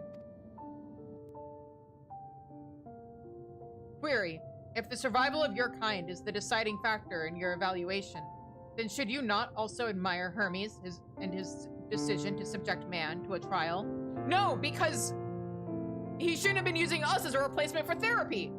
forcing you to change or perish, as was the fate of countless civilizations before you. From my perspective, his determination was similar to that of the Omicron's ancestors, those who first began trading flesh for machine, so that our people might stand against the onslaught of aggression from other races. But you guys weren't standing up against aggression, you were the aggressors! It was an unprecedented attempt, accompanied by much failure and sacrifice. Their early experiments were crude, primitive. Had they not made those first advances, however, we would have remained vulnerable to our environment. The violence would have utterly consumed us. You mean like what it did to the people you guys conquered? And what of Emmett Selk himself? Judging by your retelling, he was a benevolent ally saddled with a tragic fate. Yet I remember the years when my instruments fed me data from events across the entire star. During that time, I witnessed his Asians engineer multiple instances of cataclysmic strife. None of that strife would have happened if Hermes hadn't caused the final days and Heidelin hadn't sundered the planet. Sorry, Nah hadn't sundered everything. These calamities, as you know them, were responsible for planet-wide destruction. A man whose endgame relied upon the extinction of all modern mortals must, by definition, be your worst enemy.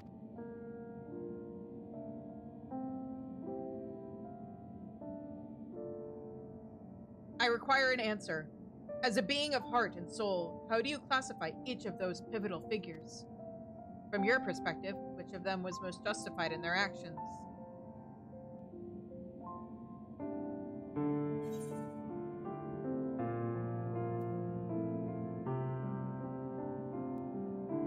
Because you see, we have guy who caused the apocalypse, woman who basically caused planet-wide genocide, and then guy who, like, yeah, I get planet-wide genocide in his case too, but also his actions would never have happened if it hadn't been for these two.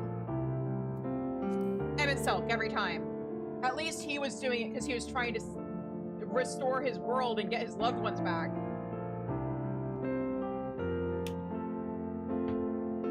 Like, not justifiable necessarily, but on the tier of, like, compared to Venond, Hermes, Emmett Selk was basically doing what he was doing to undo the damage caused by the other two.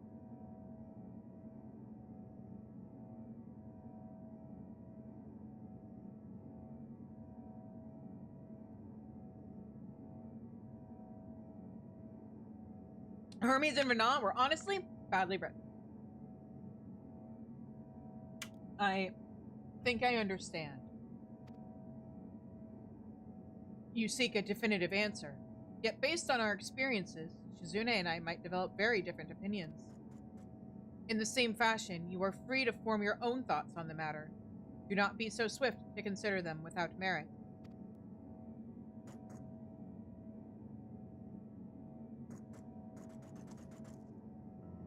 I do not have my own thoughts on the matter.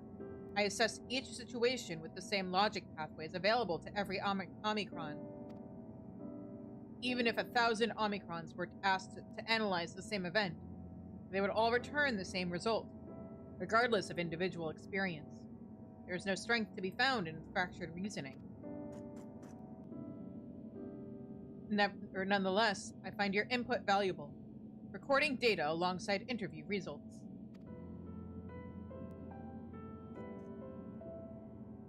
This concludes my investigation into the incomplete elements of the final day's report.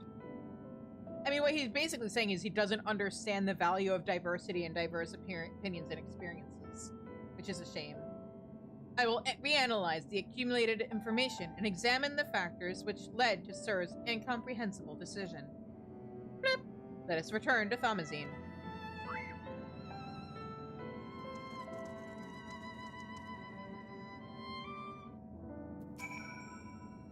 It was pleasant to hear your tales of Elpis.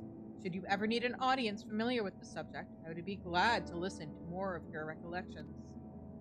Even with one's gaze fixed upon the future, we oftentimes find ourselves drifting to the past. It's a shame that Heidelin never chose to speak of it. There's a lot Heidelin never chose to speak of.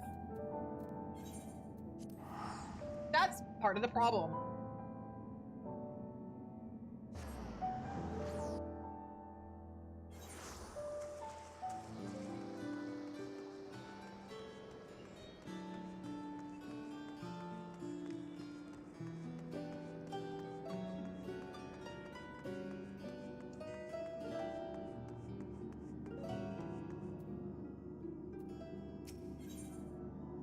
Oh, wrong quest. That was close.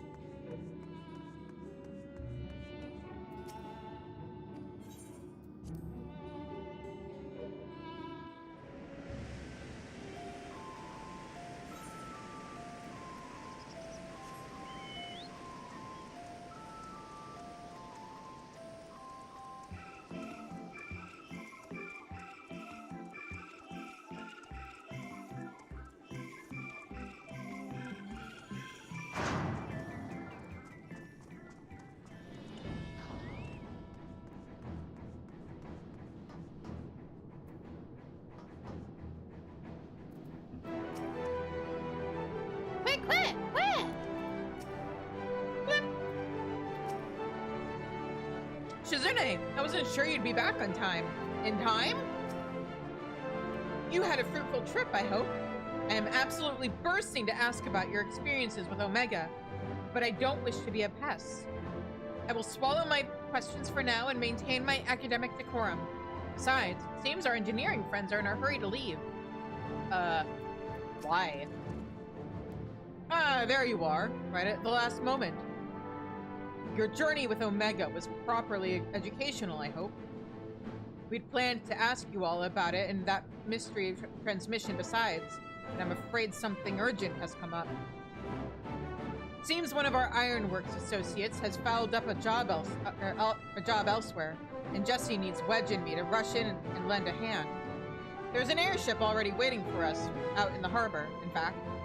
Do you think you could escort us there and talk as we walk? Blip. Acceptable. I am fully capable of speech during ambulation. Figured you might be. Right.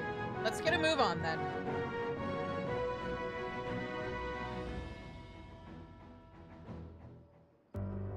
Did Omega ever actually give us that translation?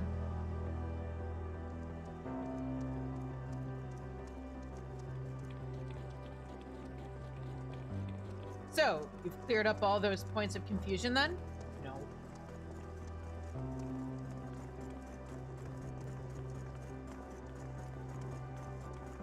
But maybe not having the answer is the answer.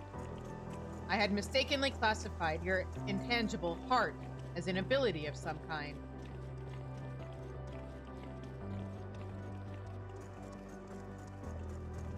An uncanny power that Omicrons could neither learn nor even measure.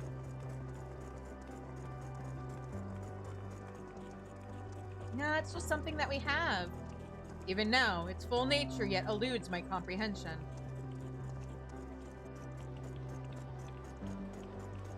Based upon our investigations, however, I have decided to alter my definition.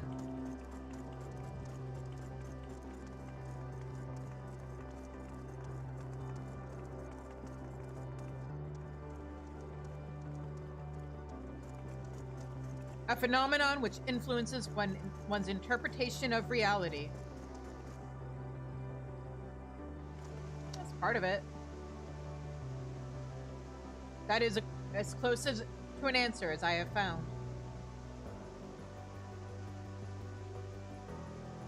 Oh.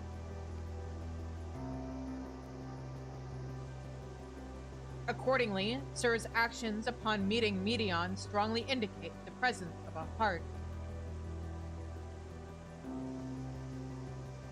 Sir did not follow routine logic, but formulated an independent assessment based upon the reality it perceived. It felt that the best course for the Omicrons was to cease their expansion and terminate all functions. We should tell him about the new order.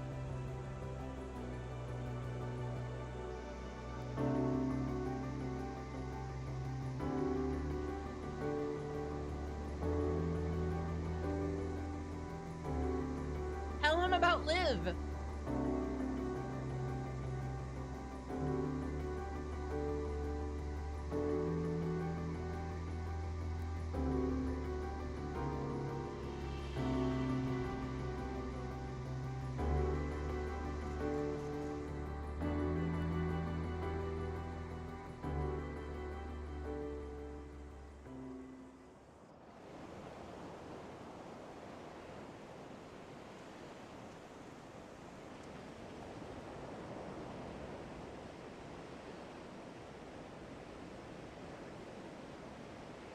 Well, here's our ship. Aye, we need to be going. But first, I'll hold you to your bargain, Omega. It's time you told us what was in that transmission from the flight logs. Flip! Acknowledged. I will uphold the terms of our agreement. The recording salvaged from the Ragnarok was a simple one. The message is so basic, in fact, that the time spent listening to it may result in a net loss of value. Shall I continue? Now you're just teasing. Tell us the message already. Acknowledged. Converting dialect coding to local language.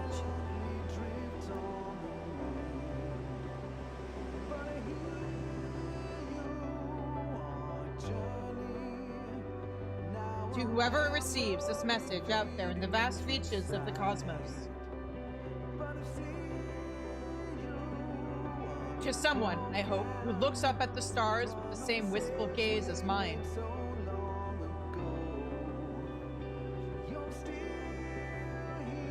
To you I say, forge ahead. May all our tomorrows be blessed with joy.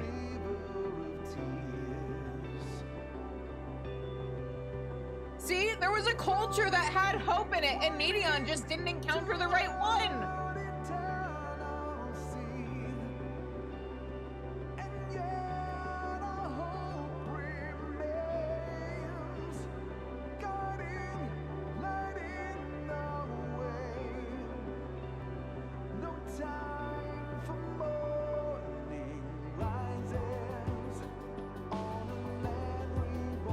This message had no designated recipient.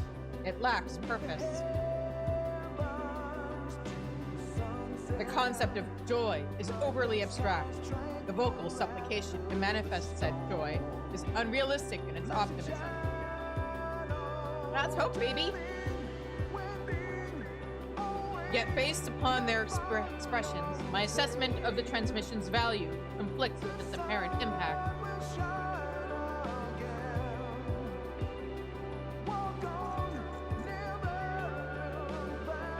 And still, I fail to understand you, sir. Your heart still confuses me.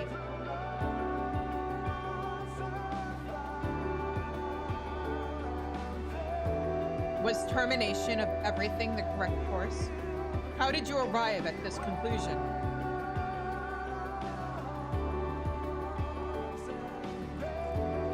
It defies all my attempts at reasoning.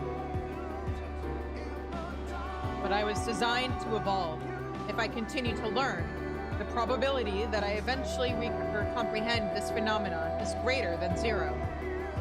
That's also hope. The chance is greater than zero, so might as well try. So I will put the dilemma of your decision aside for now.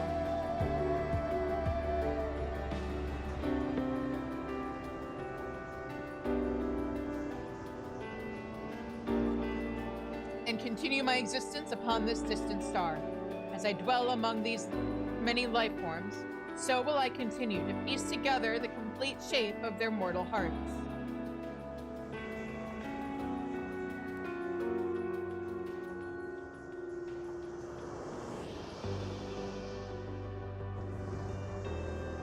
I must document their progress.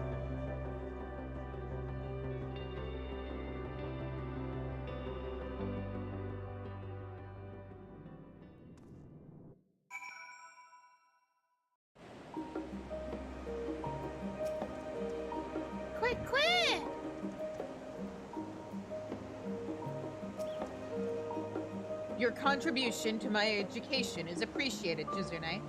Indeed, I have amassed a satisfying quantity of valuable data. Now that our negotiated business is complete, however, Alpha and I will return to traveling the world. Drawing on recent experience, I am confident we can expand the radius of our ventures by a significant margin. We need not limit ourselves to Eorzea. I am now familiar with the Charlian and Radzat Han, and would also like to visit the freezing climes of Garlem. I neglected to instruct Biggs and Wedge to upgrade my climate shielding. I will reroute my request to Deputy President Jesse. Engaging ambulation and parting salutations. Farewell, Shizune. You know, considering the fact, I know, because they just added, Alpha gives a vigorous shake and draws forth a scrap of paper from under his wing. what? It seems he wants you to have it. Perhaps this is his way of thanking you.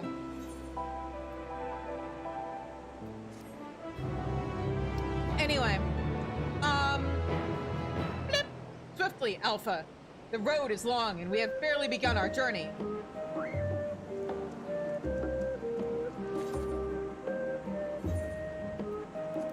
Anyway, they just this patch added that once you get past a certain point in MSQ, you can find Alpha in Dawn Trail zones now, and a part of me gets it. It's a continuation of Is and Omegas. Or like you can find Alpha and Omega in Dawn Trail zones now. And I don't know if that means if that's from you beating 7.0 or 7.4 or 3 or whatever. But there is a part of me that wishes that they had given us a side quest this patch. That like, because part of Omega's explanation is, yeah, I visited these places, so now we can go there. And I guess we could just say, oh, I guess Alpha and Omega like went to Limb Zone, called onto a boat, and happened to land in Tulialal, and then just wandered around on their own. But I think it would have been nice if we'd gotten a continuation of this quest, showing Alpha and Omega around the Dawn Trail areas, maybe discussing ideas of mourning and remembering the dead and all that, because I bet Omega would have found that like a lot of stuff illogical, but he would have been exposed to more perspectives on the matter, which would have been nice and at least interesting, I think. And I think it would have been nice if they had made Alpha and Omega Quest as like an expansion. I'm about to make up a word, but like an expansion-ly thing.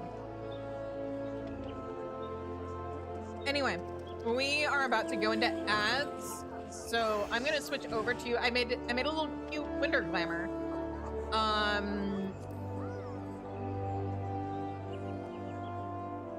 And so we're gonna do Starlight Celebration after the ads end, and then that will be the stream for tonight. Miketsu's at the computer. There we go. But yeah, I'm gonna wait until after the stream, or after the ads to do it. Because they're coming in up in like 5 minutes. Or not 5 minutes, 2 minutes. So yeah, I might put up the BRB screen now. And get some stuff done, and then when we get back, we'll do Starlight Celebration, and that will be it for my 2025 streams. So yeah.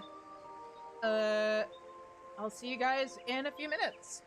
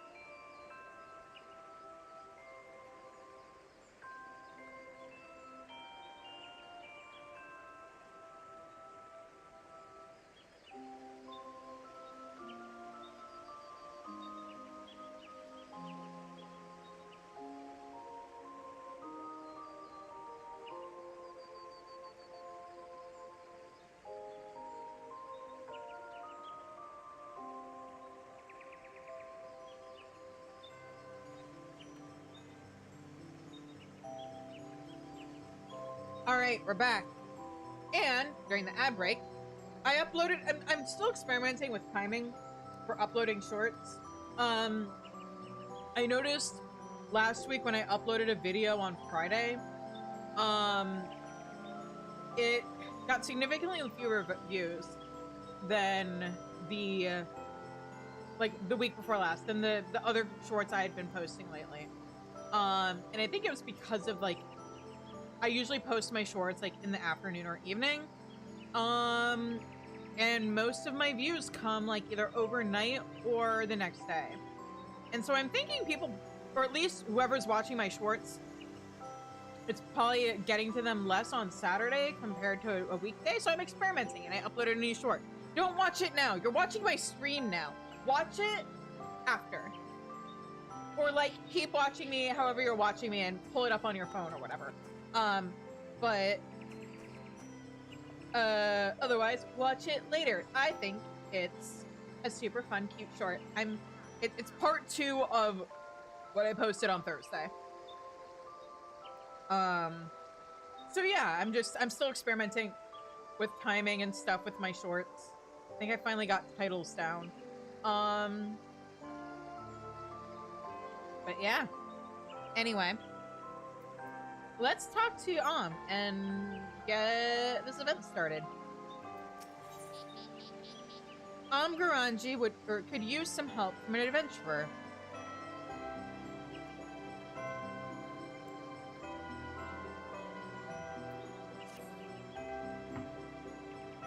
Shizune, what a pleasure it is to see you again in this most festive of seasons. Allow me to reiterate my thanks for your contributions to Starlight's past. And inspired by an oldish guardian tale, the Starlight celebration is about granting the wishes of children. This year, we are bringing back the festive market that offers joy and merriment to the young and old alike. The Starlight stalls. Oh yeah, I did, because full disclosure, I haven't done this event on my main yet, because I felt a little bit weird about doing an event that is based off of Christmas during Hanukkah. It's the same reason why we got our trees, my mom and I got our trees a bit ago, but I still haven't gotten around to decorating mine because, again, it feels weird to decorate on Christmas, or during Hanukkah, for Christmas. Even if my tree is super not Christmas at all, it's Pokemon ornaments and decorations. I'll have to go into my rant about how baffled I am by the fact that the Pokemon Center, or I'll just go into it now. The Pokemon Center has Christmas or tree ornaments. They have tree skirts. They have stockings and ugly Pokemon Christmas sweaters. Everything you can think of except a tree topper. Let me just fact check myself and make sure that this isn't the year they finally changed that. But at least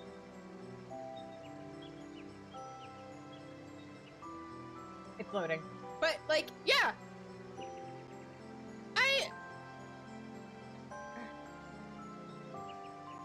Oh, there are some really cute decorations this year. I want money so that I can my home.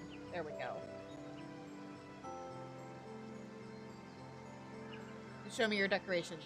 Yeah, they're still selling the same tree skirt that I have.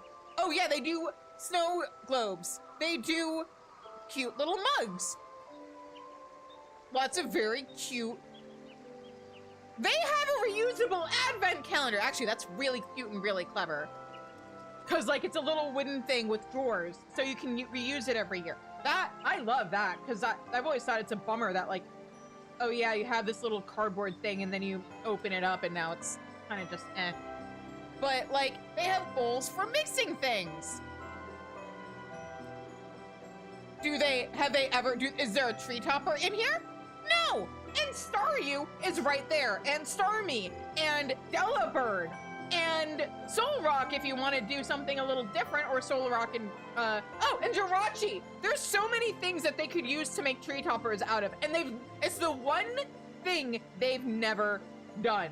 So my Pokemon-themed tree continues to go topperless. At least until I can figure out how to make one of my own, because I may just have to resort to that.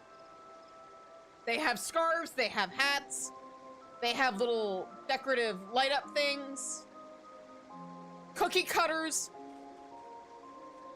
Oh, that mug is... Hang on, they have an Eevee-themed drinkwares thing. I'm gonna have to send that to Ash. Just to, like, be like, hey, you know they have this, right? They have an Eevee stocking this year! That slow Pokemon does not look functional. But yeah, they have all this Christmas stuff and not a single tree topper. What the fuck? Anyway. Fair warning, that might end up becoming a yearly rant until such a time comes that they change it. So, yeah. Anyway. The first time around, the Caroline Canopy supplied us with Kinder Punch. Oh, right, so my point was, hey, you guys are getting first-time reactions to me playing through this. Also, I think that happened last year, too, where I hadn't gotten to Starlight Celebration, and then I had to stream it. Supplied us with, the first time around, the Caroline, excuse me, the Caroline Canopy supplied us with Kinder Punch, a kind of mulled punch, which we provided to guests. It proved tremendously popular, so we are planning to provide it again, with a twist. Alas, with all the celebrants busy celebrating the preparation at the stalls, we haven't been able to get working on said twist. If you are not otherwise occupied, might you be willing to lend us a hand?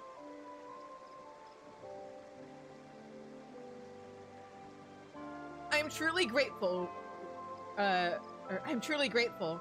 Without further ado, please join me at the Caroline Canopy stall at the market.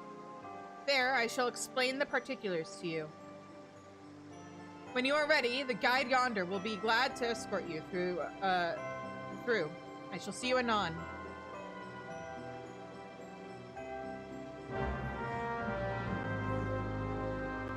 Oh, wait, they have a whole holiday tab. Hang on, I'm gonna let that load while I scroll through.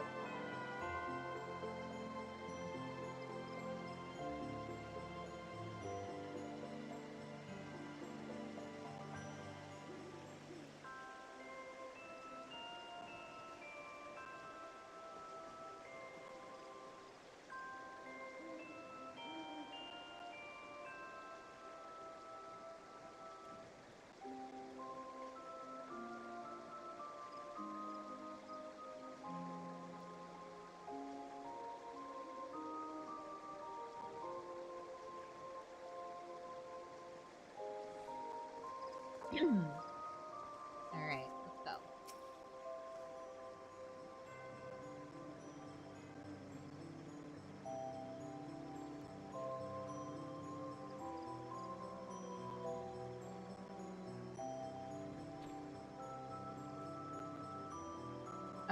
So you are the adventurer who has helped agreed to help us. If you would follow me, I shall take you to the Starlight stalls.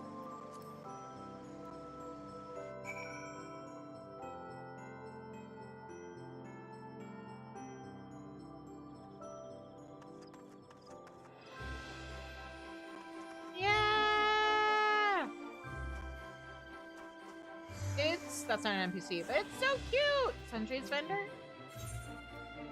Oh, dies! That's useful.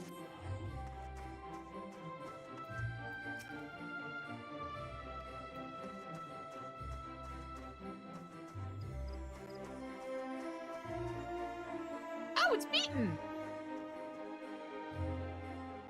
Oh, hang on, that's right. Ooh. Just had a moment of lag. That's fun. I wonder if this website I have open is... Maybe I'll look through this later. Anyway. It's the Carpenters Guild. And I'm guessing this is... Oh, it's the, my brain just turned into Mush Guild. The Botanist Guild. What happened here? Is this on purpose? Is that the decoration, or is there an oopsie? Oh. Why am I lagging all of a sudden? Okay, we're good.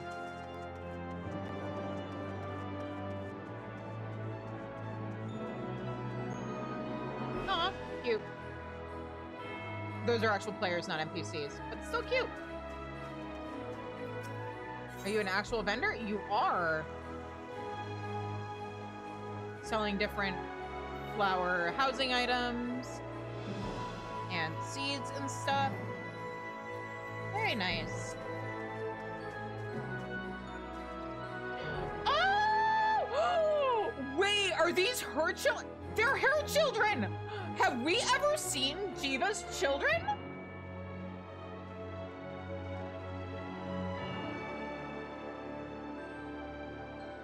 I'm so happy. Like, genuinely, emotionally happy. Why do we not have that hat as a house, like, as something we can equip?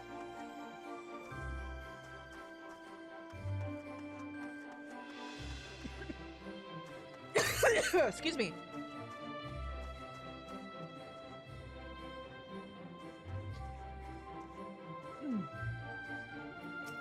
What are you?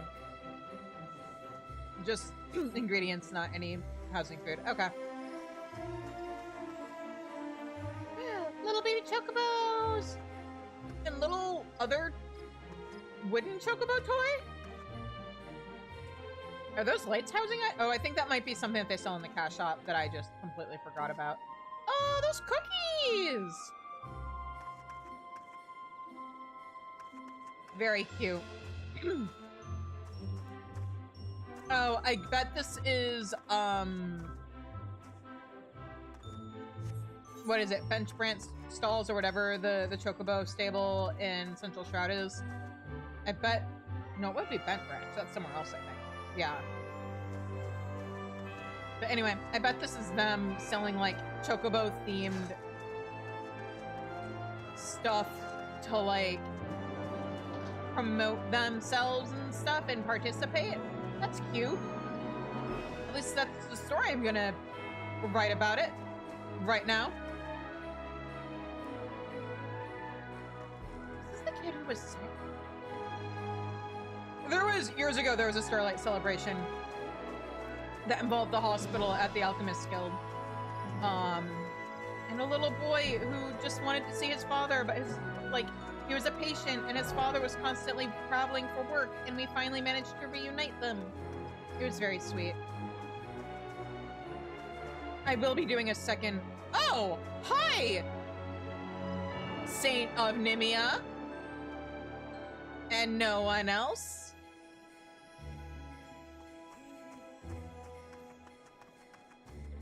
It is very sweet that Godbert, like... I mean, the Mandervilles are kind of all about whimsy, aren't they? So it is very sweet that he and sometimes Julianne will dress up during the holidays and hand out gifts to all the boys and girls. They aren't even from Ishgard. This is just him deciding to dress up and, like, participate and join in anyway.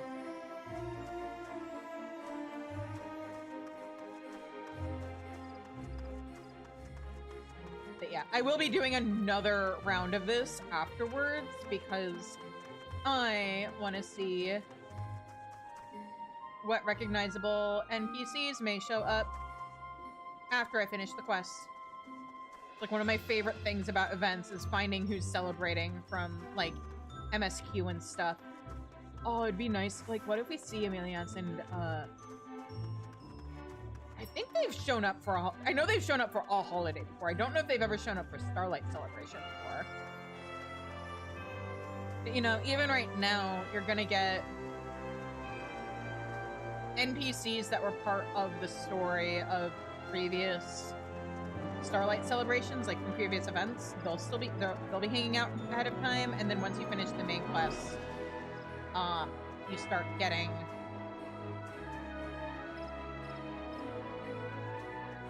people from like side quests. And like they've started doing side quests, but like also from MSQ, guild leaders from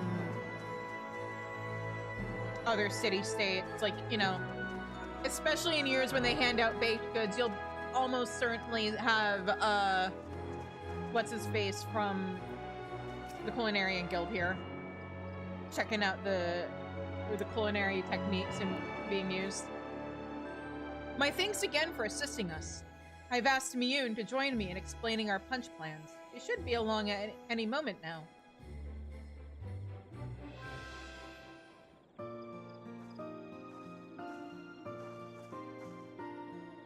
Ah, so you're the adventurer who's been roped in to help. Who else would it be?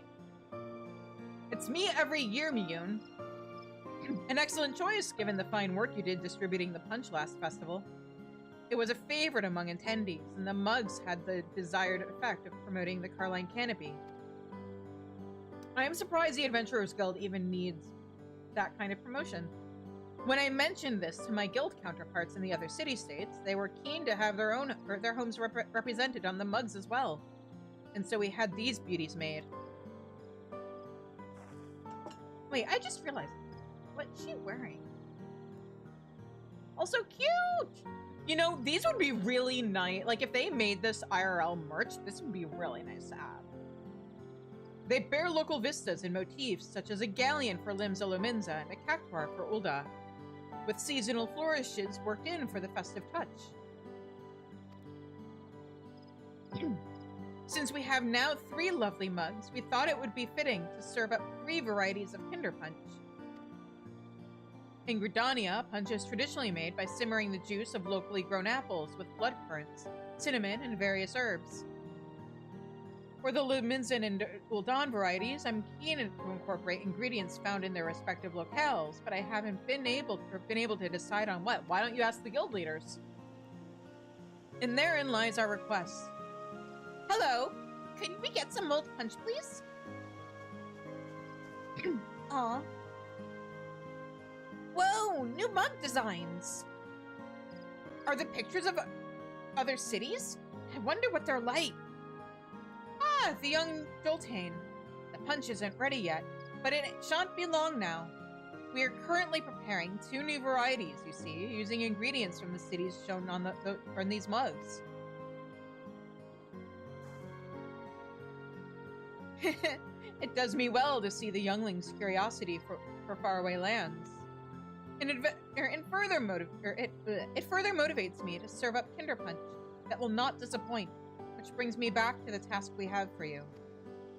We ask that you investigate what ingredients we should use to create punch that best captures each nation. Gridania's market attracts many visitors from the realm over, and adventurers such as yourself should have no trouble identifying suitable individuals and coaxing out the relevant information. Anybody doing this quest would also have access to those city-states. Why don't we just teleport there? Your confidence is most assuring.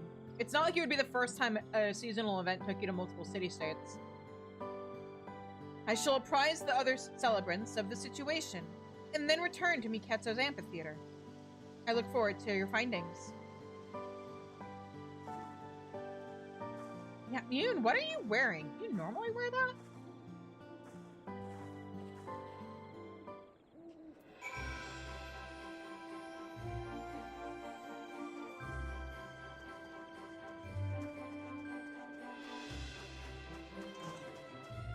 No, she doesn't normally have something around her neck.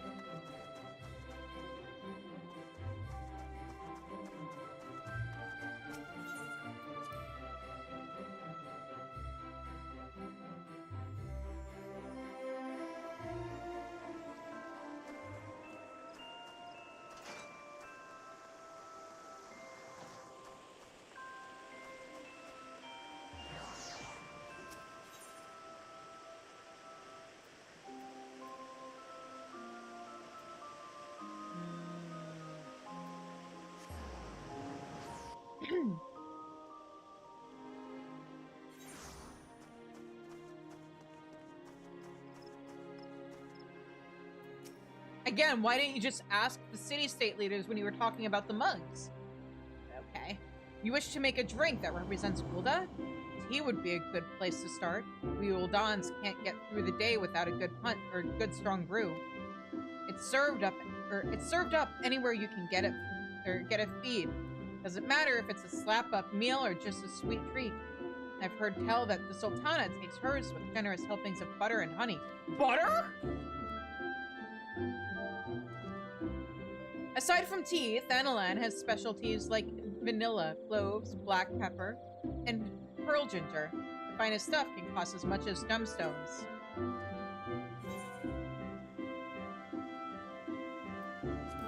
This is not what I meant to click on. Is Zeb online right now? No, she may have given up when she ended up in that really long queue. Zeb, are you still here? I have questions. Does butter go with tea? Is that an actual thing? Tea drinkers, please explain yourselves.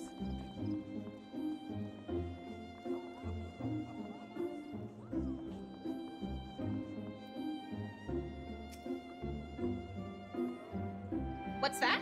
Ingredients that are distinctly Uldan? Well...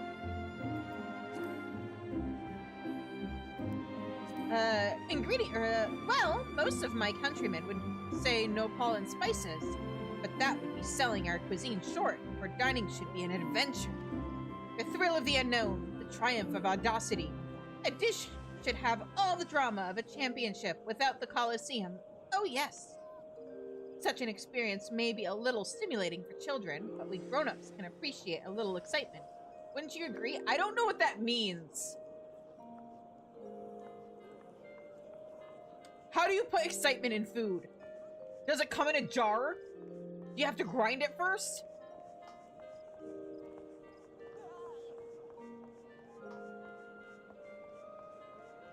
Why are there 2 Uldans and 1 Luminzin?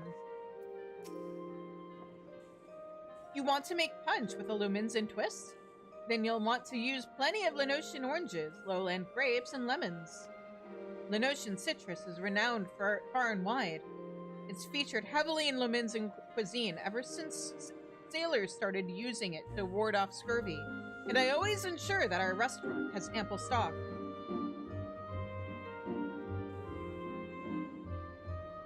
I'm in charge of procurement at the Bismarck, you see. If you're after quality citrus, I'd be glad to introduce you to our suppliers. Quality citrus. If you're making punch with a Luminzin twist, I guarantee you can't go wrong with Lenosian citrus. Talk together in case one last time, because I can. And also because I'm very... Oh, did she walk off? She walked off. Got it. Is the merchant still there?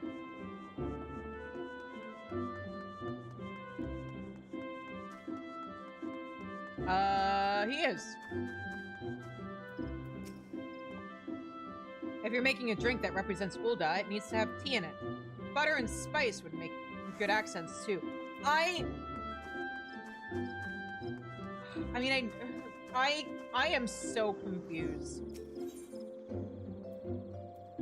Give me cocoa or good old-fashioned apple cider any day.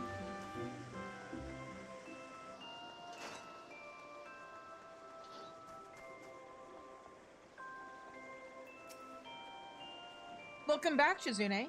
Were you able to learn anything promising? Yeah. I guess? I don't know if promising is the right word, but butter? Oh, those ingredients seem representative of Limsa Limins and Ulda indeed. We celebrants should be able to procure the items, so pray leave it to me, or leave it to us. Once the Kinder Punch has been prepared, we would be pleased if you would do the honors and serve it. When it is time, please represent yourself to my colleague at the Starlight stalls.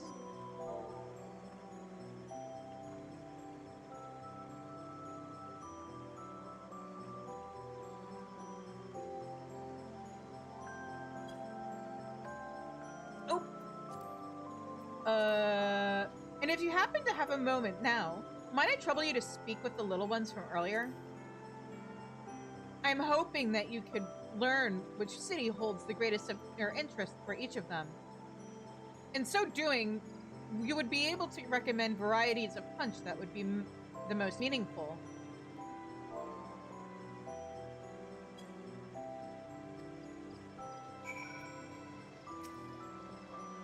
Please, find the little ones and learn what city holds the greatest interest for each of them. And when it is time to distribute the punch, my colleague at the Starlight Stalls will assist you. The Starlight Stalls are in full swing. Yes, I will be heading there. You just say the same thing every time I talk to you, don't you?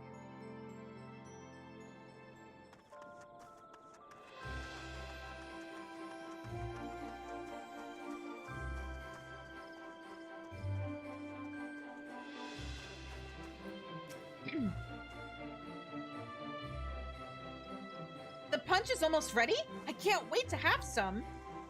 What do I like to eat? Fruits. We have apples and berries here in the wood, but I'd love to try fruits from other places too. I mean, that's not really the question we were supposed to be asking, but okay.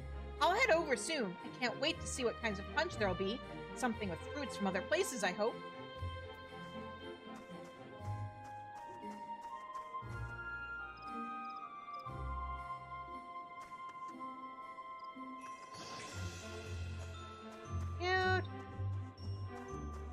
These are from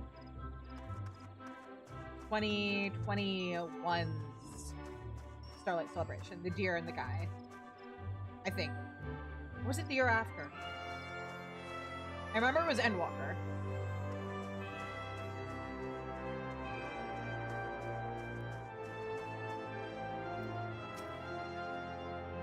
Oh, you're the adventurer from before.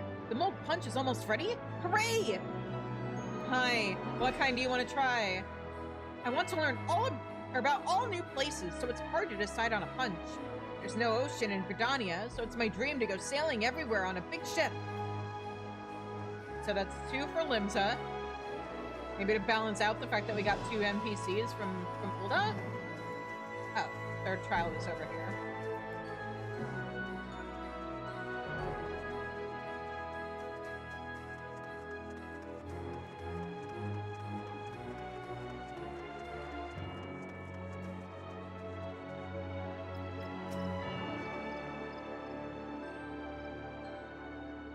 They're giving out hot drinks? That sounds great! I'm visiting with my mom. It's my first time in Gridania, so I guess I want to learn more about everything here. So that's 2 votes for Limsa, 1 vote for Gridania, 0 votes for putting butter in your tea.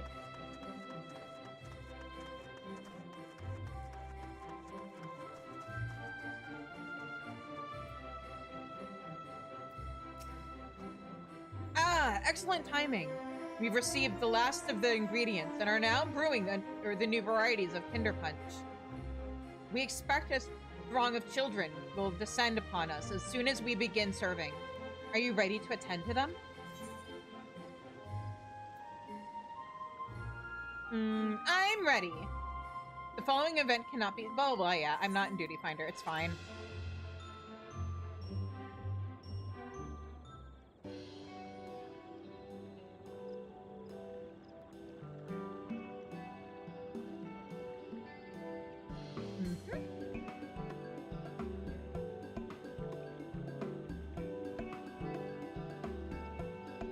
Oh, hey, there's Godbird again. I mean, totally, definitely not Godbird. Nope, not at all.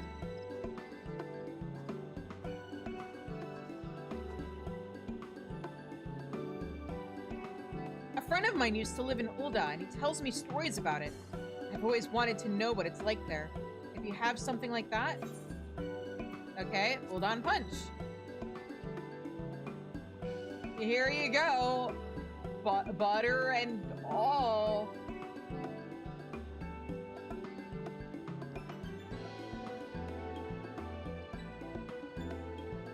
Wow, this is really good. Like a sweet tea with spices. Is this what Ulda smells like? Smells like, I wonder? I'm going to get my friend to come too.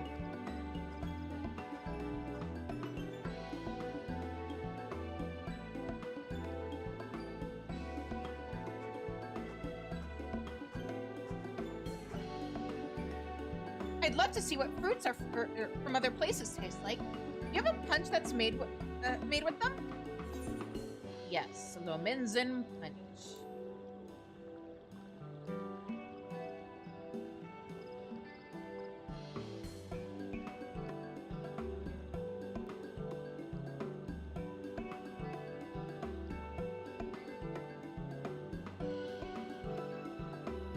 Oh, it's sour, but sweet. I love it.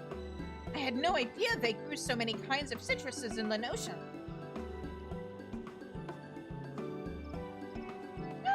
Babies!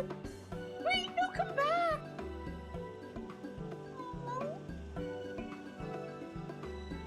You here for punch too? Come on, let's go up together. All right. I heard there's a place called the Coliseum where gladiators fight each other. I want a punch that'll make me feel like I'm there. Okay. Hold on. Hello again. I've never had mulled punch before. I'm not sure which one I should try. Can't go wrong with the classics.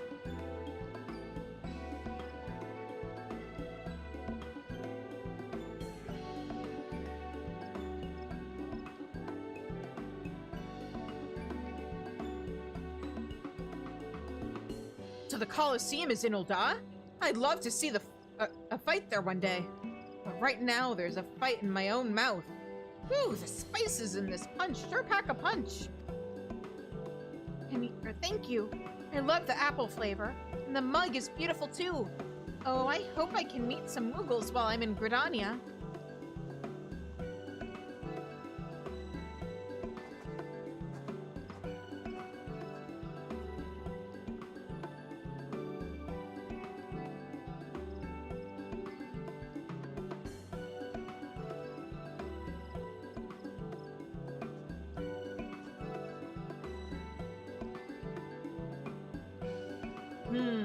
What to choose?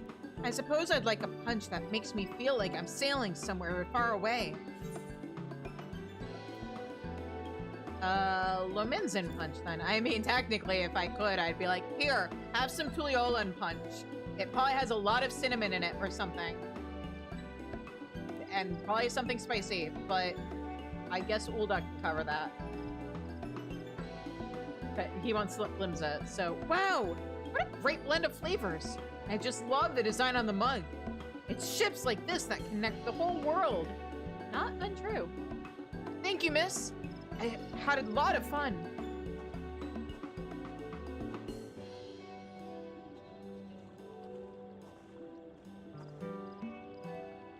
It seems the children really enjoyed the punch. You did well indeed with your selections. From here on, we celebrants will tend to the punch distribution with your fine example as a guide. You need only report back to Garanji. She will be eager to know how we fare. Yeah.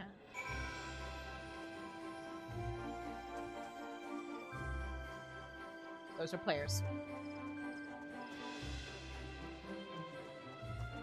It's always so funny when I come across somebody whose glamour is so appropriate for the event that for a moment I'm like, are you? And then I have to hover my mouse over them to see. Hello, Doshi Prime. What's up? Also, hopefully I pronounced that right.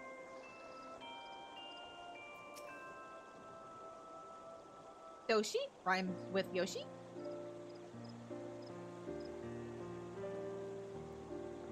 Ah, hello. Well, in that case, hi, I'm Shizune. I've been playing Final Fantasy XIV since 2014. I am currently replaying the game on a fresh character, doing everything minimum item level, no echo, because I need something to set myself apart from other Final Fantasy XIV streamers. And I can't give you guys first-time reactions usually, except for maybe the occasional seasonal event, because I've done every early access, and I usually play new patches on release day, or like on release week, if not release day.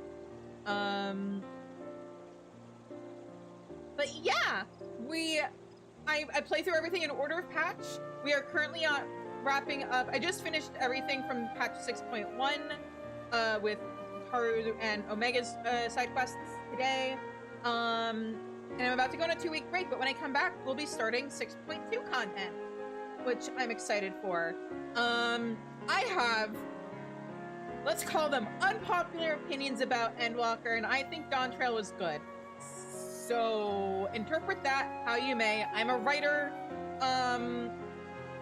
so a lot of it is me analyzing things from the perspective of an editor and writer.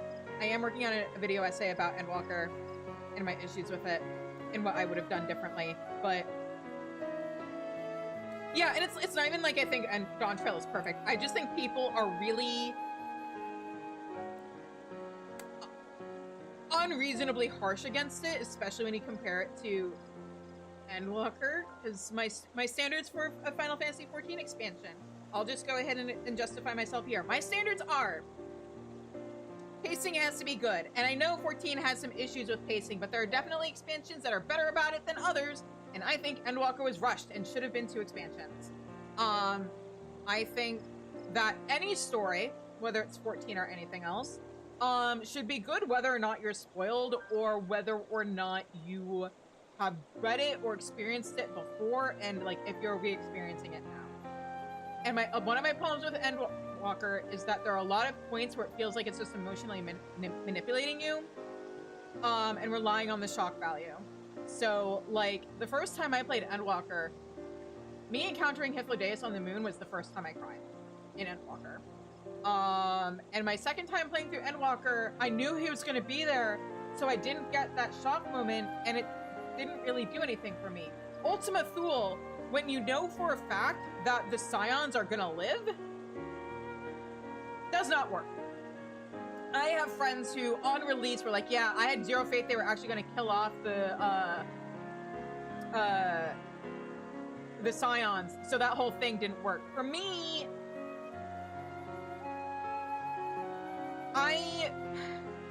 on one hand, I think the rule of thumb the writers use, or at least the pattern they tend to fall into, is the more death flags a character has, the less likely they are to die. And usually the characters who do die, if they have death flags, it's like 1 or 2. Very close to when they die. Like, patch of their death. You'll get, like, 1 or 2 death flags, and that's it. And so, like, for me, I'm usually like, oh, they're probably gonna be fine, but I usually live with the anxiety the first time I play something of, oh god, what if the devs know? What if someday they've realized that we've figured out the more death flags they give a character, the less likely they are to die, and they decide to subvert it by giving a character a whole bunch of death flags and then actually following through and killing them. So the first time I did Ultima Thule, I was like, oh, but like, what if? I didn't believe Thancred for a second, because if they ever do kill Thancred or somebody else, they're gonna go down in a blaze of glory. It's not gonna be off screen like what they did with Thancred facing off with Meteon. So I figured Thancred was safe. But with the rest of them, there was a little point of like, oh god, what if? But like, even then, on a second playthrough, I realized, wait, Ishnola even straight up says, hey, there's a way to bring us back. Which again takes away all of the suspense. And when the whole thing is like, oh my god, my friends are sacrificing themselves, this is so dramatic. How much of a sacrifice is it if even they know there's a way to bring themselves back and it's not really a real sacrifice? But yeah, absolutely. Shadowbringers is the best expansion they've done so far. And in my essay, we'll absolutely be like, here's where Shadowbringers got it right. And Sokovia Strolla on her fourth death. Yeah. I mean, I don't even mind if they don't kill off the Scions, because especially this far into the game, it'd be incredibly risky for them to kill off a character. Especially if they tried to then replace them.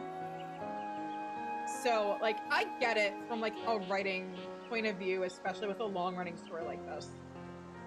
But,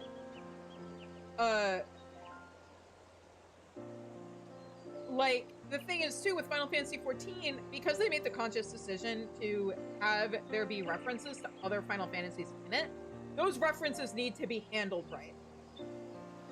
And by that I mean, for people who have played the Final Fantasy game being referenced, they need to be references that make sense and get the fans of those games excited. And also, for people who have played multiple Final Fantasy games, they need to do it in a way where people are like, why are you referencing this game when this other game would have made more sense?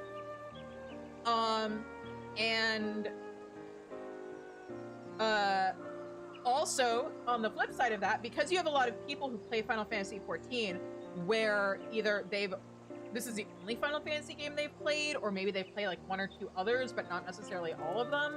Those references also need to be written in a way where if you don't know what's being referenced, the story still holds up.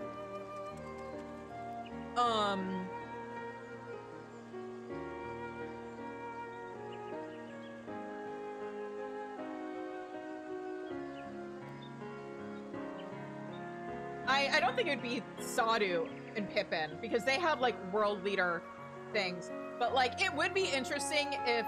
Honestly, what I thought they were going to do in Shadowbringers, back in Stormblood, was I thought, okay, the A-Team Scions are out of commission, so what if until we rescue them, we actually have an expansion where we spend time with the Boulder brothers and the sisters and Coltonette, oh no, why am I blanking on his name? Why can I only think of his nickname? Thancred Light. Thancred at home.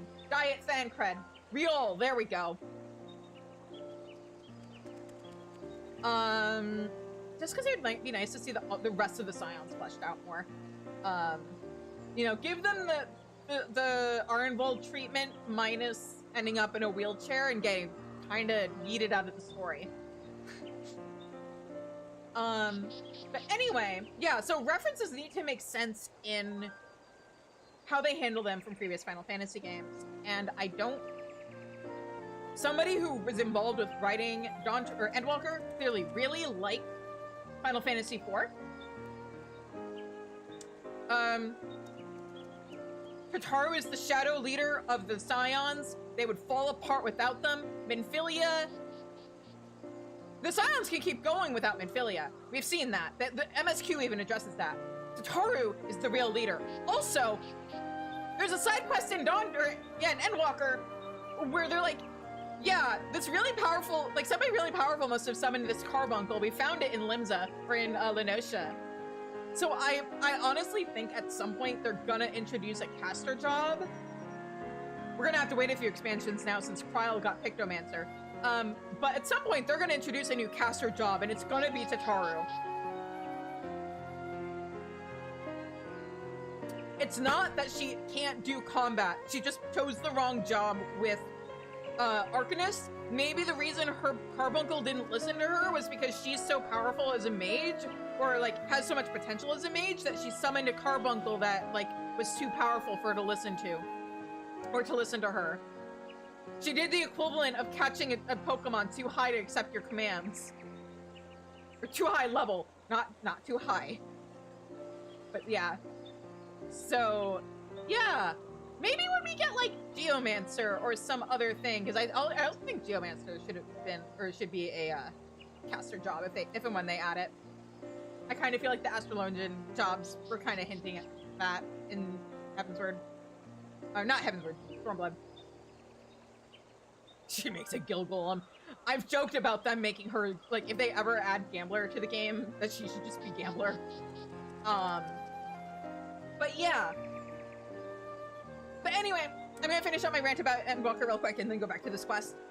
Basically, I think they did too many Final Fantasy IV references in base Endwalker, especially in places where they should have done references to, say, 6 or 8 or 9. Like, I think the Tower of Babel should have been based more off of Kefka's Tower instead. I think there should have been something involving 8, since that's the other Final Fantasy game where the moon does a sturdy. And if you've ever played 9 before, then hopefully you at least understand where I'm coming from when I say the parallels between the whole Gaia and Terra situation and the whole rejoining thing in Final Fantasy XIV kind of writes itself. As such, it almost feels like Dawn Trail was written for me specifically because it does a lot of the things that I wish Endwalker had done. The the references are built into the story and the world building in a way that feels more natural and less forced. There isn't any point where I really feel like something is just set dressing or like a set piece as opposed to a part of a living world. Final Fantasy or Dawn Trail is basically Final Fantasy X meets Final Fantasy IX with Final Fantasy VII decorations here and there.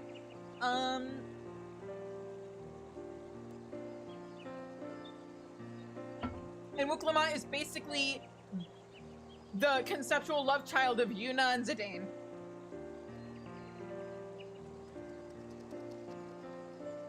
So yeah, thank you for joining me for my yap about Endwalker. Please tune in when I finally finish the video essay. Anyway, I've just finished putting out a few proverbial fires at the guild, so I thought I'd come by and see how you were getting on. Does she always wear that necklace, or is that just for the event? The more the merrier, as I always say.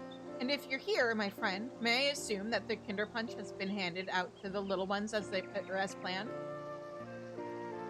It has. We are truly in your debt. With your help, we have not only brought the children festive cheer, but also expanded their horizons. Of course, they're all more than welcome to return and try the other types of punch. The longer they enjoy themselves at the stalls, the better.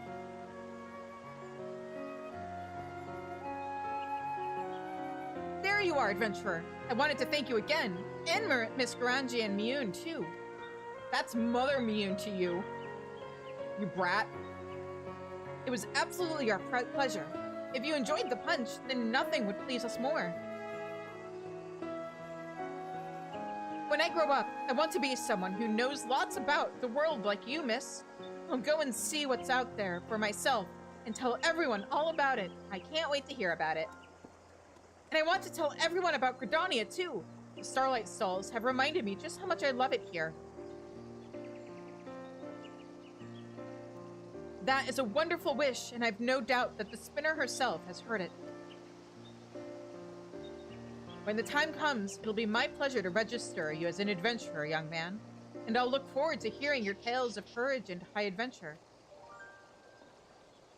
That goes for you as well, of course. Yeah.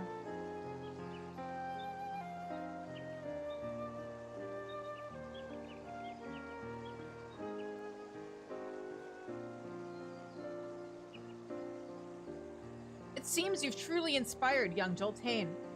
And should you still have time to spare, you could potentially inspire even more souls by helping us serve up more Kinder Punch. We'd also be glad if you simply enjoyed the festivities here on. It is entirely up to you. While the celebration continues, our guide will be pleased to show you to the stalls. My thanks again, Shizune, and happy Starlight. Happy Starlight! Also, since it's before midnight and I can still say it, I hope everybody's having a good winter solstice, Yule if you celebrate it, final night of Hanukkah. You can speak with this or to the Saturn. Yeah, okay.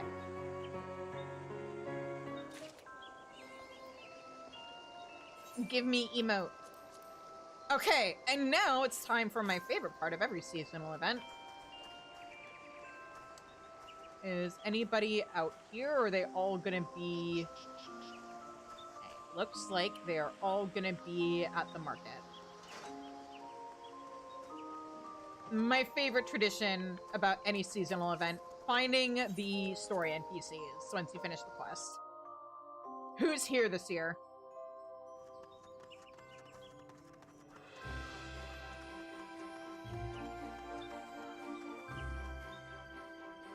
And now that I am in Endwalker, the only NPCs I should be able to find on this character should be any Dawn Trail characters that might show up. Oh, he's from the Lancers Guild, right? Which doesn't quite count for what I'm looking for. Oh, hey, it's Buscaron! I just noticed him. Okay, but that's still... Okay, Miyun is here. she normally wear that? Why have I never noticed it before? It almost looks like it should be a Valentine's. No Dawn Trail characters? I mean, it kind of makes sense. They are across the ocean. Oh! It's Bateron and, why am I forgetting the name of the Uldal chick? But it's the guild leaders from the other two city-states. That's cute. Wait, they're having a conversation. Momodi, thank you. Been a while since I've gone to the quicksand.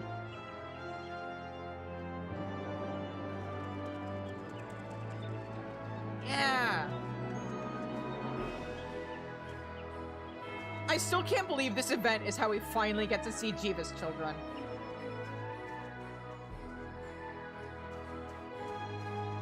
But yeah, considering where the Dawn Trail characters would be coming from, or like have to be coming from, it makes sense that they're not here. It'd be cute if they could have them. Imagine Wooklamot celebrating Starlight Celebration with everybody.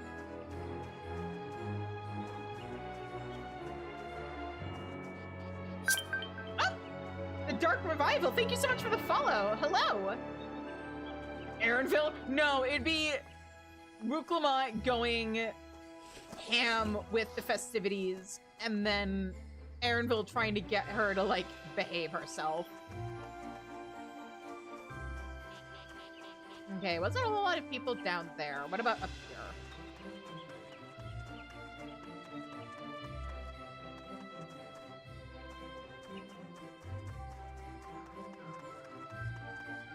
I'm so glad they, A, remembered that, or like, have never stopped doing the whole Godbert is the Saint of Nimia thing, and B, finally gave him pants.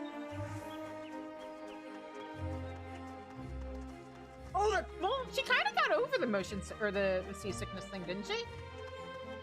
But maybe that's the real reason. Oh god, and Kona. Wait, no, I just realized who deserves more than anybody else to get to celebrate Starlight Celebration someday. I don't want to be talking too much about Dawn Trail spoilers when I'm still in Endwalker on stream, but a certain tiny little baby. I'll just put it that way. No spoilers in chat, but if you know, you know. He deserves all of the happy.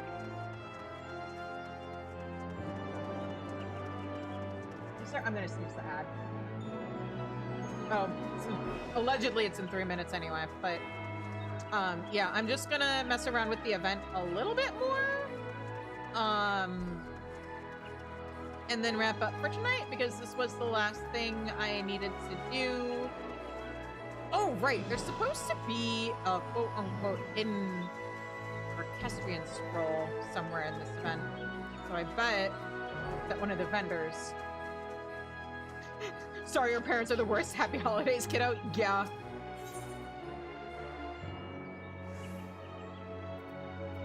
Okay, this is all flowers, which makes sense, but I bet... I'm gonna make an educated guess and say it's the Sundries vendor, maybe? No, it's just dyes.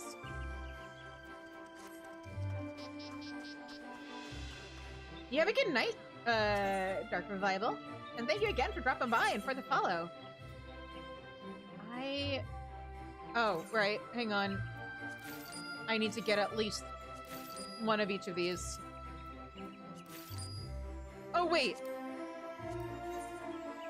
Oh, wow, they actually brought back an event item from a previous year?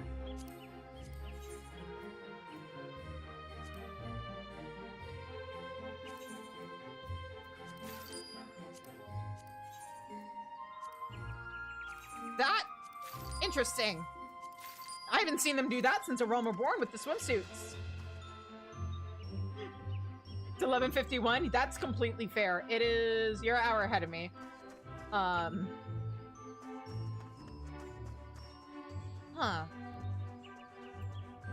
Oh, there's Jolene! It's so exciting thinking about all the new places out there. I'll never forget this feeling, no matter how many places I see. Yeah. Oh yeah, did I remember to check over here to see? I think I did. I didn't see anybody, I don't think.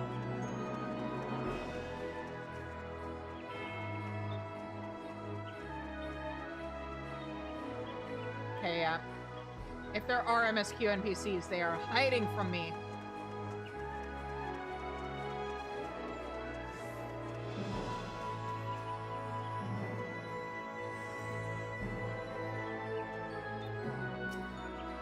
It's so exciting thinking about all the new places out there. I'll never forget this feeling, no matter how many places I see. Okay. Minigame. Ah, you're back. The people can't get enough of our punch, and it's all I can do to keep mugs filled. I could use your help with the serving again, if you are willing. Oh, it's probably from here. Like the NPCs from other parts of the game showing up thing I made. I should mention that a curious lady came by earlier. She spoke passionately about the spirit of culinary adventure before gifting us an array of unusual ingredients.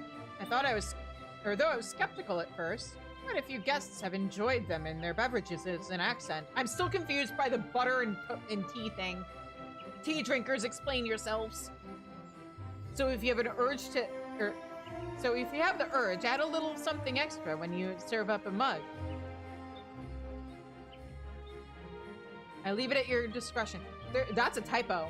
That's either, so if you have an urge, comma, add a little something extra when you serve up a mug. I leave it to your discretion. Or that should be, if you have the urge to add a little something. Sorry, I don't know how to turn off editor brain. I would just be glad for the break. Yeah, let's serve punch. You bring the pots of punch to a gentle simmer. The enticing aroma attracts someone to the stall. Who's it gonna be?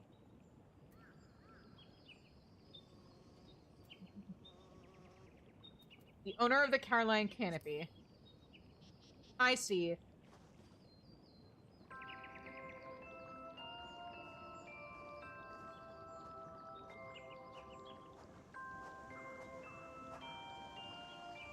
I thought I smelled a lovely aroma. I've already sampled the new varieties, so may I please have a mug of Gridanian punch? It will be interesting to see how yours compares to the Canopy's house blend. I'm not putting mushrooms in punch, please. Do I look like a monster? I should probably do it once on stream for the Vine, huh? That's very tasty indeed. Thank you. You've been a great help.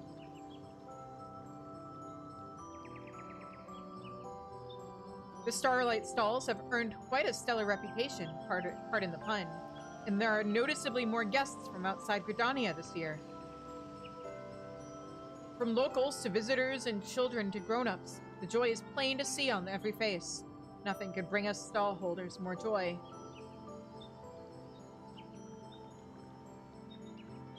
Well, I should return to my duties. When you have a spare moment from your own, do come and relax at the canopy.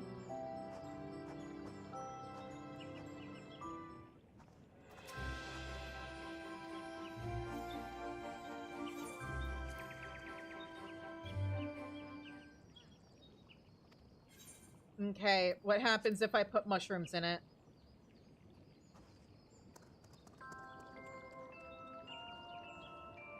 Miyun, I am so sorry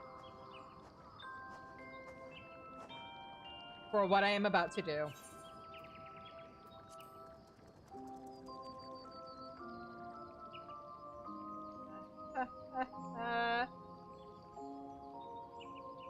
Please aim your face away from me when you do the spit take. Is this grated chanterelle? Interesting. These fragrant mushrooms are sought after for culinary and medicinal purposes, but I'd never imagined tasting it in a sweet drink. That's because you have good taste buds. While it might require a more mature palate, there's a depth to this punch that's quite enjoyable. I'd be happy to have it again.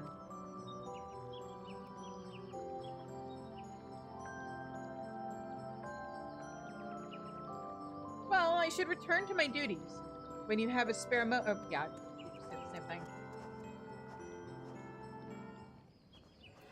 See, I'm a simple girl. I like hot cocoa and I like apple cider.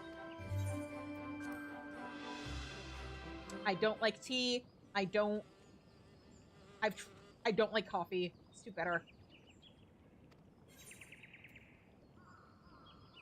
Proprietor of the Drowning Wench. Hi, Batteron. What kind of food crimes do I have the chance to commit against you? I couldn't help but come to see our lemons and mugs being used. And suffice it to say, I'd be much obliged for some punch, too. Okay, chocolate and punch I can maybe get. Oh, no, you know what? Since lemons and punch has orange in it, yeah, I could absolutely see that working. Chocolate oranges are a thing. I know some people don't like them, but it's an acquired taste.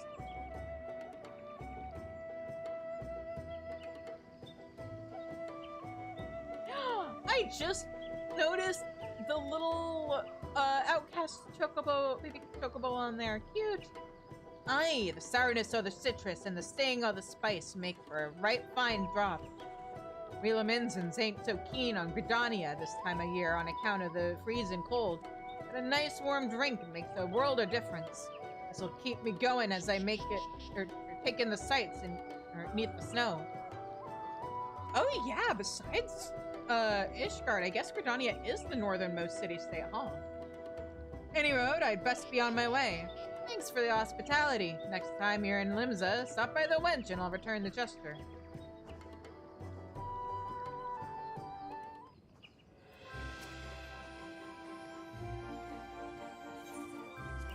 Okay, Batteron, so you get to avoid food crimes and just get a citrusy, chocolatey treat.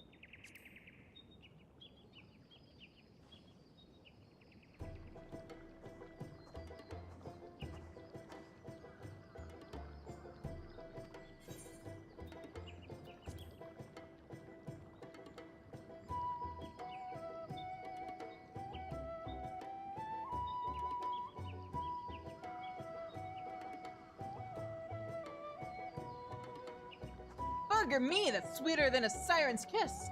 You put chocolate in here, did you? And a whole bleeding sack of sugar, too, by the taste of it. Still, there's folk as like something a little unusual. And you'd be surprised how many sea dogs have a sweet tooth, what with sugar being used to preserve food on voyages. Aye, I reckon you might be onto something here.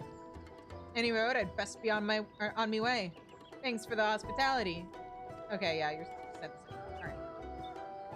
We're speedrunning this as much as we can while still appreciating everything, so skipping the dialogue we've read before. Alright. Quicksand. Okay, Momodi. What are we giving you? Miyun invited me to Gridania for Starlight celebration, and I couldn't say no. Might I trouble you for a mug of Uldan punch? Nopal punch? Purple? I don't know what that is.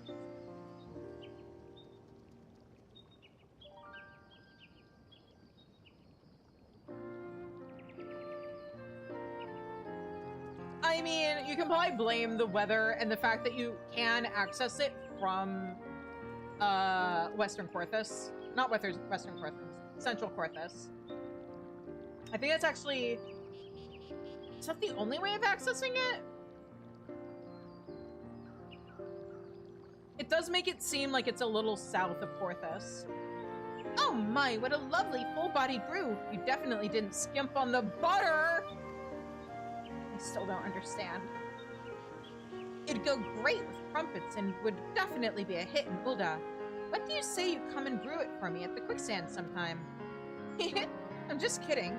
As long as I've been in the business of serving food and drink, it's a force of habit to consider the possibilities. Thank you kindly. Whenever you're in Ulda, yeah, be sure to drop by the Quicksand is what I'm assuming she said. But yeah, because if we look at the world map, Korthus is here, Blacktrout is here, Mordona is here, Limsa is a little bit, well, Limsa would actually be here, so it's south-ish, And then southernmost is Thanalan.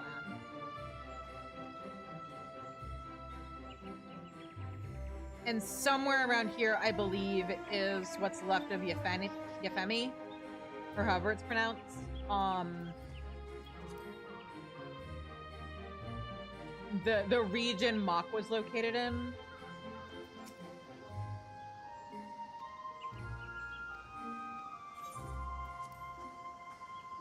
Okay, time to commit a food crime against Momodi.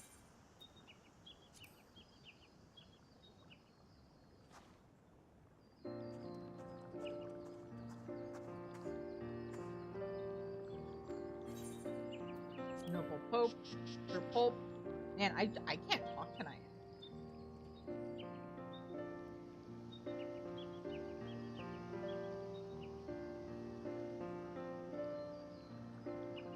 Well, what a delicious drink.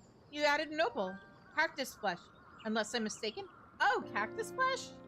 I mean, they already put butter in their punch. How much worse than pulped up cactus flesh can be it, or can that make it? Plenty of folk enjoy noble roasted in savory dishes, but it works surprisingly well with sweet flavors too. I might have to try adding it to our menu. Thank you kindly. Whenever you're in Olda, yeah. Drop by the quicksand, won't you? Of course, yeah.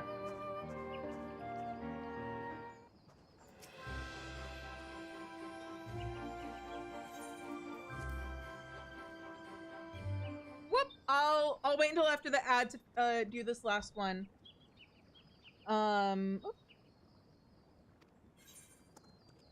But yeah, we have 3 more, and then I'm wrapping up the stream.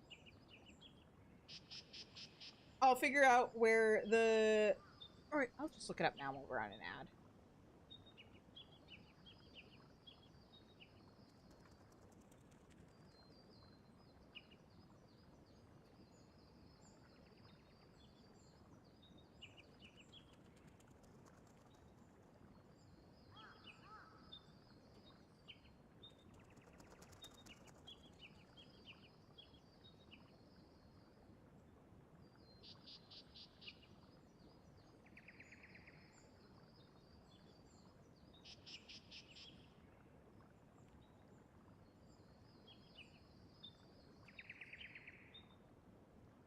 Or a secret item?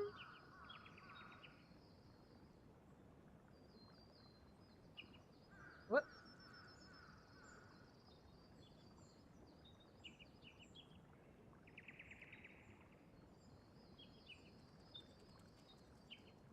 Oh!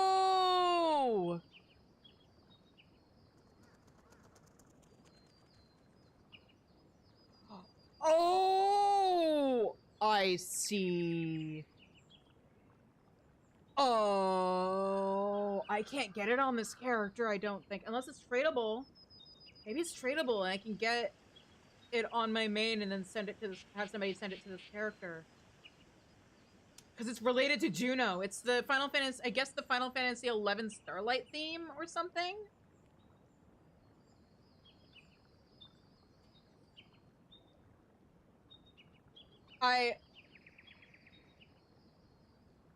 The one I'm missing is probably either because I'm not entirely done with Endwalker, I'm still on 6.1, or it's a Dawn Trail one.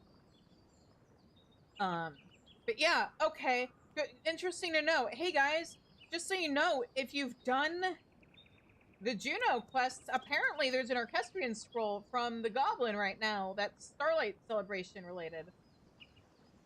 I guess we'll find out if it's permanent or temporary after the event. Yeah. Anyway, 20 more seconds until ads are over, and then I will continue. But yeah, I'm probably missing one because it's either I'm not far enough into Endwalker, or it's because I haven't done Dawn Trail. Or it's from a side quest I haven't done yet. I'm guessing. I will update you in the Discord if I figure it out when I go over to my main and see who it is. Anyway, Seed Seers. Which one?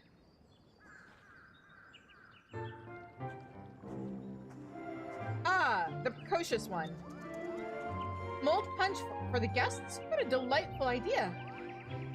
Lest you wonder, my sister Connie is busy, as is her wont, so I am attending the festivities in her stead. I shall have a Gridanian punch if you would be so kind. Moogle Palm Surprise? What? We're gonna start with the normal one.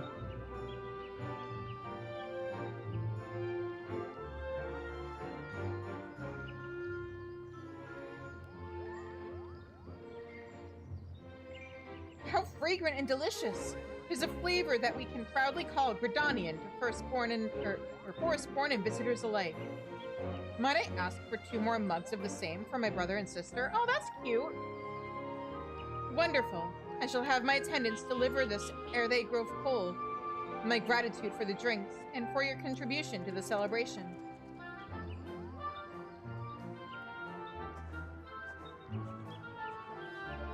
What the fuck is a Moogle Palm Surprise? Do we just rip one off of one of their heads and shove it in the punch?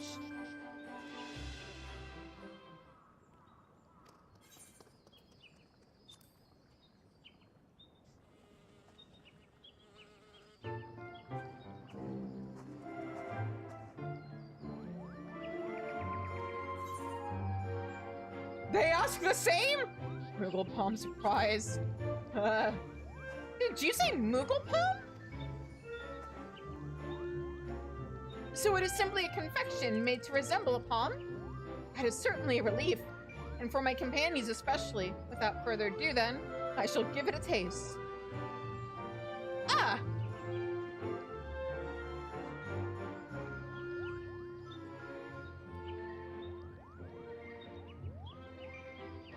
Well now, that is perfectly delicious. Just try not to frighten the children over much, do you hear? Okay, putting some kind of confection in punch, I could, depending on what's in it, I could understand.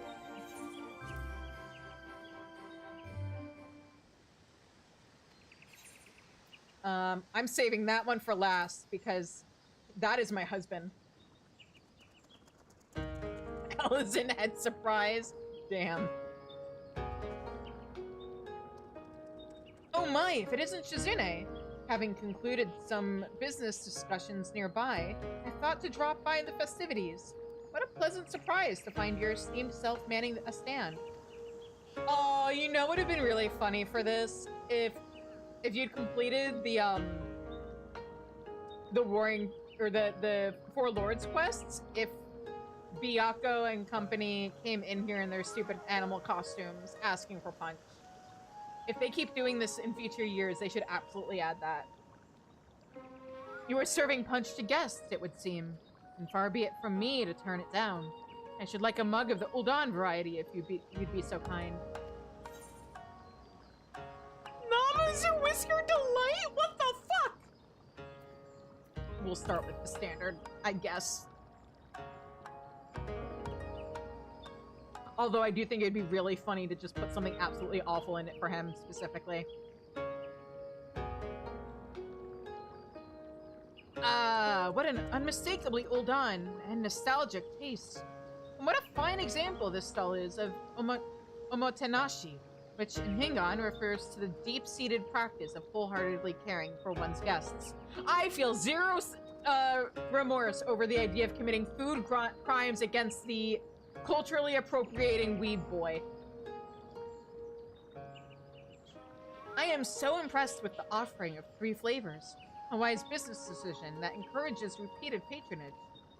Indeed, the entire enterprise of the Starlight stalls is inspired, and in offering the chance for children to experience other cultures, it has attracted my interest, as an individual and a representative as the East Aldenar Trading Company both.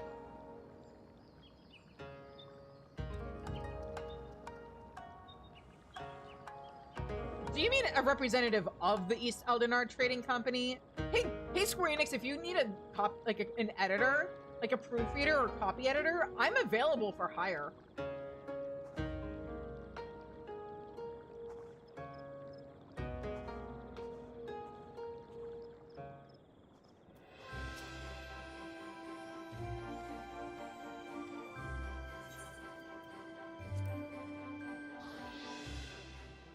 Oh gosh, what a shame, Hancock. The butter I put in your punch was rancid. My bad. Gosh, how did that happen? That's so weird.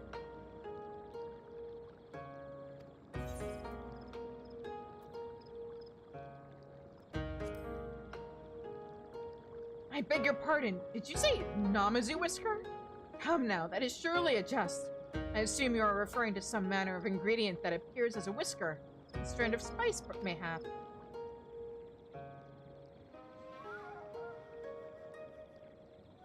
Spit, take, spit, take, spit, take. For forced politeness, let's go. Goodness me, that is certainly distinctive. Yeah! When seeking to introduce a new specialty, I suppose uniqueness is a way to pierce a crowded market. Oh, it's because I'm not far enough into Patch Quest yet. You probably have to finish 6.5 MSQ to be able to get that. Well, the drink has had quite an invigorating effect. If you will excuse me, I shall continue to peruse the stalls. I got to commit food crimes against the culturally appropriating weeb boy.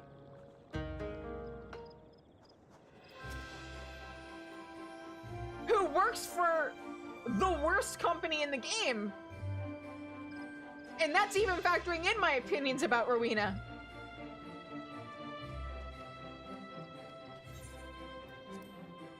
If you've done relics, you should be able to give punch to Rowena and Geralt.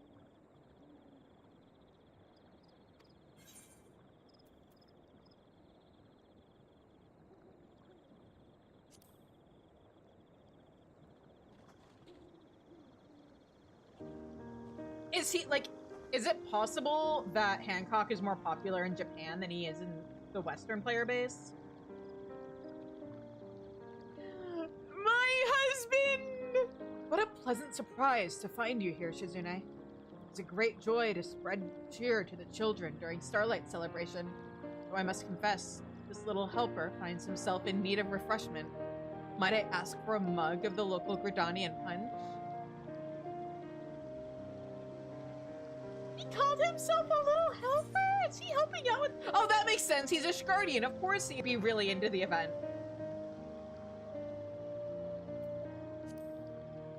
And birch syrup and punch? That 100% sounds like it would go.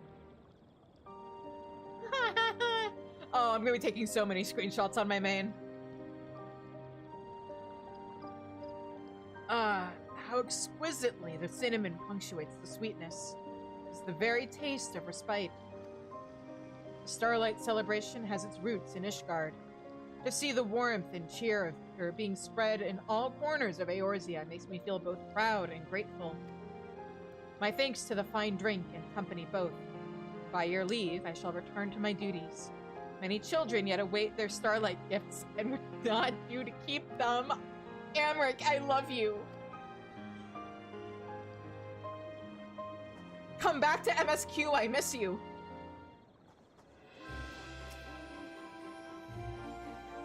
Hey, if you ever manage to escape the House of Lords, do you want to join the Scions?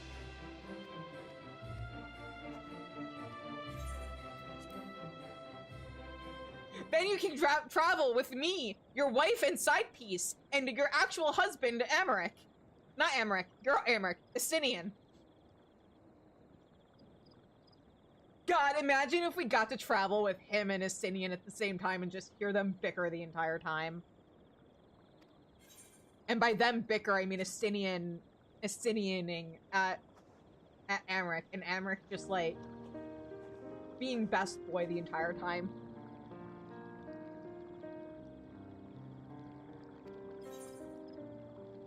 Gridanian punch with a generous dash of birch syrup.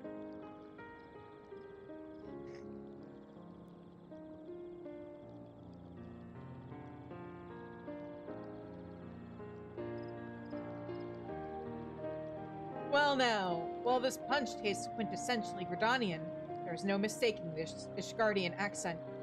Might this be an acknowledgement of the Starlight celebration's origins? No, it's just for you, baby. Yet regardless of the intent, the generous amount of birch syrup is a wonderful touch, and during this most special of seasons, I shall allow myself the indulgence. My thanks for the fine drink and company both. By your leave, I shall return to my duties. Many children yet await their Starlight's gifts, and okay, this is the same thing. Fair enough. Emmerich, I love you. You're the best.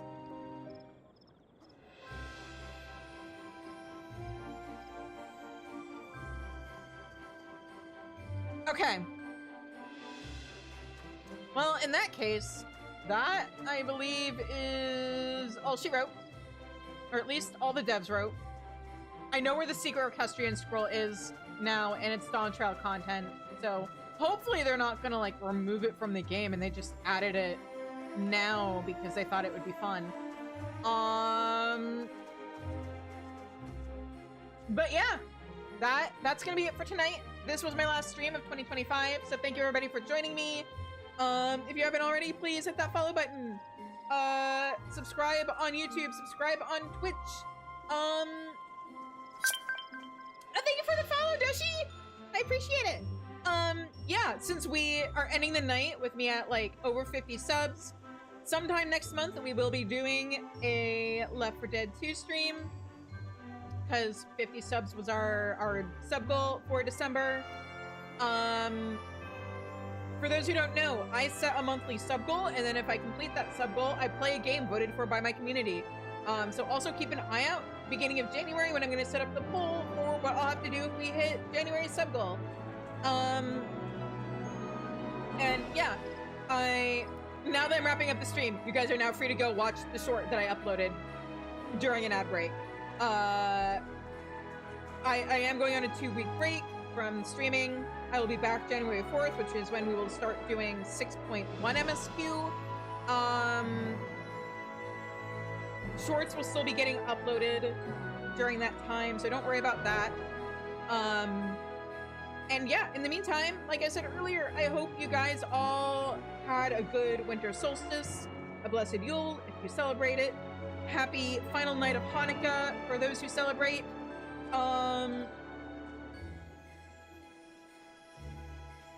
And yeah, and also, since I won't be back until the 4th, if you celebrate Christmas, Merry Christmas! And have a Happy New Year! I will see you all in 2026. I appreciate you all. And until I see you all again, as always... Oh, right, I need to find somebody to raid. Why do I always do my outro and then be like, right, raid time? If anybody has any suggestions, let me know. We have so many Final Fantasy XIV streamers right now, but are any of them not doing something 7.4?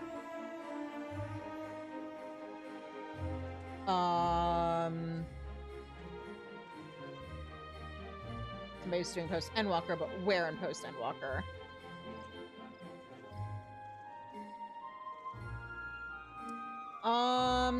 Yeah, I know Buffy is doing Post Endwalker. I just don't know what patch.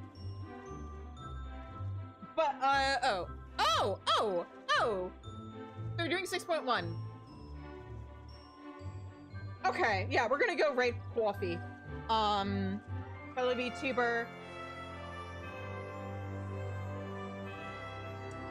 But yeah, we're gonna go raid Coffee. Around here, the pantry raids you. So, yeah. Let me just make this easy for myself. Where are you? There we go. And yeah, until I see you guys again, I hope you have a good night. Stay safe, stay healthy. Like I said, have a happy and safe Christmas and New Year. Make smart decisions. You know, take free public transportation or like have a designated driver if you're gonna go out and party, all that good stuff. Stay warm. And yeah, I will see you guys all next year, January 4th. And yeah, in the meantime, I'll see you guys in the Discord. Bye-bye.